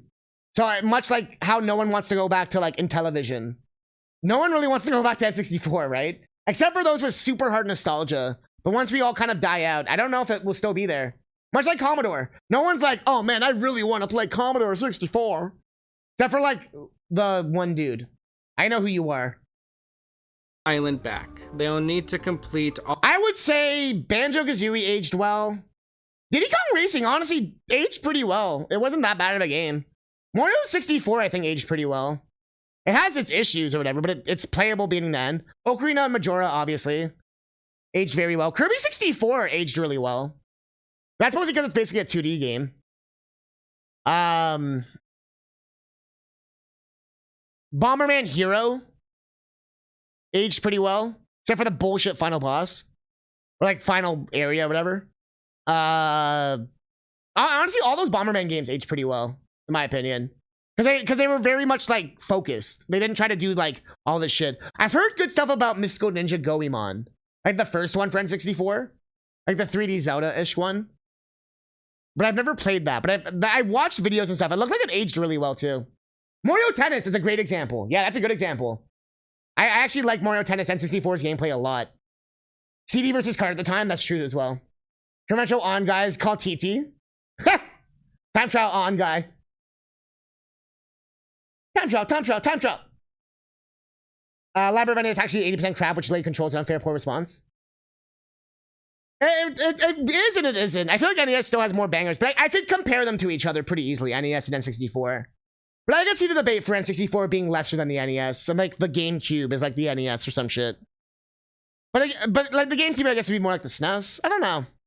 I heard the parallel kind of drops after a while, because there's only like 2 systems. All of Wizpig's challenges. You will start on Timber's Island, which consists of 5 interconnected worlds. Here, you would remember if you played Goemon, Kuja Killer, because of one reason.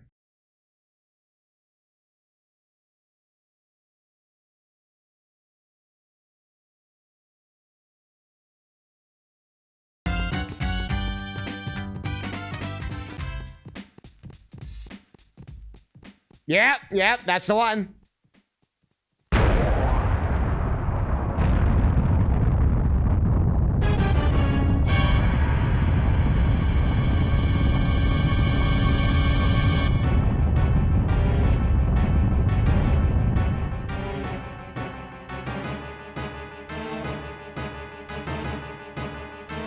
Drilla Sephora. I think Pokemon Snap aged pretty well.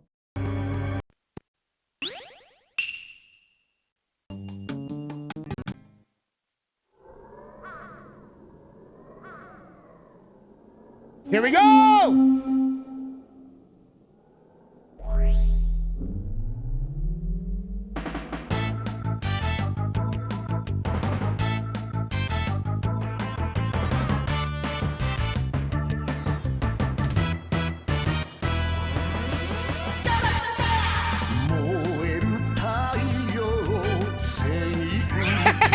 You would remember if you played this game. It's actually the Dragon Ball guy. Also in Live and Live, I guess. I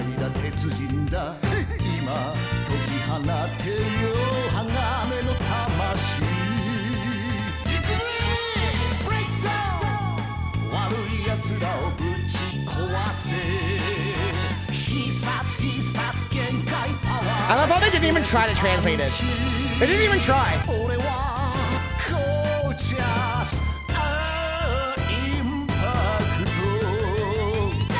Dash!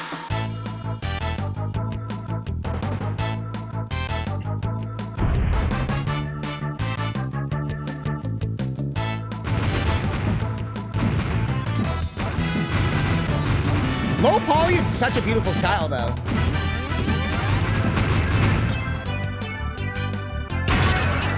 Oh, he fucked up. But yeah, you have like the first-person fights, like this stuff. This is probably the part you remember, Kuja. Or like Star Fox parts.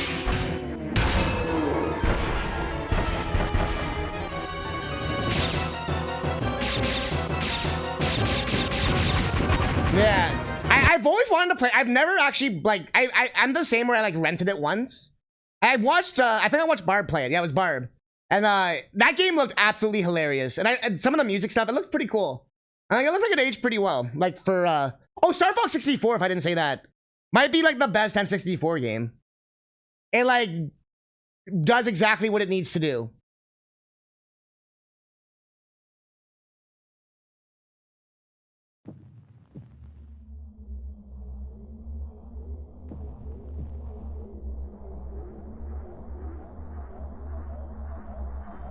Oh, they remade the trailer on N64.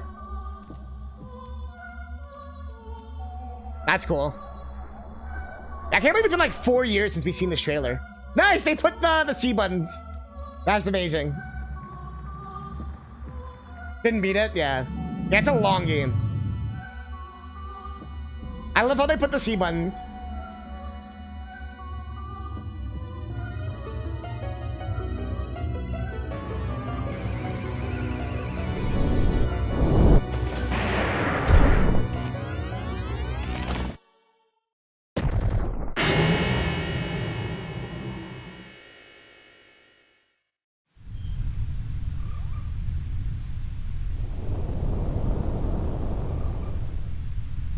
I'm assuming they tried to make it with the limitations in mind.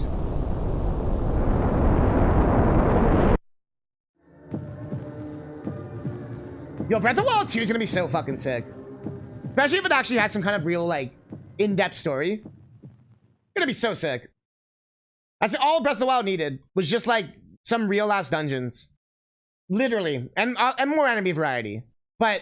Dino Domain, Snowflake Mountain, Sherbert Island, Dragon Forest, and lastly, Future Funland. The worlds are opened up by collecting balloons, except for Future Funland. Each world contains 4 racetracks, an unlockable battle stage, and a race against a boss character. And once all of that is completed, you will then confront Wizpig himself to race and defeat him. If you are able to do this, Drumstick will be turned back into a rooster, and Wizpig will leave for his home planet, Future Funland. Fearing that Wizpig would again attempt to invade Timbers Island, the Islanders travel to Future Funland for a second challenge. Spoilers! And if you're able to defeat Wizpig at this second race, the rocket he rides on malfunctions and launches him into the moon. However, an additional cutscene reveals Wizpig's spaceship flying through the sky unscathed. And when you defeat Wizpig in Future Funland, obtain all amulet pieces, and collect all of the gold medals, the player will be able to play in a mode called Adventure 2. In this mode, all the balloons change their colors to platinum, and the tracks are inverted from left to right. And that is the story and adventure mode of Diddy Kong Racing. But there is much more than just the story of Diddy Kong Racing,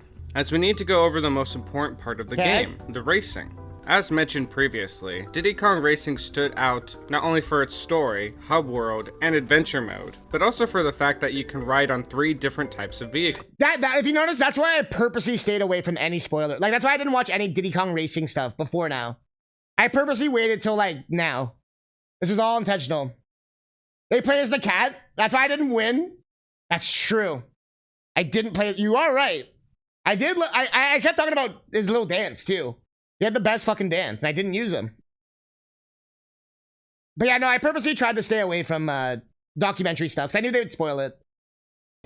And these 3 vehicles had different properties when riding. The 3 vehicles were cars, hovercrafts, and aeroplanes. The car is an all-around vehicle. However, it is the slowest on surfaces such as sand and water. The hovercraft is designed for both sand and water areas, but lacks acceleration and maneuverability. The aeroplane is designed to access aerial areas. It is good at acceleration and maneuvering. However, it has the slowest speed. Each racetrack has a set of boosters known as zippers that temporarily boost the player's speed, as well as featuring regenerating balloons of various colors that provide power-ups. There are 5 different types of balloons: red, blue, green, yellow, and rainbow. Red balloons grant missiles to attack racers. Blue balloons grant a speed boost. Yellow balloons grant shields to protect the players from attacks. Green balloons grant traps to delay other racers. And rainbow balloons grant a magnet ability that brings the player closer to the... How the fuck are you getting that tier 3 magnet?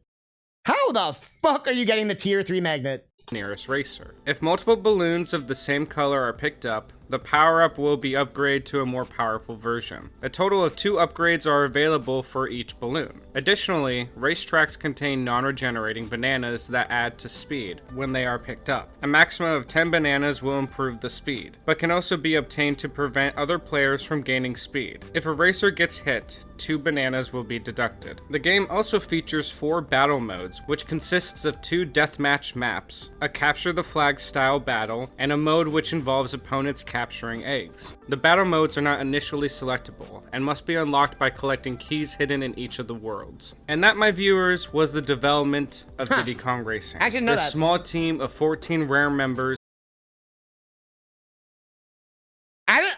even real. I knew there was level 3 boosts. But yeah, trying to get a level 3 boost was so hard. Because like, I feel like it's not even worth it. Like doing a 2 and a 1 seems more worth it than trying to save up for a 3. Created and rebranded a racing game for the 1997 Christmas release. And this game was lucky enough to have Nintendo's full advertising support for the consumers that winter. Was all the extra work worth it? Did rebranding from Pro N64 to Diddy Kong Racing help drive up sales? Was Rare going to have another success on the N64 just like their previous release? I knew they stacked because I knew the missile thing. I remember the order from like regular homing to the 10 pack. So I would get that a lot, but I didn't realize the other ones could do it. I knew the boost could do a tier 2, but yeah, it was like you didn't even get a chance to see half the shit they put in the game. Well, maybe you see it on those later levels.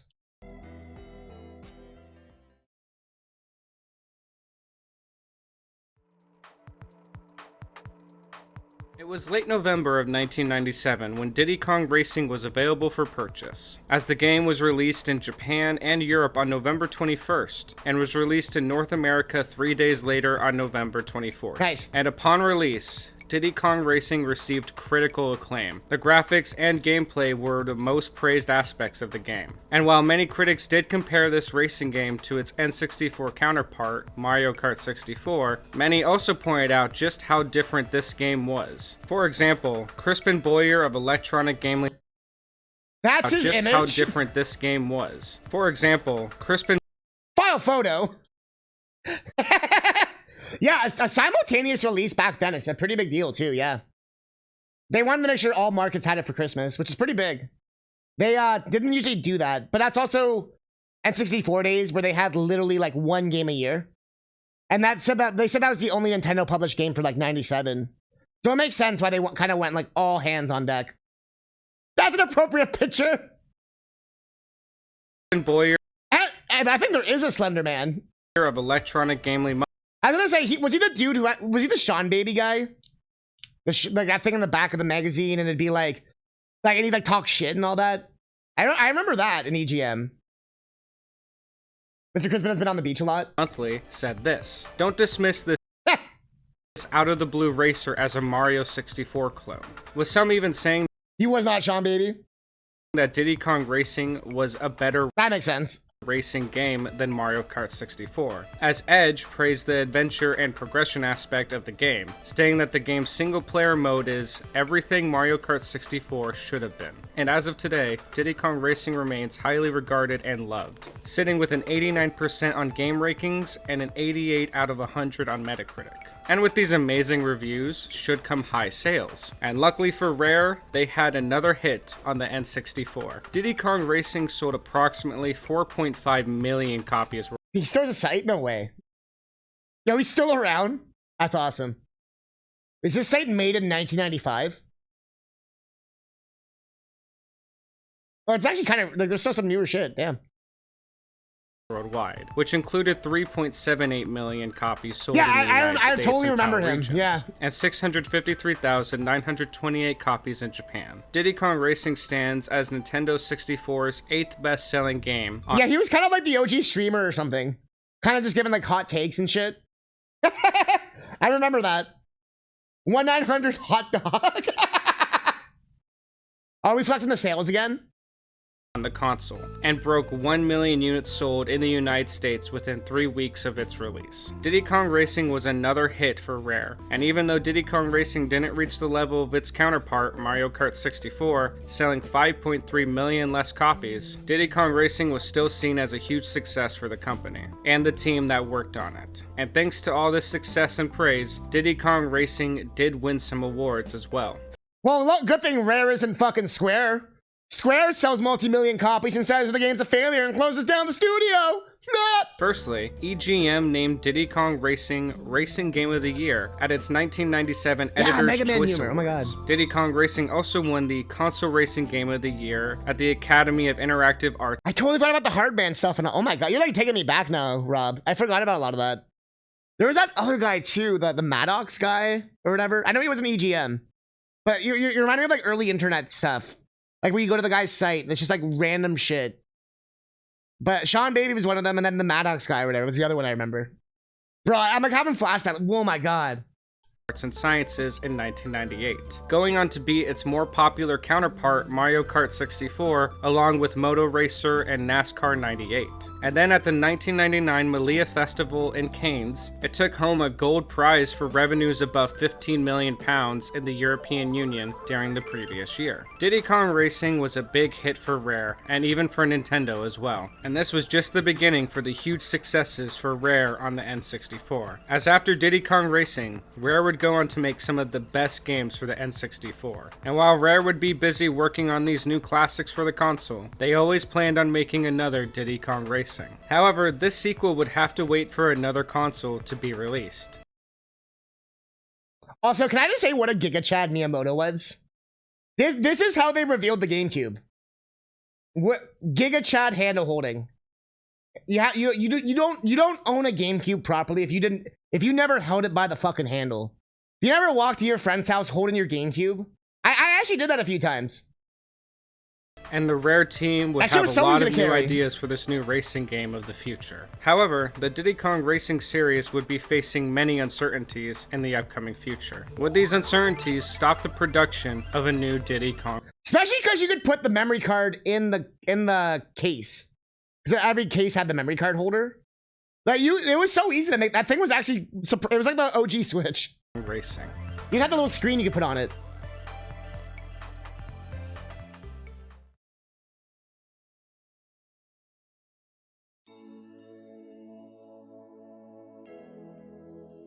While Rare filled its library with many beloved games on the N64, the company had their sights on Nintendo's next console, the Nintendo GameCube. As after the release of Diddy Kong Racing, Rare began development on a sequel. But instead of Diddy being the face of the game, this time Donkey Kong would be the main character, as this sequel would be called Donkey Kong Racing. And oh! If you actually had a GameCube, you would see it on the back of your box, like on the OG prints. They actually advertised this game. Controller was 3 times bigger than your hands. You sure you're not talking about the Xbox controller? was set to be released on the Nintendo GameCube for a 2002 release date. The game was first announced at E3 2001, with a pre-rendered trailer showing the game's concept. The pre-rendered CG video of the game showed Donkey Kong and Diddy Kong, along with other characters within the Donkey Kong and Diddy. Really, Kuja? Yeah, this was one of the games they were hyping on GameCube. I remember, it was on a lot of the promo stuff, too. I remember being like, what happened to Donkey Kong Racing? Kong Racing universe, racing on various types of animals. And according to Lee Musgrave, again from a Nintendo Life interview, the game featured a unique mechanic which would involve riding on animals rather than driving vehicles. The players could also switch between different types of animals mid-race. Larger animals could destroy obstacles, whereas smaller ones allowed more maneuverability, as he explains in more detail. The idea behind the game, which was Tim Stamper's idea, was that the player wouldn't be constricted to just a single animal when racing. You ever own a GameCube? Yeah. I was gonna say, I don't own a PS5 or Xbox Series X, but I still know their games. I guess I'm just like that. I just like to research shit.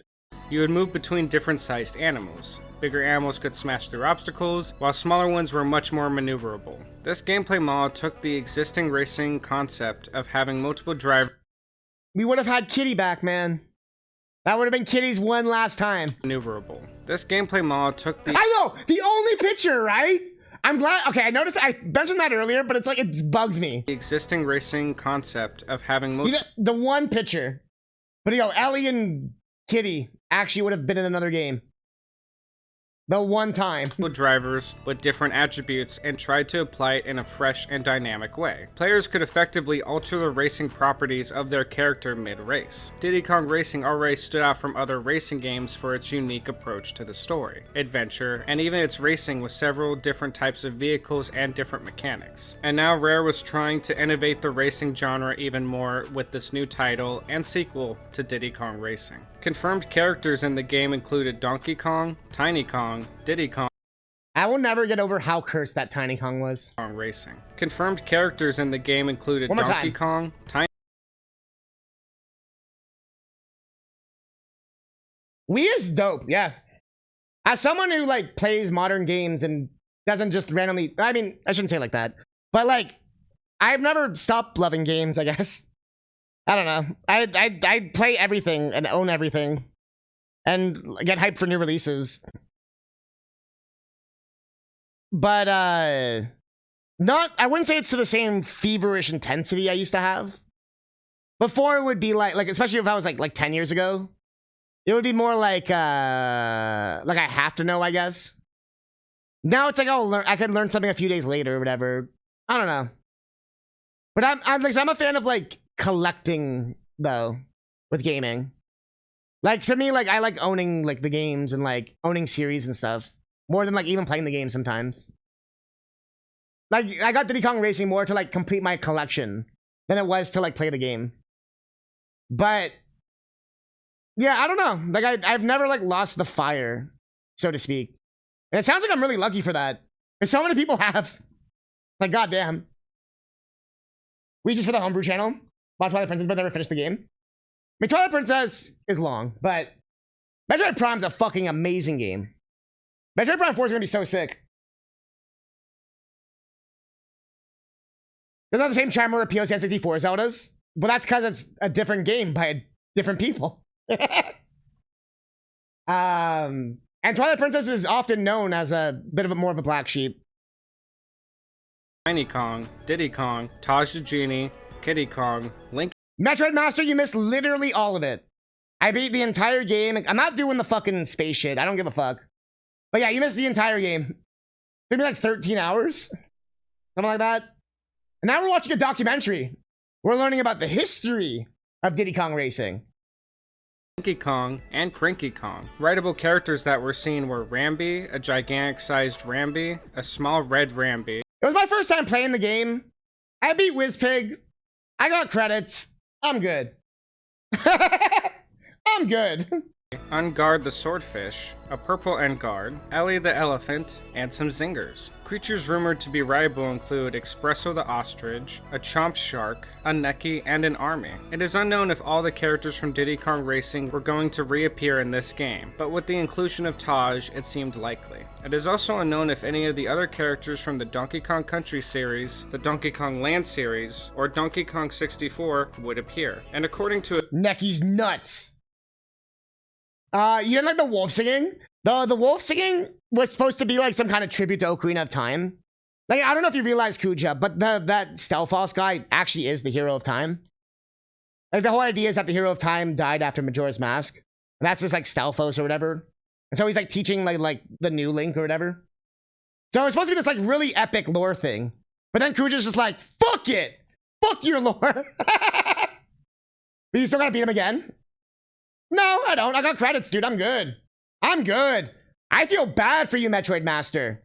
As someone who did not grow up with the game, anyone who grew up with the game, I want to shake your hand. I want to say I'm so sorry. And I really wish that you got a game that wasn't impossible as a kid. I feel so bad for anyone who grew up with that game. Like, I feel bad for you. A Space World press release, the game would have featured the ability to upgrade the animal rides. I've never actually played the GameCube version, Kuja. The only one, I've only ever played Twilight Princess on Wii. So I can't relate. I'm one of those people who've literally never had issues with Wii motion controls. I never had an issue. Skyward Sword never had an issue.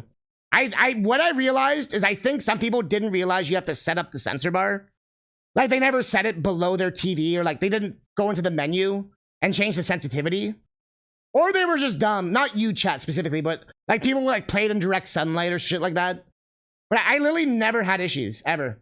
I played pretty much every single Wii game. You guys watched me do fucking Samba de Amigo. And that game was janky as shit, and I still had no issues. Like, I've never related to the Wii motion controls or shit opinion. Ever. I've never had issues.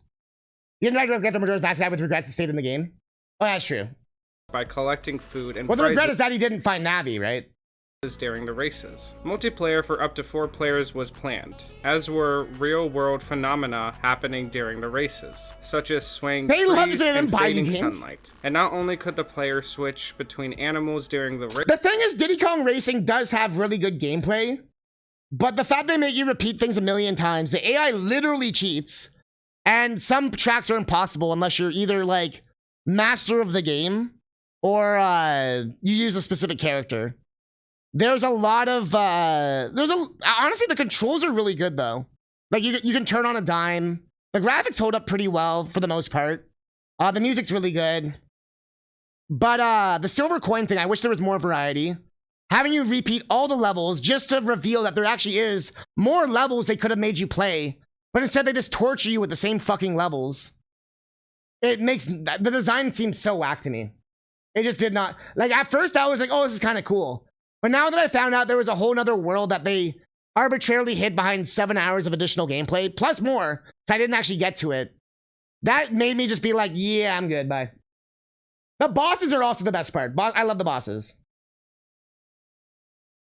AI cheats? They cheat. Oh, they cheat. They don't slingshot like in Mario Kart 64. That is true. But the bosses are just broken. Like, every racer is broken. Everyone is broken. Every single person. Literally every single person. Like, there was times, like literally today, you can go watch my VOD, where if you are not in first in the silver coin challenge, you literally lose, because first will be half a map ahead of you. Half a map. Literally half a map ahead of you. And you can't do shit. It will be first, then it'll be like second, third, fourth, fifth. Like, there will be a huge sizable gap from first to second. Like, there is some funky AI cheating bullshit happening. I don't care what people say. Every 10th race, I noticed, the AI would play dumb, but they would always have God tier first place. It never was not God tier. We don't count the manga, man. The manga makes up so much fucking shit. The manga of A Link to the Past was the dumbest shit ever. I did it all for apples! Kind of wish it wasn't your force to get first place. Yeah, it would have been interesting if they did, like... The first place part wasn't even the worst for me, honestly. The silver coin challenge started to get, like, annoying with that. Where it's like, I obviously have done it, but, like, chill. That is true. All AI inherently cheats. Because the AI will always know the game. It's just they get kind of dumbed down to, like, be stupider, right? But yeah, it's interesting also how later in the game, you don't have to get first place for the cup stuff. It's... But yeah, AI will always inherently cheat because the AI will be built upon knowing the knowledge of the game. And then essentially just does like RNG to decide it doesn't know it, right? Or act dumb. Like I said, Metroid Master, I was playing this game fresh. I like was getting mad at chat because they kept trying to backseat me. I didn't even properly learn how to boost until the Whizpig fight because it was required there. I like to approach a lot of these things as like first impression. I don't like to like get spoon-fed and be like, you have to play it a certain way.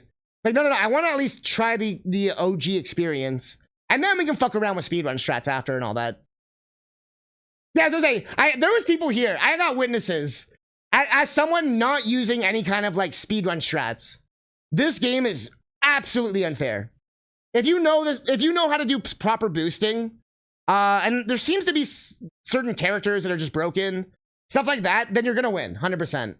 But, yeah. The AI won't slingshot, though. That's probably the only difference. You're right. The reason I get further erase because I'll get all the bananas while you're collecting coins. The thing, though, is that it's not like I have, like, 5 bananas, though. I would be doing that and still have, like, 15 bananas. And still be, like, 5th, and 1st is, like, halfway around the map. But I get what you're saying, like, the time difference. Like, a coin doesn't give you speed, so therefore that, right? Yeah, right, the first place was being faster. That was insane, the amount of times that was happening. And then and Thanatos. I have both. I have both the Shigesato with toy one and the newer one. Play my way and play so we can have the same experience. Well, that's the thing is like, it's like Mega Man X6. Mega Man X6 is a good game to people who know how to play Mega Man X6. If you don't know how to play Mega Man X6, that game is garbage tier. I was playing on console. Yeah. I do everything legit. Boom.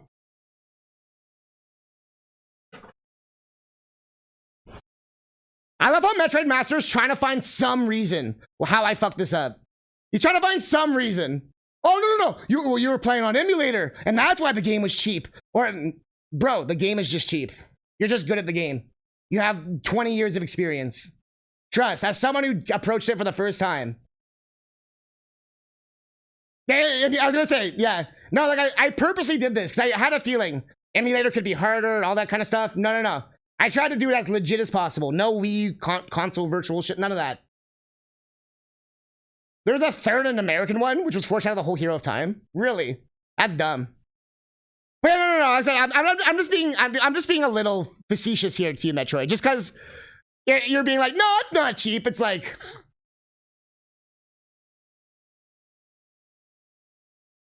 where's my Discord? Where's my clips? I know we got clips of this. I know we got clips of this. If only.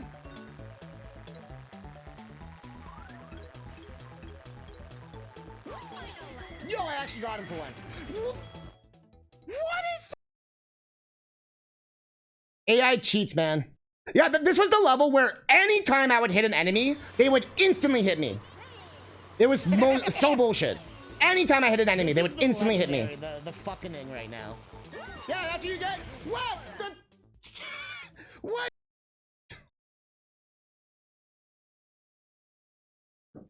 There's more, obviously.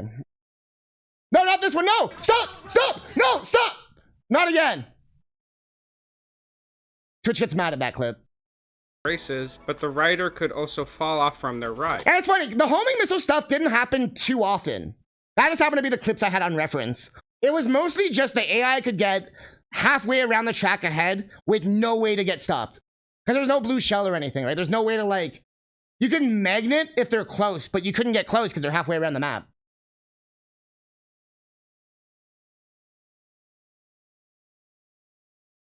I was gonna say, and the game wasn't even necessarily crap because of it.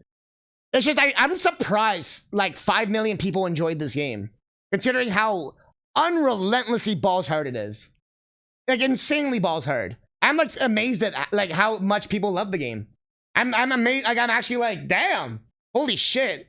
Like I said, this is mostly from a place of like, I'm like, I want to like shake your kid hand, like when you were like 10 years old, being like, you're a god gamer. How did you do this?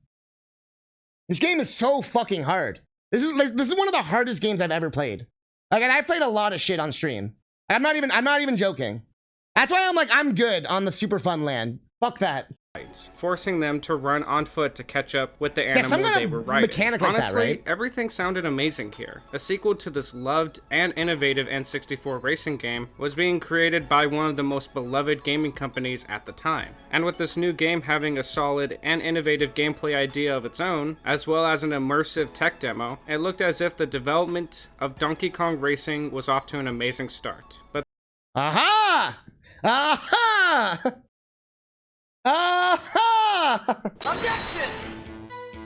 So you're telling me that you never actually beat it as a kid? Oh, really? Why does that not surprise? But sadly, this tech demo was as far. Yeah, I was gonna say, I do want to do it one day. I just want to make sure we finish Summer of DK, because otherwise we're gonna be spending this. We're gonna be. It's either Diddy Kong Racing for another like 10 hours, or we can actually like play some more games. Far as the game ever got in its original form. This is because behind the scenes, there were other forces at work. Around this time, Rare was looking for a buyer. As in the early 2000s, game development costs began to increase for the company. But I'm assuming, much like Rob, some sort of your games got stolen or robbed. I had that happen to me as a kid too, where a lot of my stuff got like stolen on me and stuff. I had to rebuild everything as a teenager. So like, yeah, I think we all go through that. So you can probably object? No. I'm sorry, we gotta finish this documentary. There's no objection here. These are cold hard facts. Nintendo did not provide Rare with more capital. And while Nintendo seemed like the perfect company to purchase Rare, given their history and all, Nintendo chose— Man, Mario Land 1's worth like $10. Even back then, that game was like $20. Man, you got ripped off. Boop, boop, boop, boop, boop. Hey, if you want to hear terrible trades, I traded a copy of a gold holographic copy of Majora's Mask for Rugrats in Paris.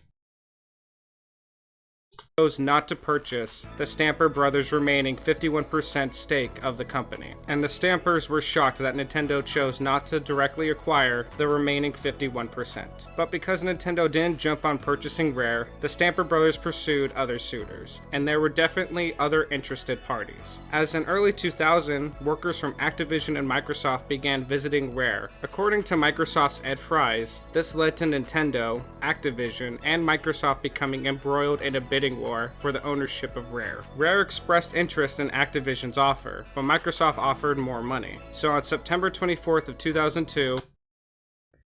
Well, that was easy. Oh, we want to go with Activision. We got money. Money. Interesting. If I remember correctly, I believe the Stamper Brothers, like, really wanted to be bought, essentially by Nintendo. So they assumed Nintendo would have just absorbed them. Because they already kind of were like an appendage of them. Like, Banjo-Kazooie is technically a Nintendo of America franchise that they ended up selling to Microsoft. Like, Nintendo of America owned the rights to Banjo-Kazooie.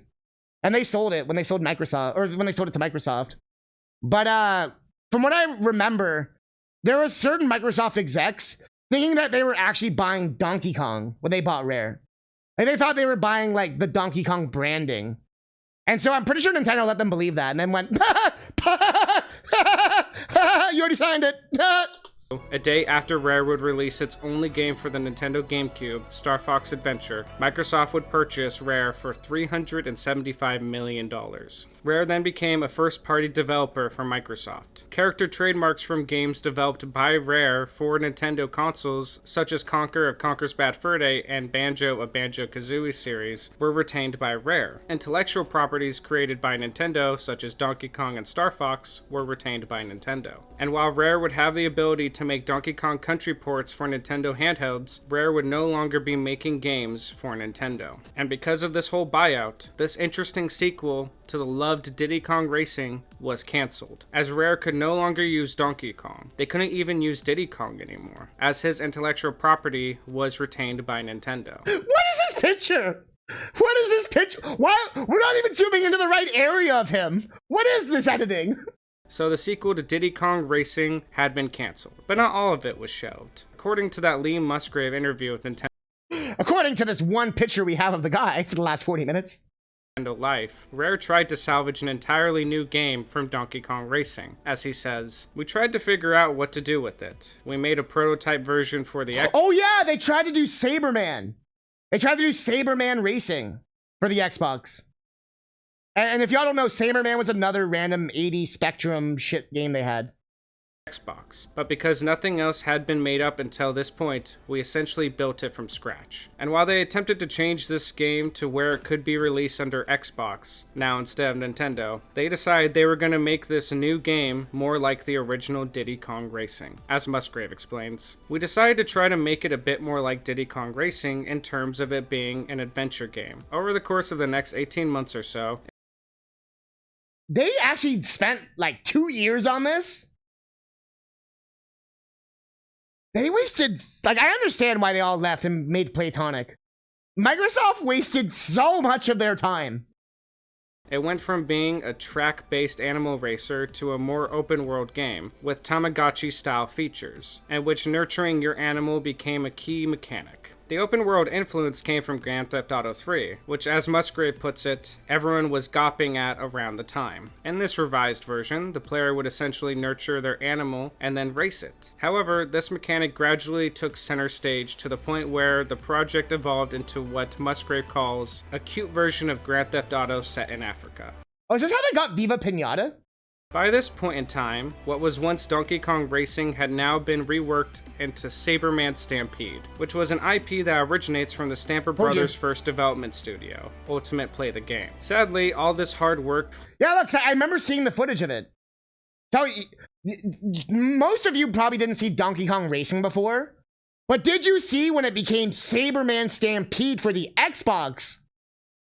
Y'all didn't even know about this, did you?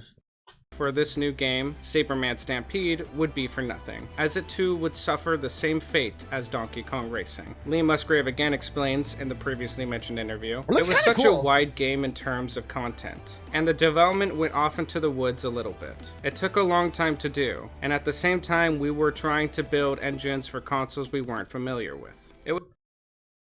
Like, what a fucking fumble. I'm sorry, I know I'm pausing a lot, but like, what a fumble. Being bought by a company and you don't even know how to use their tech, and you guys are like the tech god, like it's like such a blunder, man. Like, It was said that the development of Saberman Stampede fizzled out over time, and although there wasn't any real decision from the higher-ups that the game shouldn't or couldn't be released, according to Musgrave, the team felt that after all the changes and time it had taken, the end product wouldn't have been worth the effort. Donkey Kong Racing and Saberman Stampede's fates were sealed by the Microsoft acquisition. Rare's purchase by Microsoft had a huge impact on Rare's team, and even though it was reported that Microsoft took good care of Rare, trying to create a game out of this cancelled sequel to Diddy Kong Racing just wasn't worth the effort. And so, that was the end of the sequel of the loved Diddy Kong Racing. But that's not the end of the whole story. There was another planned Diddy Kong Racing sequel, and this game was called Diddy Kong Pilot, a follow-up title of Diddy Kong Racing for the Game Boy Advance. We played what it became, and the music was literally Donkey Kong music that they changed like one note on. I'm not like, it was actually insane. We were like, no, this is a Donkey Kong song, but it's like ba-da-da-do, ba-da-da-do, ba-da-da-da-da-da-da, da-da-da-da, da-da-da-da, da-da-da-da-da-da-da. You're like, what?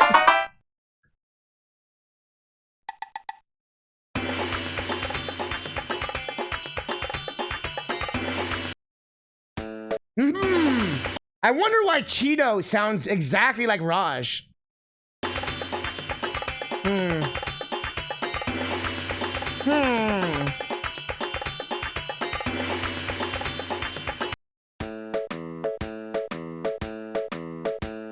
Where was that one song? Yeah, this is the Donkey Kong song.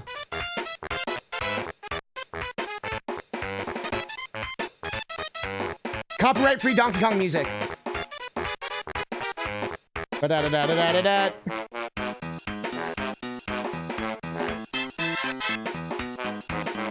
Yeah.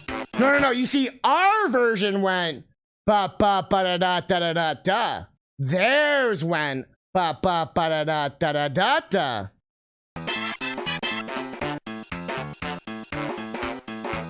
That's what on Crash Test.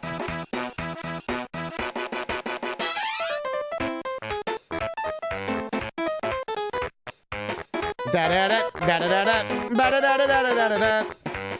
Ba-da-da-da, ba-da-da-da-da, ba-da-da-da-da-da-da. Ba-ba-da-ba-da-ba-da-da-do. Ba-da-ba-da-ba-da-ba-da. Literally the drums! Literally the drum part! Dun dun dun dun dun dun dun dun dun dun. Planned to be released in early 2002. The game involves Donkey Kong. I have never seen the beta footage. Why is Funky Kong and Dixie Kong terrifying looking? Why is Donkey Kong doing a goatsy? He's doing one of those fucking goatsies, man. Ah! He's even scarier without the thing. Jesus Christ. Game Boy Advance. Planned to be released in early 2002. The game involves Donkey Kong characters racing in planes on Mode 7 rendered courses. How is it gonna do? I forgot GBA did Mode 7. The game was first shown at E3 2001. It was also shown for a few months later at Space World 2001. That game was to feature 6 modes: racing, stories, dogfights, battle, clock race, and options. Really? Wow, it even had like a buzzer item and stuff.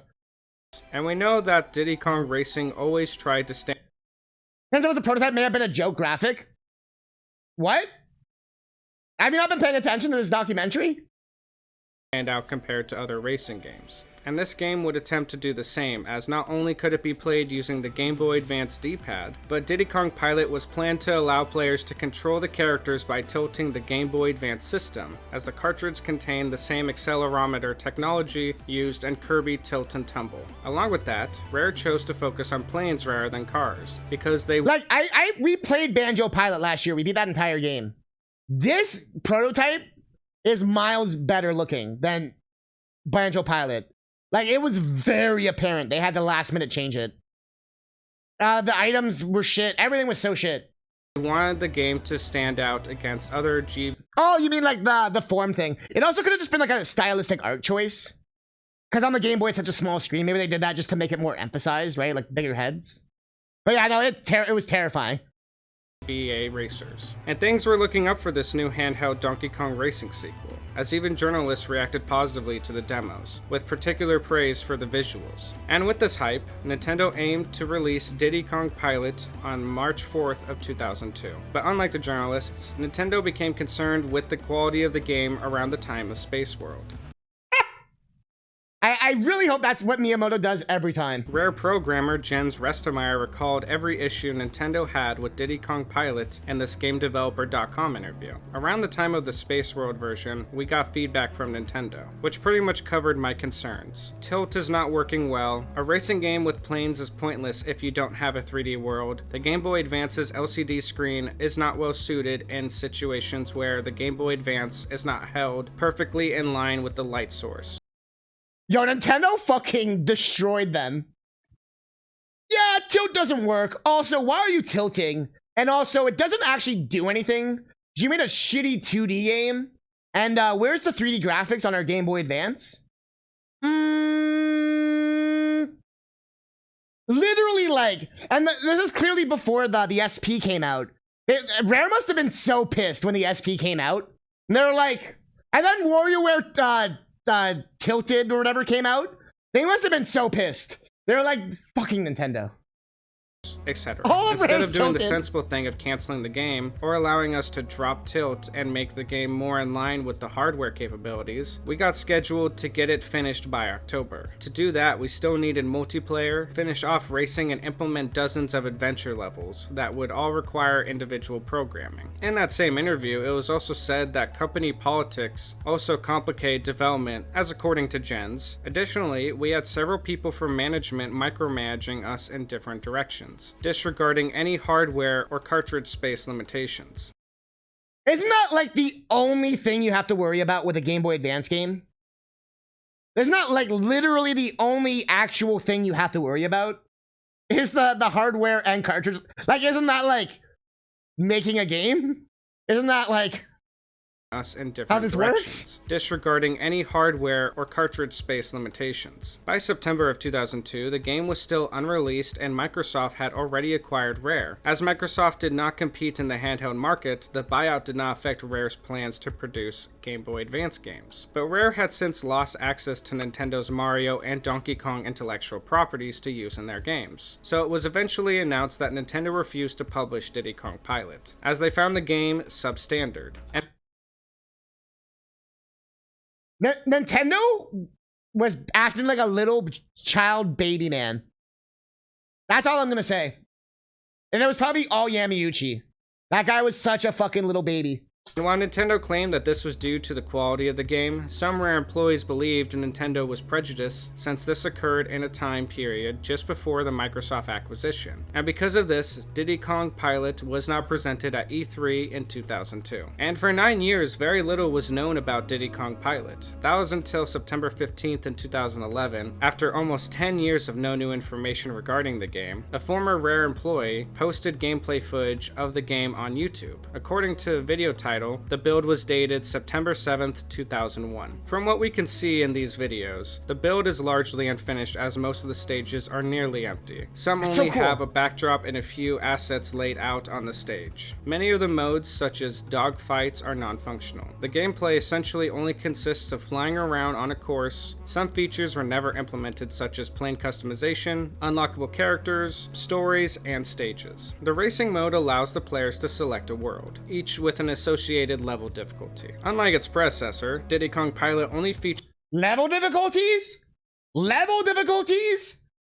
My wish was granted. Features 4 characters racing on a course at a time. The main goal remains the same, racing 3 laps around a course and getting first place. Many of the core features are similar to Diddy Kong Racing. For instance, how the player can collect bananas and pick up the items from item balloons appearing around the...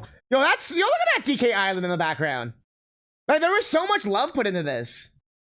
And Nintendo was like, you dare to release this besides our F-Zero games that we don't even give a fuck about? You dare to release this besides Mario Kart Super Circuit? You fucking peasants.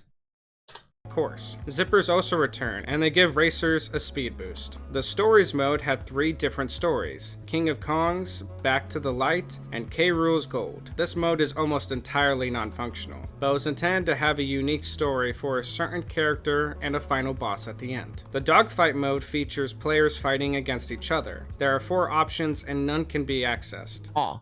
Yo, what's going on, cool?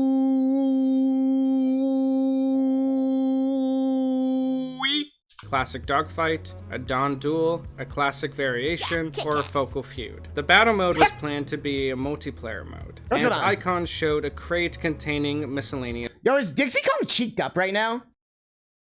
I can see her butt. Well defined. What the fuck, Rare? objects. Another version has a different icon showing 4 original Game Boy Advance units hooked up via a link cable. The clock race mode was assumed to be planned as the time trial mode. It has little to no difference from the racing mode, but it allows a player to easily select a stage similar to the debug menu. Unlike the debug menu, most of the stages crash in this option. And that is all we really know about the second cancelled sequel to Diddy Kong Racing. While this game showed promise, it was yet another sequel to Diddy Kong Racing that was ultimately cancelled due to the Rare buyout from Microsoft. But this wasn't the end of Diddy Kong Pilot. After developing the Game Boy Advance port for Donkey Kong Country 2, Rare staff were told they needed to finish Diddy Kong Pilot. Yo guys, you gotta finish that fucking Pilot game? It's been like 20 years. I had to think Nintendo CEO into the air with psychokinesis, and a giant terrifying face speak to them. You fools! Thanatos wants to do this.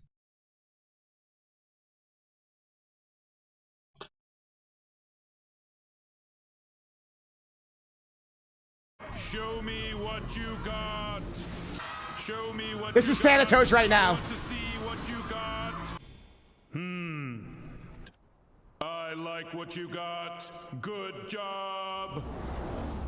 Show me what you got. Disqualified. That is literally Thanos right now. Show me what you got.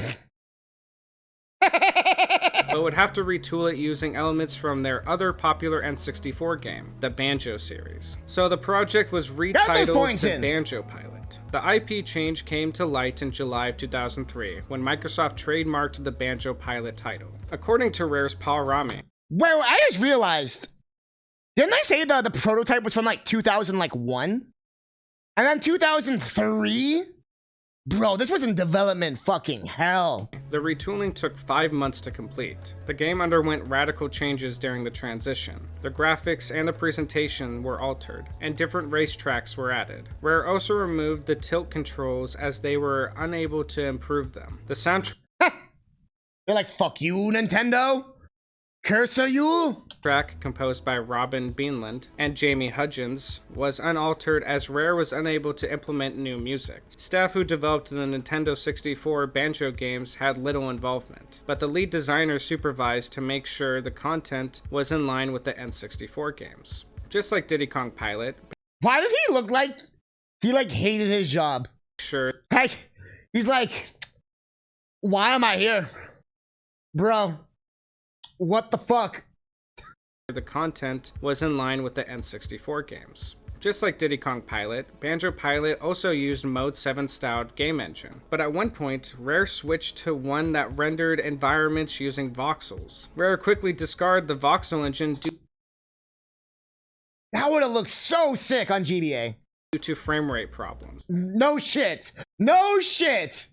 that arose when characters and weapons were added. And an interesting thing I would like to point out is that apparently Banjo Pilot used what was called a Diddy Kong racing engine. This game just could not escape its loved Literally, it's just called the Diddy Kong Racing Engine. N64 predecessor. And that is all the information I could find on the development of this kind of Diddy Kong Racing sequel. Along with the little information on the development, there is also not a lot to say with the game's story, as according to Rare, there is no story to the game. Although it can be assumed that Cheeto lost all of his pages, and Banjo and his friends must retrieve them by completing race courses. Banjo Pilot had several different modes though, such as Grand Prix, Quick Race, Time Trial, Trophies, Jiggy's Challenge, and multiplayer, where you can either do head-to-head, Yo, remember Grunty? She was so OP, holy fuck. or dogfights. And just like that, Diddy Kong Pilot, which was now Banjo Pilot, was finished and was set to be released by THQ, as in 2003, Microsoft began to collaborate with THQ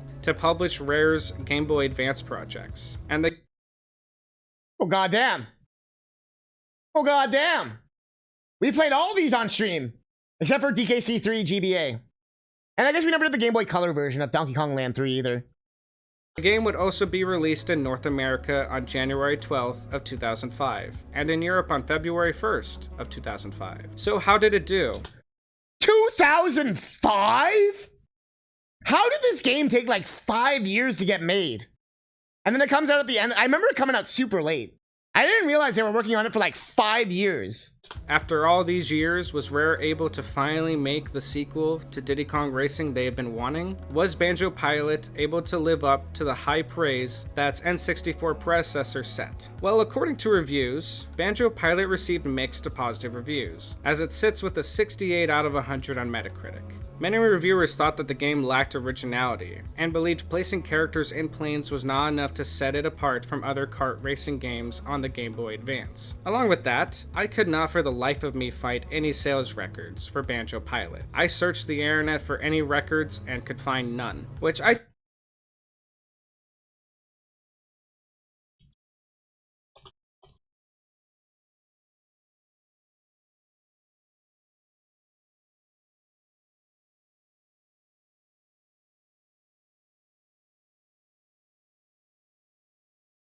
Damn, even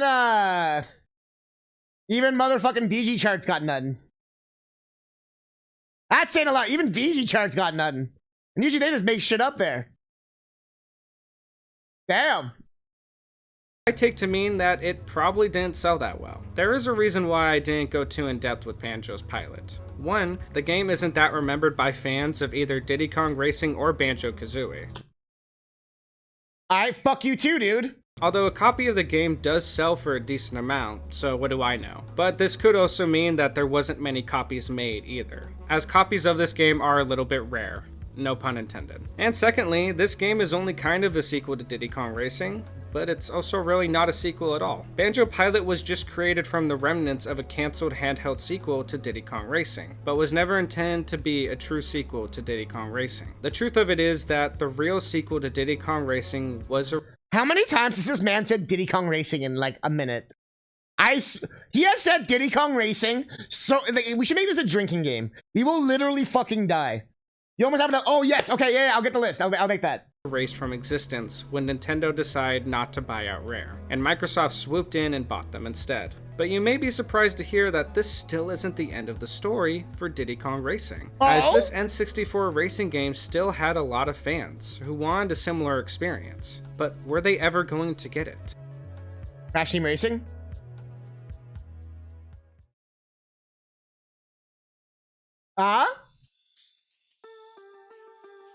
Vaporwave.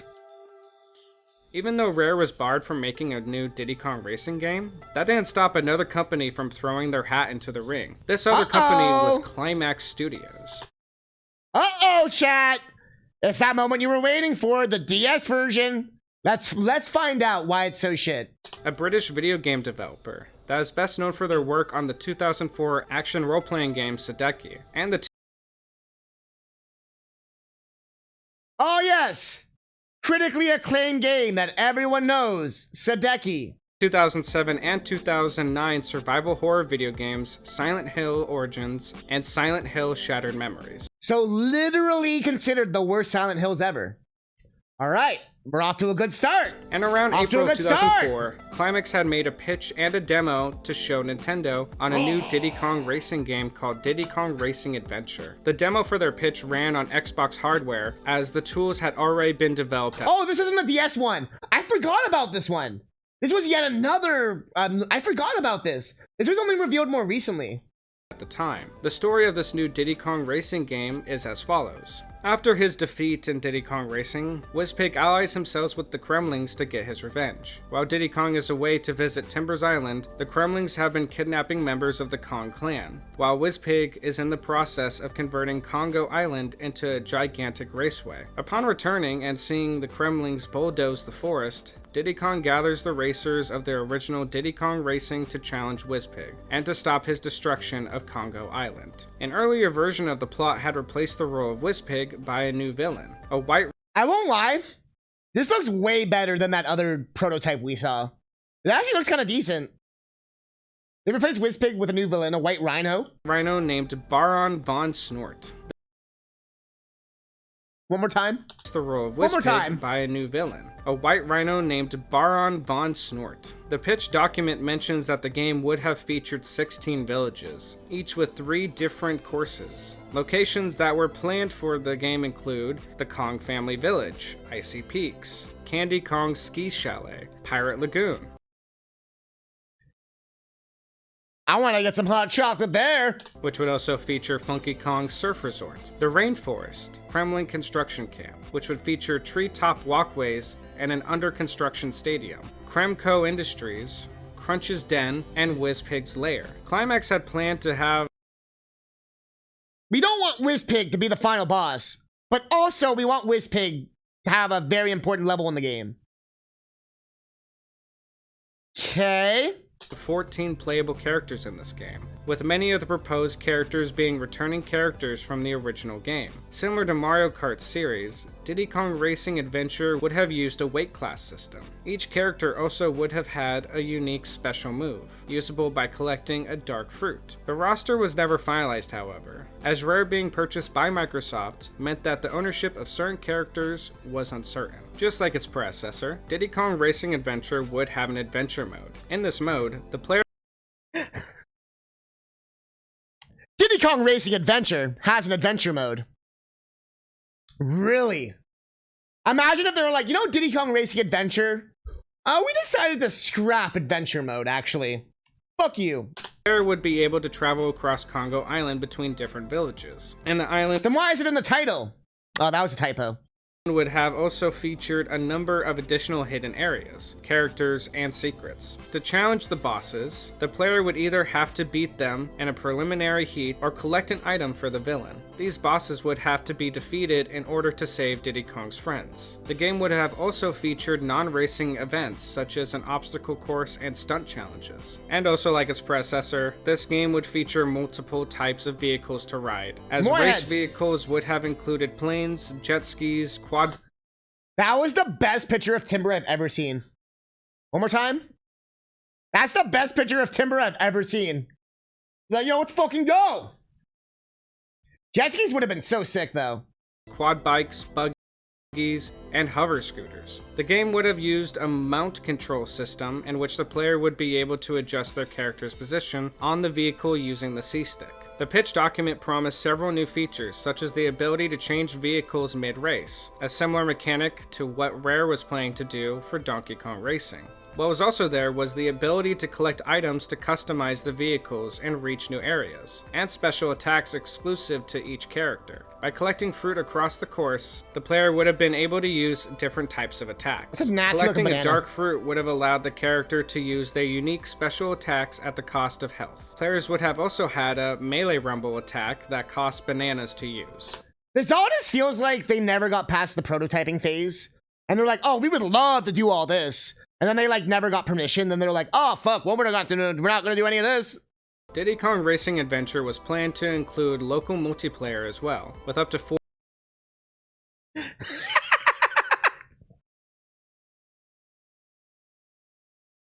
The guy on the right is such a Giga Chad. He's winning by not even looking at the game. That guy's so good. He's literally beating them blindfolded. Or he's doing the Wheel of Misfortune. I can't tell. This guy in the back is also way too into it. 4 players, allowing players to play using every course and characters unlocked Oh, that's what a fruit looks like. in single player mode. Each course would have featured a normal and monochrome mode, as well as time of day and weather settings. Other modes also would have been included, playable in either free-for-all or 2 versus 2. These Sounds like they like had way too much shit they were trying to do, and that's probably why it got canceled. It was like way too ambitious. include a straight race mode, time trials, There it is! knockout cup, in which the last place racer is eliminated from the race, elimination, a demolition derby mode, a show-off mode, a Simon Says mode in which the player must perform various skills, and Fruit Bowl, in which players must collect a certain type of fruit. And while all of this sounded very promising, the project was never announced to the public in any capacity, and Like I said, this was all the shit they wrote on the napkin, being like, bro, we're gonna do adventure mode, we're gonna have a cup that does this, and we're gonna have like an open world thing, and we're gonna have like 5 different carts, and we're gonna have like switchable animals mid-race, and we're gonna have like different stats, and we're gonna have like, you can have like different positions on the animal and stuff like that. it only became known after an amateur video archivist acquired the prototype and published a video about it in November of 2016. Although Climax Studios' project sounded ambitious, the team didn't get far with it, as Nintendo turned down the game from Climax, ending what would have been a 3rd attempt at a sequel for Diddy Kong Racing. It's hard to say though. Mega Man Legends 3 was unfortunate because like, it basically just had all the people who we needed on it. All they had to do was just finish the game. That's all they had to do. This is a bit more different because it's like an untested developer and like, you know, if this was like Rare making this, it would be a bit different, right? But since it's like a random studio that like doesn't really have a good track record and like, I can see why Nintendo was a bit like hesitant. It almost felt like no matter how hard anyone tried, Diddy Kong Racing would never get a sequel. And it's not like no one tried. Many video game developers, designers, and programmers attempted to get a sequel created. And if it wasn't for the Rare buyout by Microsoft, we would have likely had a true sequel. Who knows? Maybe even true. a series for Diddy Kong Racing games. 100% But now would've. it feels like Nintendo wanted absolutely nothing to do with the series or with Rare themselves. Well, that's not entirely true. It took until 2007 for Rare and Nintendo to really work with one another again. Besides some Donkey Kong Country ports, and some other random assortment of Alright, chat. Also, I never realized how much of a DeviantArt cover art photo that bottom left is. That is literally DeviantArt. But chat, who knows all these classic Rare GBA games? Mickey Speedway, oh, that's Game Boy. That's actually, this game was pretty solid from what I remember. Grunty's Revenge, remember that last year? Remember how long that final boss took? It took like 6 hours. Because the final boss was like a 10-part fight. I'm not even joking. The final boss had multiple bosses, a quiz show, like multiple tiers of this quiz show that you had to get right. Multiple forms of Grunty you had to fight. As well as some other bullshit I remember. And you could not fuck up even once, ever. It was insane. It's Mr. Pants. If you didn't know, chat, Mr. Pants was actually Rare's like unofficial mascot. For some reason, it was like their dude. Not a lot of people know this, but he was like their guy. Like there was like their Mario or some shit. He is Mrs. Pie's boyfriend. Get your lore, chat. And then Saber Wolf was sort of like a remake of that old Commodore game. I've tried all these games. Mr. Pants is like a Mr. Driller puzzle game. It's okay, actually. It's not too bad. Grunty's Revenge is... Saber Wolf, actually, Conqueror's Pocket Tales is way better than... It's like a better version of Grunty's Revenge. Saber Wolf was atrociously bad. I remember playing that as a kid and being like... Or not even a kid, like a teenager or whatever, and being like... What the fuck is this? games on Nintendo handhelds, Nintendo and Rare didn't really work with one another since the Microsoft buyout. That was until 2007, when Rare would finally be back making a new racing game for the Nintendo DS. And this game now we're gonna talk about everyone's favorite version of Diddy Kong Racing. Would be called Diddy Kong Racing DS. Yes, this is in fact a remake of the N64 classic. Why does he still have the human teeth? I thought they would fix this. No. Instead, they fucking triple down on it. Why is this the design? This is actually fucking terrifying. Why the individual human teeth? I guess because Diddy has it, but it looks fine on Diddy. It looks terrifying on Tip Top. So I love how Timber's still there, like, remember RC Pro-Am, please. Diddy Kong Racing. Diddy Kong Racing DS was thankfully developed by the original company that made the original, Rare, and it would be published by Nintendo. Diddy Kong Racing DS was released on February 5th of 2007 in North America, and on April 19th of 2007 in Europe. Oh, no simultaneous! No simultaneous this time. Sonic movie you have right? Like, what the fuck? Turtle teeth, best teeth. And on April 20th Turtle teeth, slow children. of 2007 in Australia. This version received enhanced visuals and frame rate in addition to touchscreen functions. 4 new racetracks were included in What? Y'all talking shit about this version? It actually gives the game content. the remake. Several modifications to the soundtrack, along with new playable characters Taj and Wizpig, while Whoa, let me see the characters. modifications to the soundtrack, along with new playable characters Taj and Wizpig. You can play as Wiz. Does Wizpig drive a thing or does he run? Yo, if you get to be running Wizpig, that actually is so fucking cool. Also, this new character selection is fucking terrible. The old one was so much better. But what's wrong with Tiny Kong?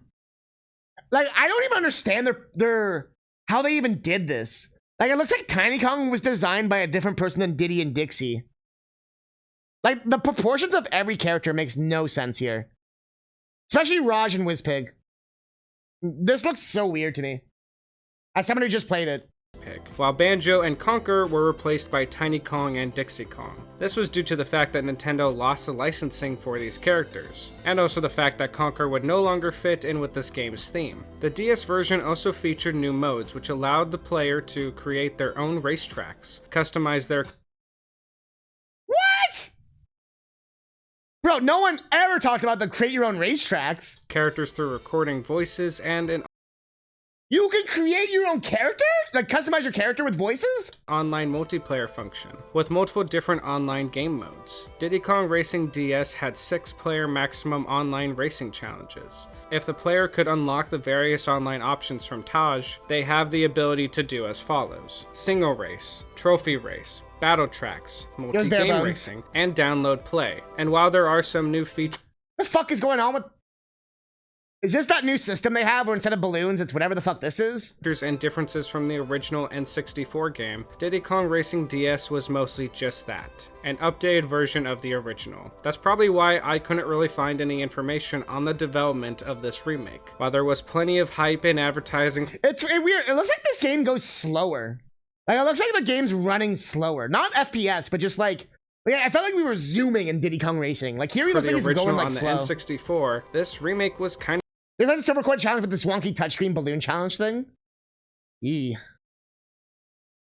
The silver coin thing of silent, to be honest. I couldn't find any interviews with Rare or Nintendo was alright. employees about this project. I would have Yeah, it loved was to slow. go into more detail on the making of this remake, but it seemed that no one from Rare or Nintendo felt like talking about it. Even though there wasn't a lot of talk about this Yeah, remake funny. being made for the loved N64 classic, one thing it could say, unlike the previous attempts to make a sequel, this game was actually completed and released. And once this DS remake became available for the public in February and April of 2007, fans and critics did So you had to pop the balloons on the touchscreen and then swipe it to change your camera angle as you flew one lap through the track. The fuck? That's so wacky. Like, not fun wacky, like, confusing wacky. did not enjoy the remake as much as the original, as the game only holds a 63 out of 100 on Metacritic. And it feels like this was so preventable. All they had to do was include, like, an OG mode. You know what I mean? Like Ocarina of Time, where it has, like, the Master Quest and the regular. Like, all they had to do was just include, like, a non-DS mode. Like Resident Evil DS. You can play it in the original mode or DS mode with all the fancy DS shit. Huh. And user reviews give it a 7.1 No, whack, you out just of whack. 10, a large step down from the reviews of the original Diddy Kong Racing. The game was met with mixed reviews upon release, with critics asserting that the new additions were gimmicky, and that the touchscreen controls felt horribly sensitive. And because of this, sales weren't I love how Rare was so desperate to get some kind of motion control into Diddy Kong Racing. Whether it was the tilting thing on the GBA or whatever. And now that they finally have done it, it's garbage tier. Nintendo was right. Nintendo knew. Way back in 2000 or whatever. They fucking knew.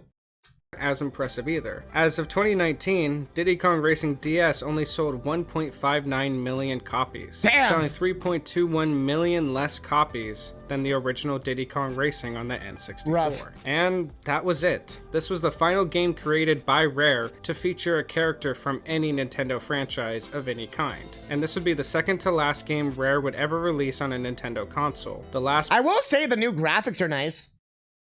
I will say these new graphics are pretty nice. Like, everything's clear, no popping. All pretty nice. being Viva Pinata Pocket Paradise for the Nintendo DS. I didn't even know this game existed. Today I just learned this game existed. And since then, Rare has not made a game for any Nintendo console, as most of their games are now just playable on PC and Xbox. It is very crazy to think that— Well, Kuja, that was a thing with a lot of games, though. Like Castlevania Donosoro. The only way you could beat a boss in that game was to draw on the touchscreen. You had to draw a very specific seal to seal the bosses. So that game, you pretty much had to play with the stylus in your hand the whole time. There's Kid Icarus Uprising for the 3DS, which has some of the most insane controls ever made. You pretty much have to play that game with a fucking little stand, because you can't even hold it properly. You have to hit so much shit and do so much shit. So that's not even the first weird game with that shit. Or what about Phantom Hourglass? Where everything's stylus, and the entire game is a stylus. Same with Spirit Tracks. There's no buttons in those games. Don't use your fingers. See, that's where you failed, Kuja. Everyone knows you can't use your fingers on DS or 3DS. It doesn't work. Like, unless you're poking. Poking's fine. But if you're trying to drag, never works. that Rare, the company that became loved for their critically acclaimed classics on the Nintendo 64, have since stopped making— No, I think you're over. I like I said, I have no issues with this shit. What I would usually do with stuff like that. I can show you.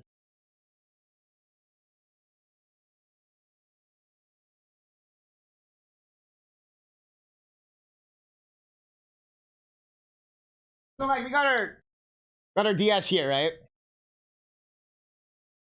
Okay. So let's say I need to like play a game, right? The stylus. So you can try to like do it like that, right? The secret technique I always found was just hold it like in your fingers like this, and then you can just play the game. Then just use both your hands, and then just use your hand. So just put it like in between two fingers. That was the secret. And then you just play, tap, play, tap, play, tap, whatever. It still wouldn't be fun for this game, but it's literally not that hard. I never really struggle with stuff like that. There you go. Like I said, I have never had issues with Nintendo's motion controls or touchscreen shit. It always worked for me. I've never had issues with it. I don't tell people. Whether it was good implementation is not— I'm not trying to say it's good implementation. I'm just saying I could see myself being able to still do it. Like, I don't see like how it would be that big of a hurdle. Perfect Dark got released for the download-only 360 back in college. It was so hard to play it with your friends using modern FPS. Oh yeah, no, the 360 version of Perfect Dark is fucking amazing. There's also the GoldenEye port, which is really good, which you can play if you know where to look. Whereas nowhere's nowadays a ship of thesis thing. Or so the original— well, Thanatos. That's like— maybe you're just learning about all this. Remember I keep talking about a company called Platonic? This is where they went. They all jumped ship from majority of them jumped ship. There's still a few left from the OG days. And they literally became Platonic. Oh, they're coming soon. Bastards. Bastards!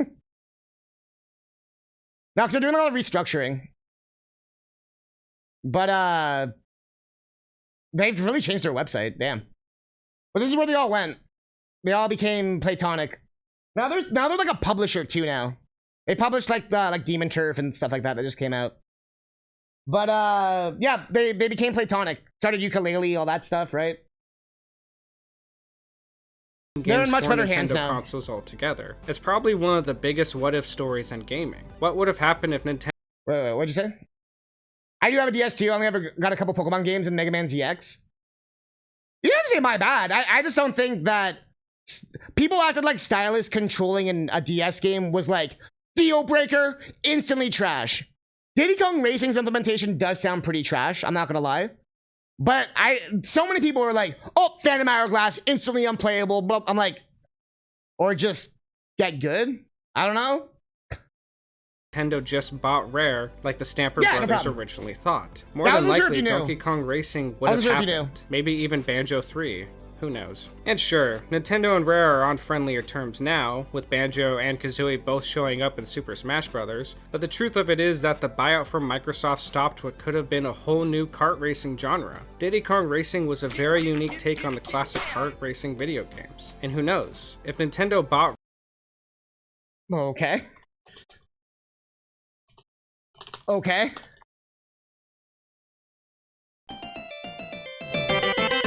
Yo, I'm Sonic 2, and I'm coming through.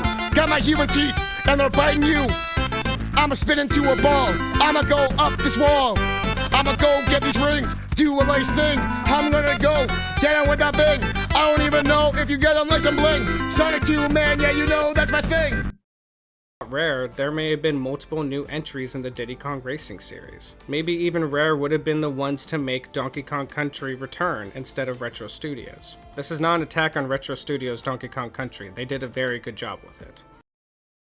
But we can't live in a world of what-ifs. All we can do is look back on history. Rare was a loved gaming developer who made some amazing classics for Nintendo consoles, and they created one of the most unique racing games to date, that started out as a different project altogether, but was turned into a racing game starring Diddy Kong, and other original characters, which used different mechanics and multiple different vehicles to stand out from the other kart racers. And it definitely caught a lot of attention, selling close to 5 million copies. But sadly, the praise from fans and critics and great sales was not enough to save the series, as any future plans for it were erased once Microsoft purchased Rare. And since then, there have been 3 cancelled sequels.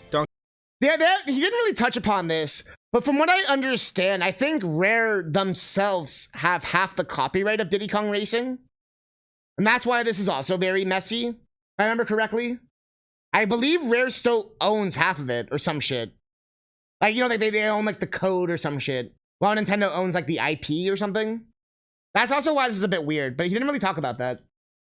Donkey Kong Racing, Diddy Kong Pilot, and Diddy Kong Racing Adventure. And while yes, Banjo Pilot was very similar to what Diddy Kong Pilot would have been, it is still not a true sequel. And as of today, all we have is that 2007 DS remake of the original, which according to fans and critics, it's not as good as the original. So that is where this beloved N64 classic stands today. Even with all the fans, all the love, all the sales, all the history, Diddy Kong Racing really does stand out by itself. Will it ever get the sequel that I and probably many believe it deserves? Not to be bleak, but I doubt it. Nintendo already has Mario Kart, whose most recent release has sold 43.35 million copies.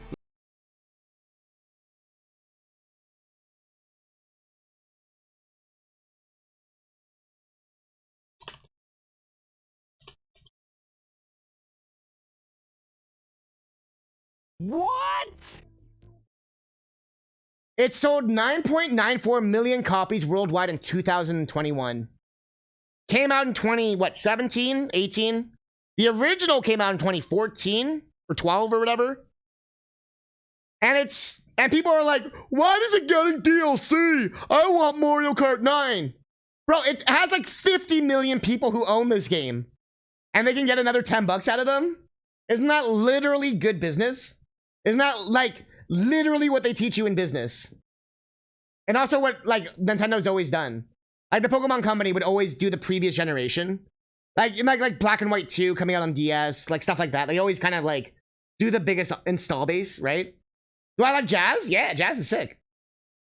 Nintendo doesn't need Diddy Kong Get some Racing, Coltrane. and Rare is too focused on their own projects with Microsoft. As much as it pains me to say it, Diddy Kong Racing was not only a game that should have, but was good enough to have a sequel. Successful enough to have a sequel. But it is true when they say timing is everything. Diddy Kong Racing released at the perfect time for it to be successful. Bro, he said the but it same thing also like 5 released times at the now. worst Am I time. going crazy, or has he wrapped up this video like They 5 not times with the decide same by reviews sentence? or sales. The factors My that only beef usually with this affect video is the it needed vast a little bit of majority editing. games. He No, repeated Diddy Kong himself Racing so got fucking this much. fate simply due to its timing. The fact that its sequel was in development, Donkey Kong Racing, which I believe would have been a great success, was in production right in the middle of Rare being bought by Nintendo's rival. You already Despite said all the this. amazing reviews and financial success, it's crazy to say that Donkey Kong Racing never stood a chance. Even with its amazing sales and reviews, it could not overcome the company politics that were involved. Right? So that Yeah, leads right. He's us doing to the Return of the today, King. where It's no like one is talking he's about basically just recapping the entire video. But it's like I watched the entire video. You don't need to like recap it.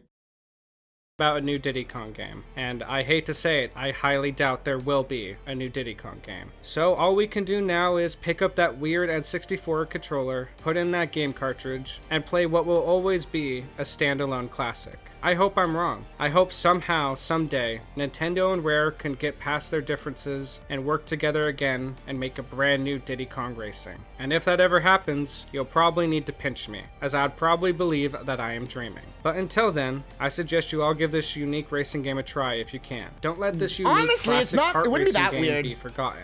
Don't let it fade away.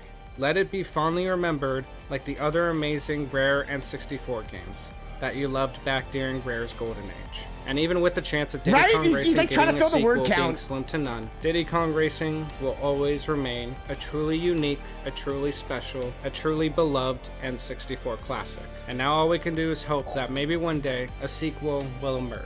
But while we're waiting for that, everyone, that is the story of Diddy Kong Racing. I hope you all enjoyed. Thank you all so much for watching. There we go. My man. Good God, that was the longest ending. I will give you a thumbs up though, dude. You know what? A sub and a like. This guy just gave us an like hour and a half, 2 hours of entertainment. It was an hour documentary where we pause and talk a lot. So if you didn't give this guy a like, give a comment, whatever. He did a good job. Like this is just a random YouTuber guy. This only has 1,000 views, chat.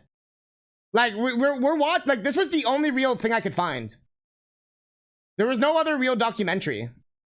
Like there is for like the other games. Besides, again, this amazing video we watched. Check in with Candy Krause in the Hot Topic XJ443 Jetpack. Candy, what can you see? Well, Trent, my gosh, it's much higher than I thought. We're looking at over 20 different courses here with all types of terrain. It's really, really dangerous down there. It's quite difficult to see how anyone could Run it survive back! something like All right, Coin Pusher, we're gonna watch the entire thing again just for you. Wait, since we're on this video, where is it? Yo, I forgot. Oh my God, this thing was so fucking cracked. This is no place for the faint of heart. Here's what we know so far. The shit was cracked. For Nintendo, it appears that Diddy Kong will also be racing new and different vehicles in this adventure, specifically hovercraft. That's right. Yeah. Any more of them, Diddy Kong? Hovercraft and planes. will Classic also be- Frank. This is racing like we've never seen before, Trent. Even head-to-head and versus mode, players can race different combinations of vehicles. Years, theirs was a storybook romance told in the tabloids and talk shows. But sadly, and suddenly, it came to an end. I was in the kitchen. I had just made a banana coconut casserole. It was his favorite.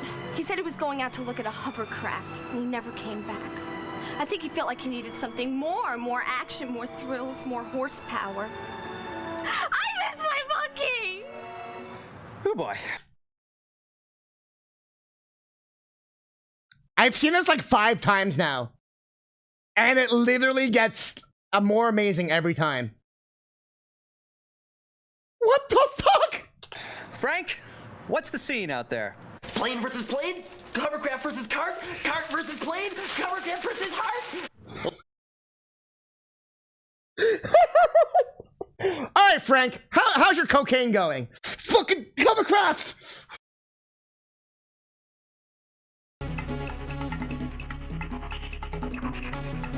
Turok!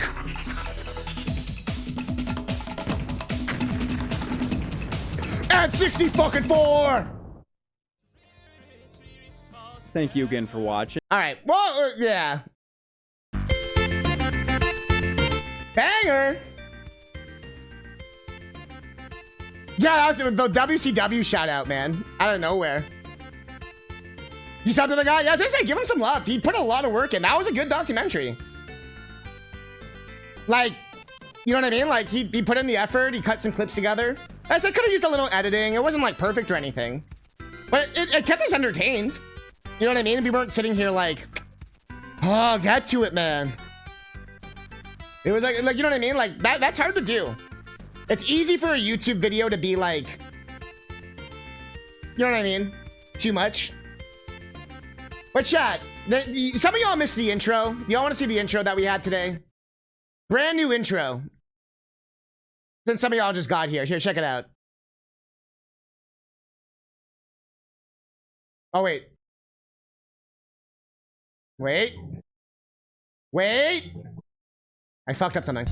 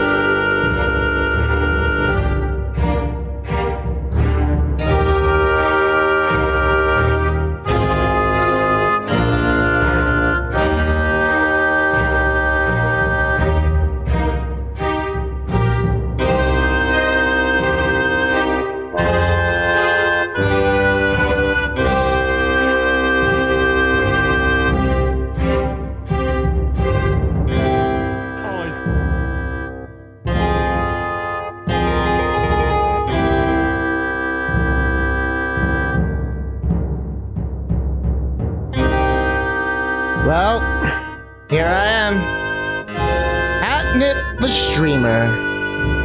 Kong of all the land. Who would have thought that? But how did I come to this, I hear you say? And who are these strange fellows that surround my throne that you'd also say? Well, it's a long story. Come closer and I'll tell ya. It all started last month. And what a month that was. It's what I call the summer of DK and Banjo.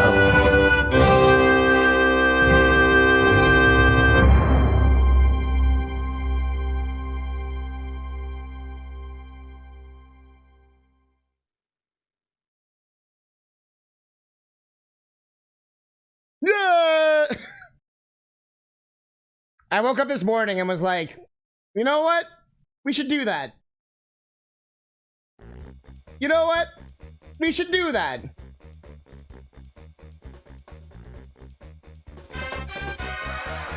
Ain't that right, chat? Alright, we got some wise guys here, I see. People ain't know what's really gonna be going down. As we got some big things to do here, capiche? We got some big chungus, you see? We got some small chungus. All kinds of chungus. We can't even keep up right now. Well, I'm gonna need everybody to keep their pantaloons on. We're gonna need you all to get it down. We're all gonna need you to do that thing.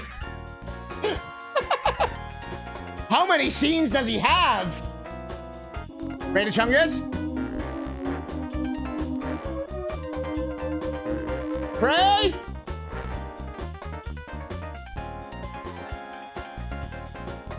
Let me see my hands.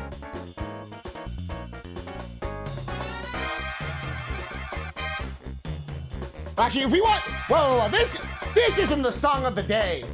The song of the day... Oh, we...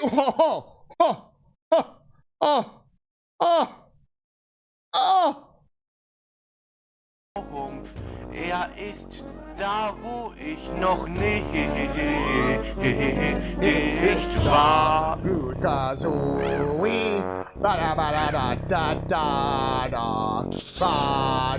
Yo, thanks everyone. Wo ist Kazooie? Eben war doch noch hier. Wo ist Kazooie? Eben war er doch noch hier. Bum, bum, bum. Wo ist Kazooie? Eben war er doch noch hier. Wo ist Kazooie? Eben war er doch noch hier. Bum, bum, bum. Wo ist Kazooie? Eben war er doch noch hier. Wo ist Kazooie? Eben war er doch noch hier. Bum, bum, bum. Er ist nicht in der Höhle und auch nicht im Soho-Humpf. Er ist da, wo ich noch nicht war. Wo ist Kazooie? Eben war er doch noch hier. Wo ist Kazooie? Eben war er doch noch hier. Bum, bum, bum. Yeah, it was the Donkey Kong background, yeah. Literally, this song will be in your head forever. My favorite part is that, like, I know there's people who understand what it's saying. And, like, people translated it for me already. I find that so funny. There is so much of this. Y'all ready? Ich bin Dr. Mario, ich kann so coole Tricks. Ich bin Dr. Mario, ich bin so super cool. Ich bin Dr. Mario, ich kann so coole Tricks. Ich bin Dr. Mario. Ich bin Dr. Mario, ich kann so coole Tricks. Ich bin Dr. Mario, ich bin so super cool. Is Dr. Mario doing tricks? What is he doing? There's an English version. How can it be any better?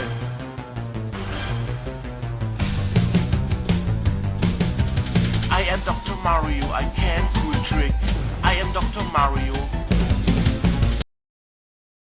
What, he knows what he's doing in English? It's only in German he doesn't know what he's doing? Bastard. Why is this one upside down?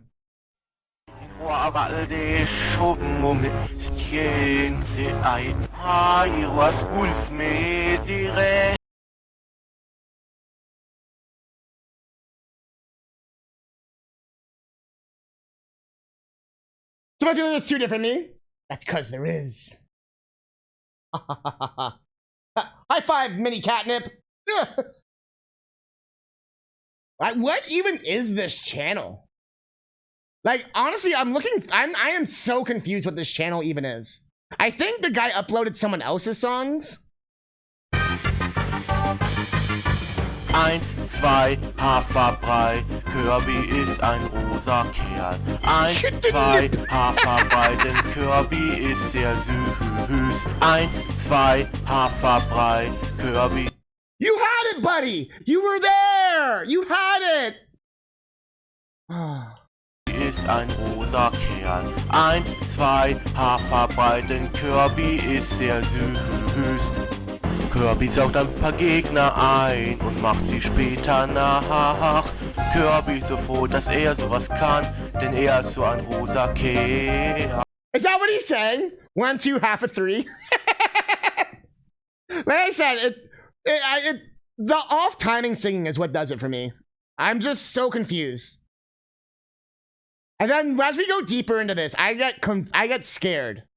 Like, what is happening here? And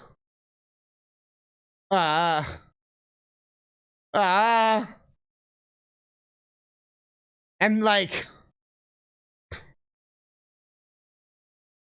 yo, Matlock, you're back. You missed it all. You missed the documentary.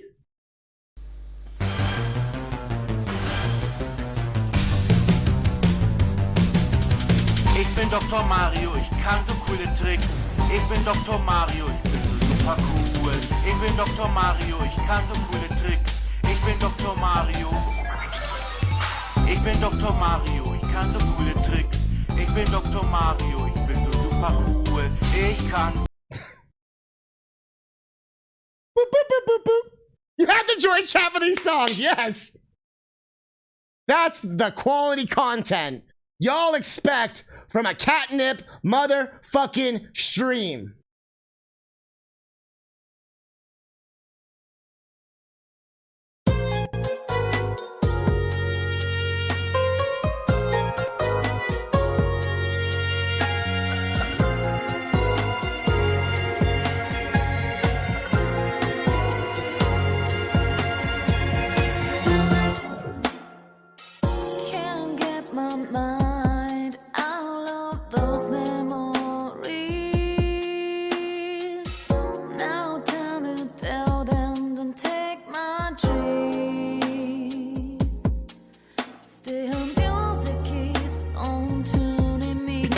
skipping church. Come on, Batman. What are you doing? He's just vibing, man. Batman's vibing.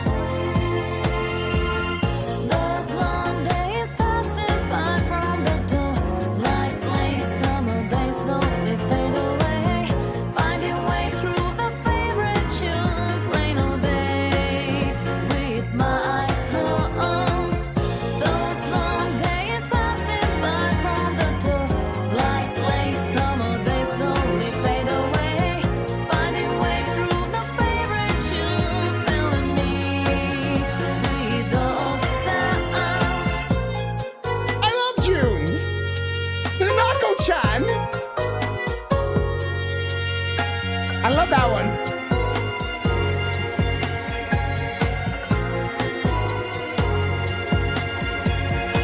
Ha!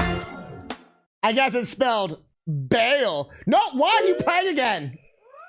No! Why? The kazooie.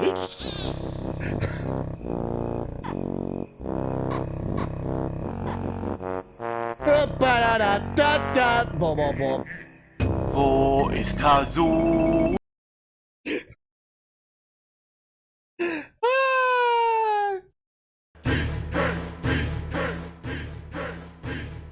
Boom, boom, boom, boom, boom, boom. Oh, we did it! We beat the bad ending of Diddy Kong Racing. Although Chad is not happy with that. I will be working on the schedule like today. I'm gonna be taking tomorrow off, I think. I just need a day to kind of get my shit together, like real life. And I didn't get to have it on, like, I usually take Saturday to do that, but I didn't have Saturday, so I need a day to do that. So, we should be back on Thursday. Crash Bandicoot, Warts. Ba-da-da-da-da-da-da-da-da. It looks like it's gonna be the Switch version. Treat, treat, treat. Also, you can't get mad at this photo.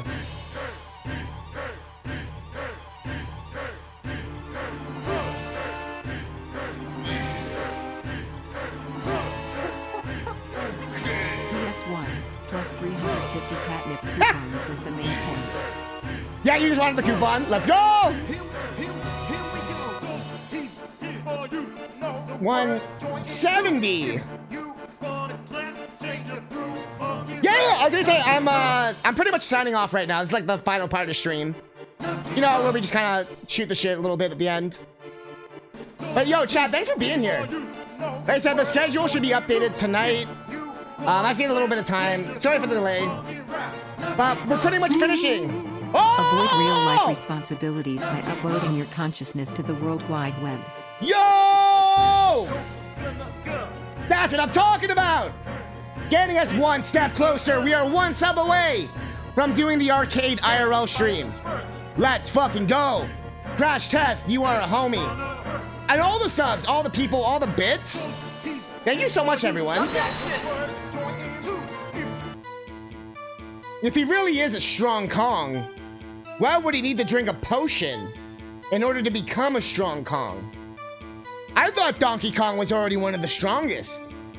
So was Cranky just giving him a placebo? I don't know, but I'm sitting here looking at the evidence, trying to figure out what exactly is happening right now. But all I know is that can't be a strong Kong if his Kong ain't strong. Your Honor, me and my associate, B. Chungus, resting our case.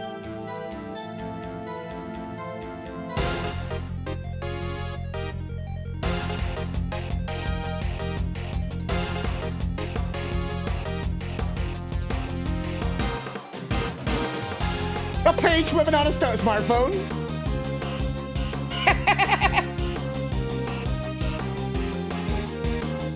That's what Athena.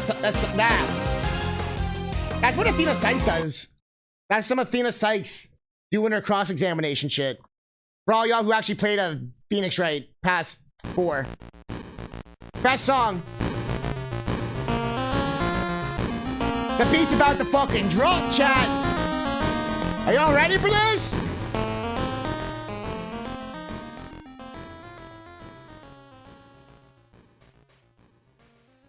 Da da da da da da da da. Yeah, I'm not usually on when they're on. Wait, go back. I wanted the full song. So let's go raid. Looks like they're doing a special like stream event. Let's go raid on Mega Marino. They're trying to beat like every Mega Man Maker level. They're usually on at like midnight or like 1 a.m. So I never get a chance to raid them. Let's go raid Mega Marino. Huge Mega Man person. If you like Mega Man, you know where to go. If you got levels, you know where to go. But chat, thank you so much. Thank you for being here. Like I said, I'm sorry you have to take tomorrow off, but I feel like I just need to do it, get my shit together, and then we're good. And then I'm still working on my game. We still got music coming. Another marathon's coming up with more music. Working on Kuja's song. There's a lot. But yo, cat faces in the motherfucking chat. Cat faces. Yo, what? Thanatos_0 gifted a tier 1 sub to Metroid Master. That just got us. That just put us. Yo, and it's going to Metroid Master. Oh! What the fuck? Yo, and a hype train. Let's go, let's go, let's go, let's go. Y'all have been insanely supportive. What the fuck? Cat faces.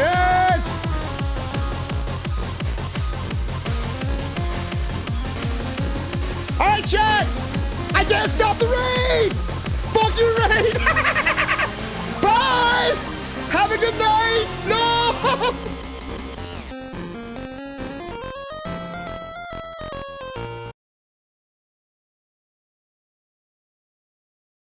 Also, I think this is the fastest stomp. I think your fastest movement is with the elect chip, by the way.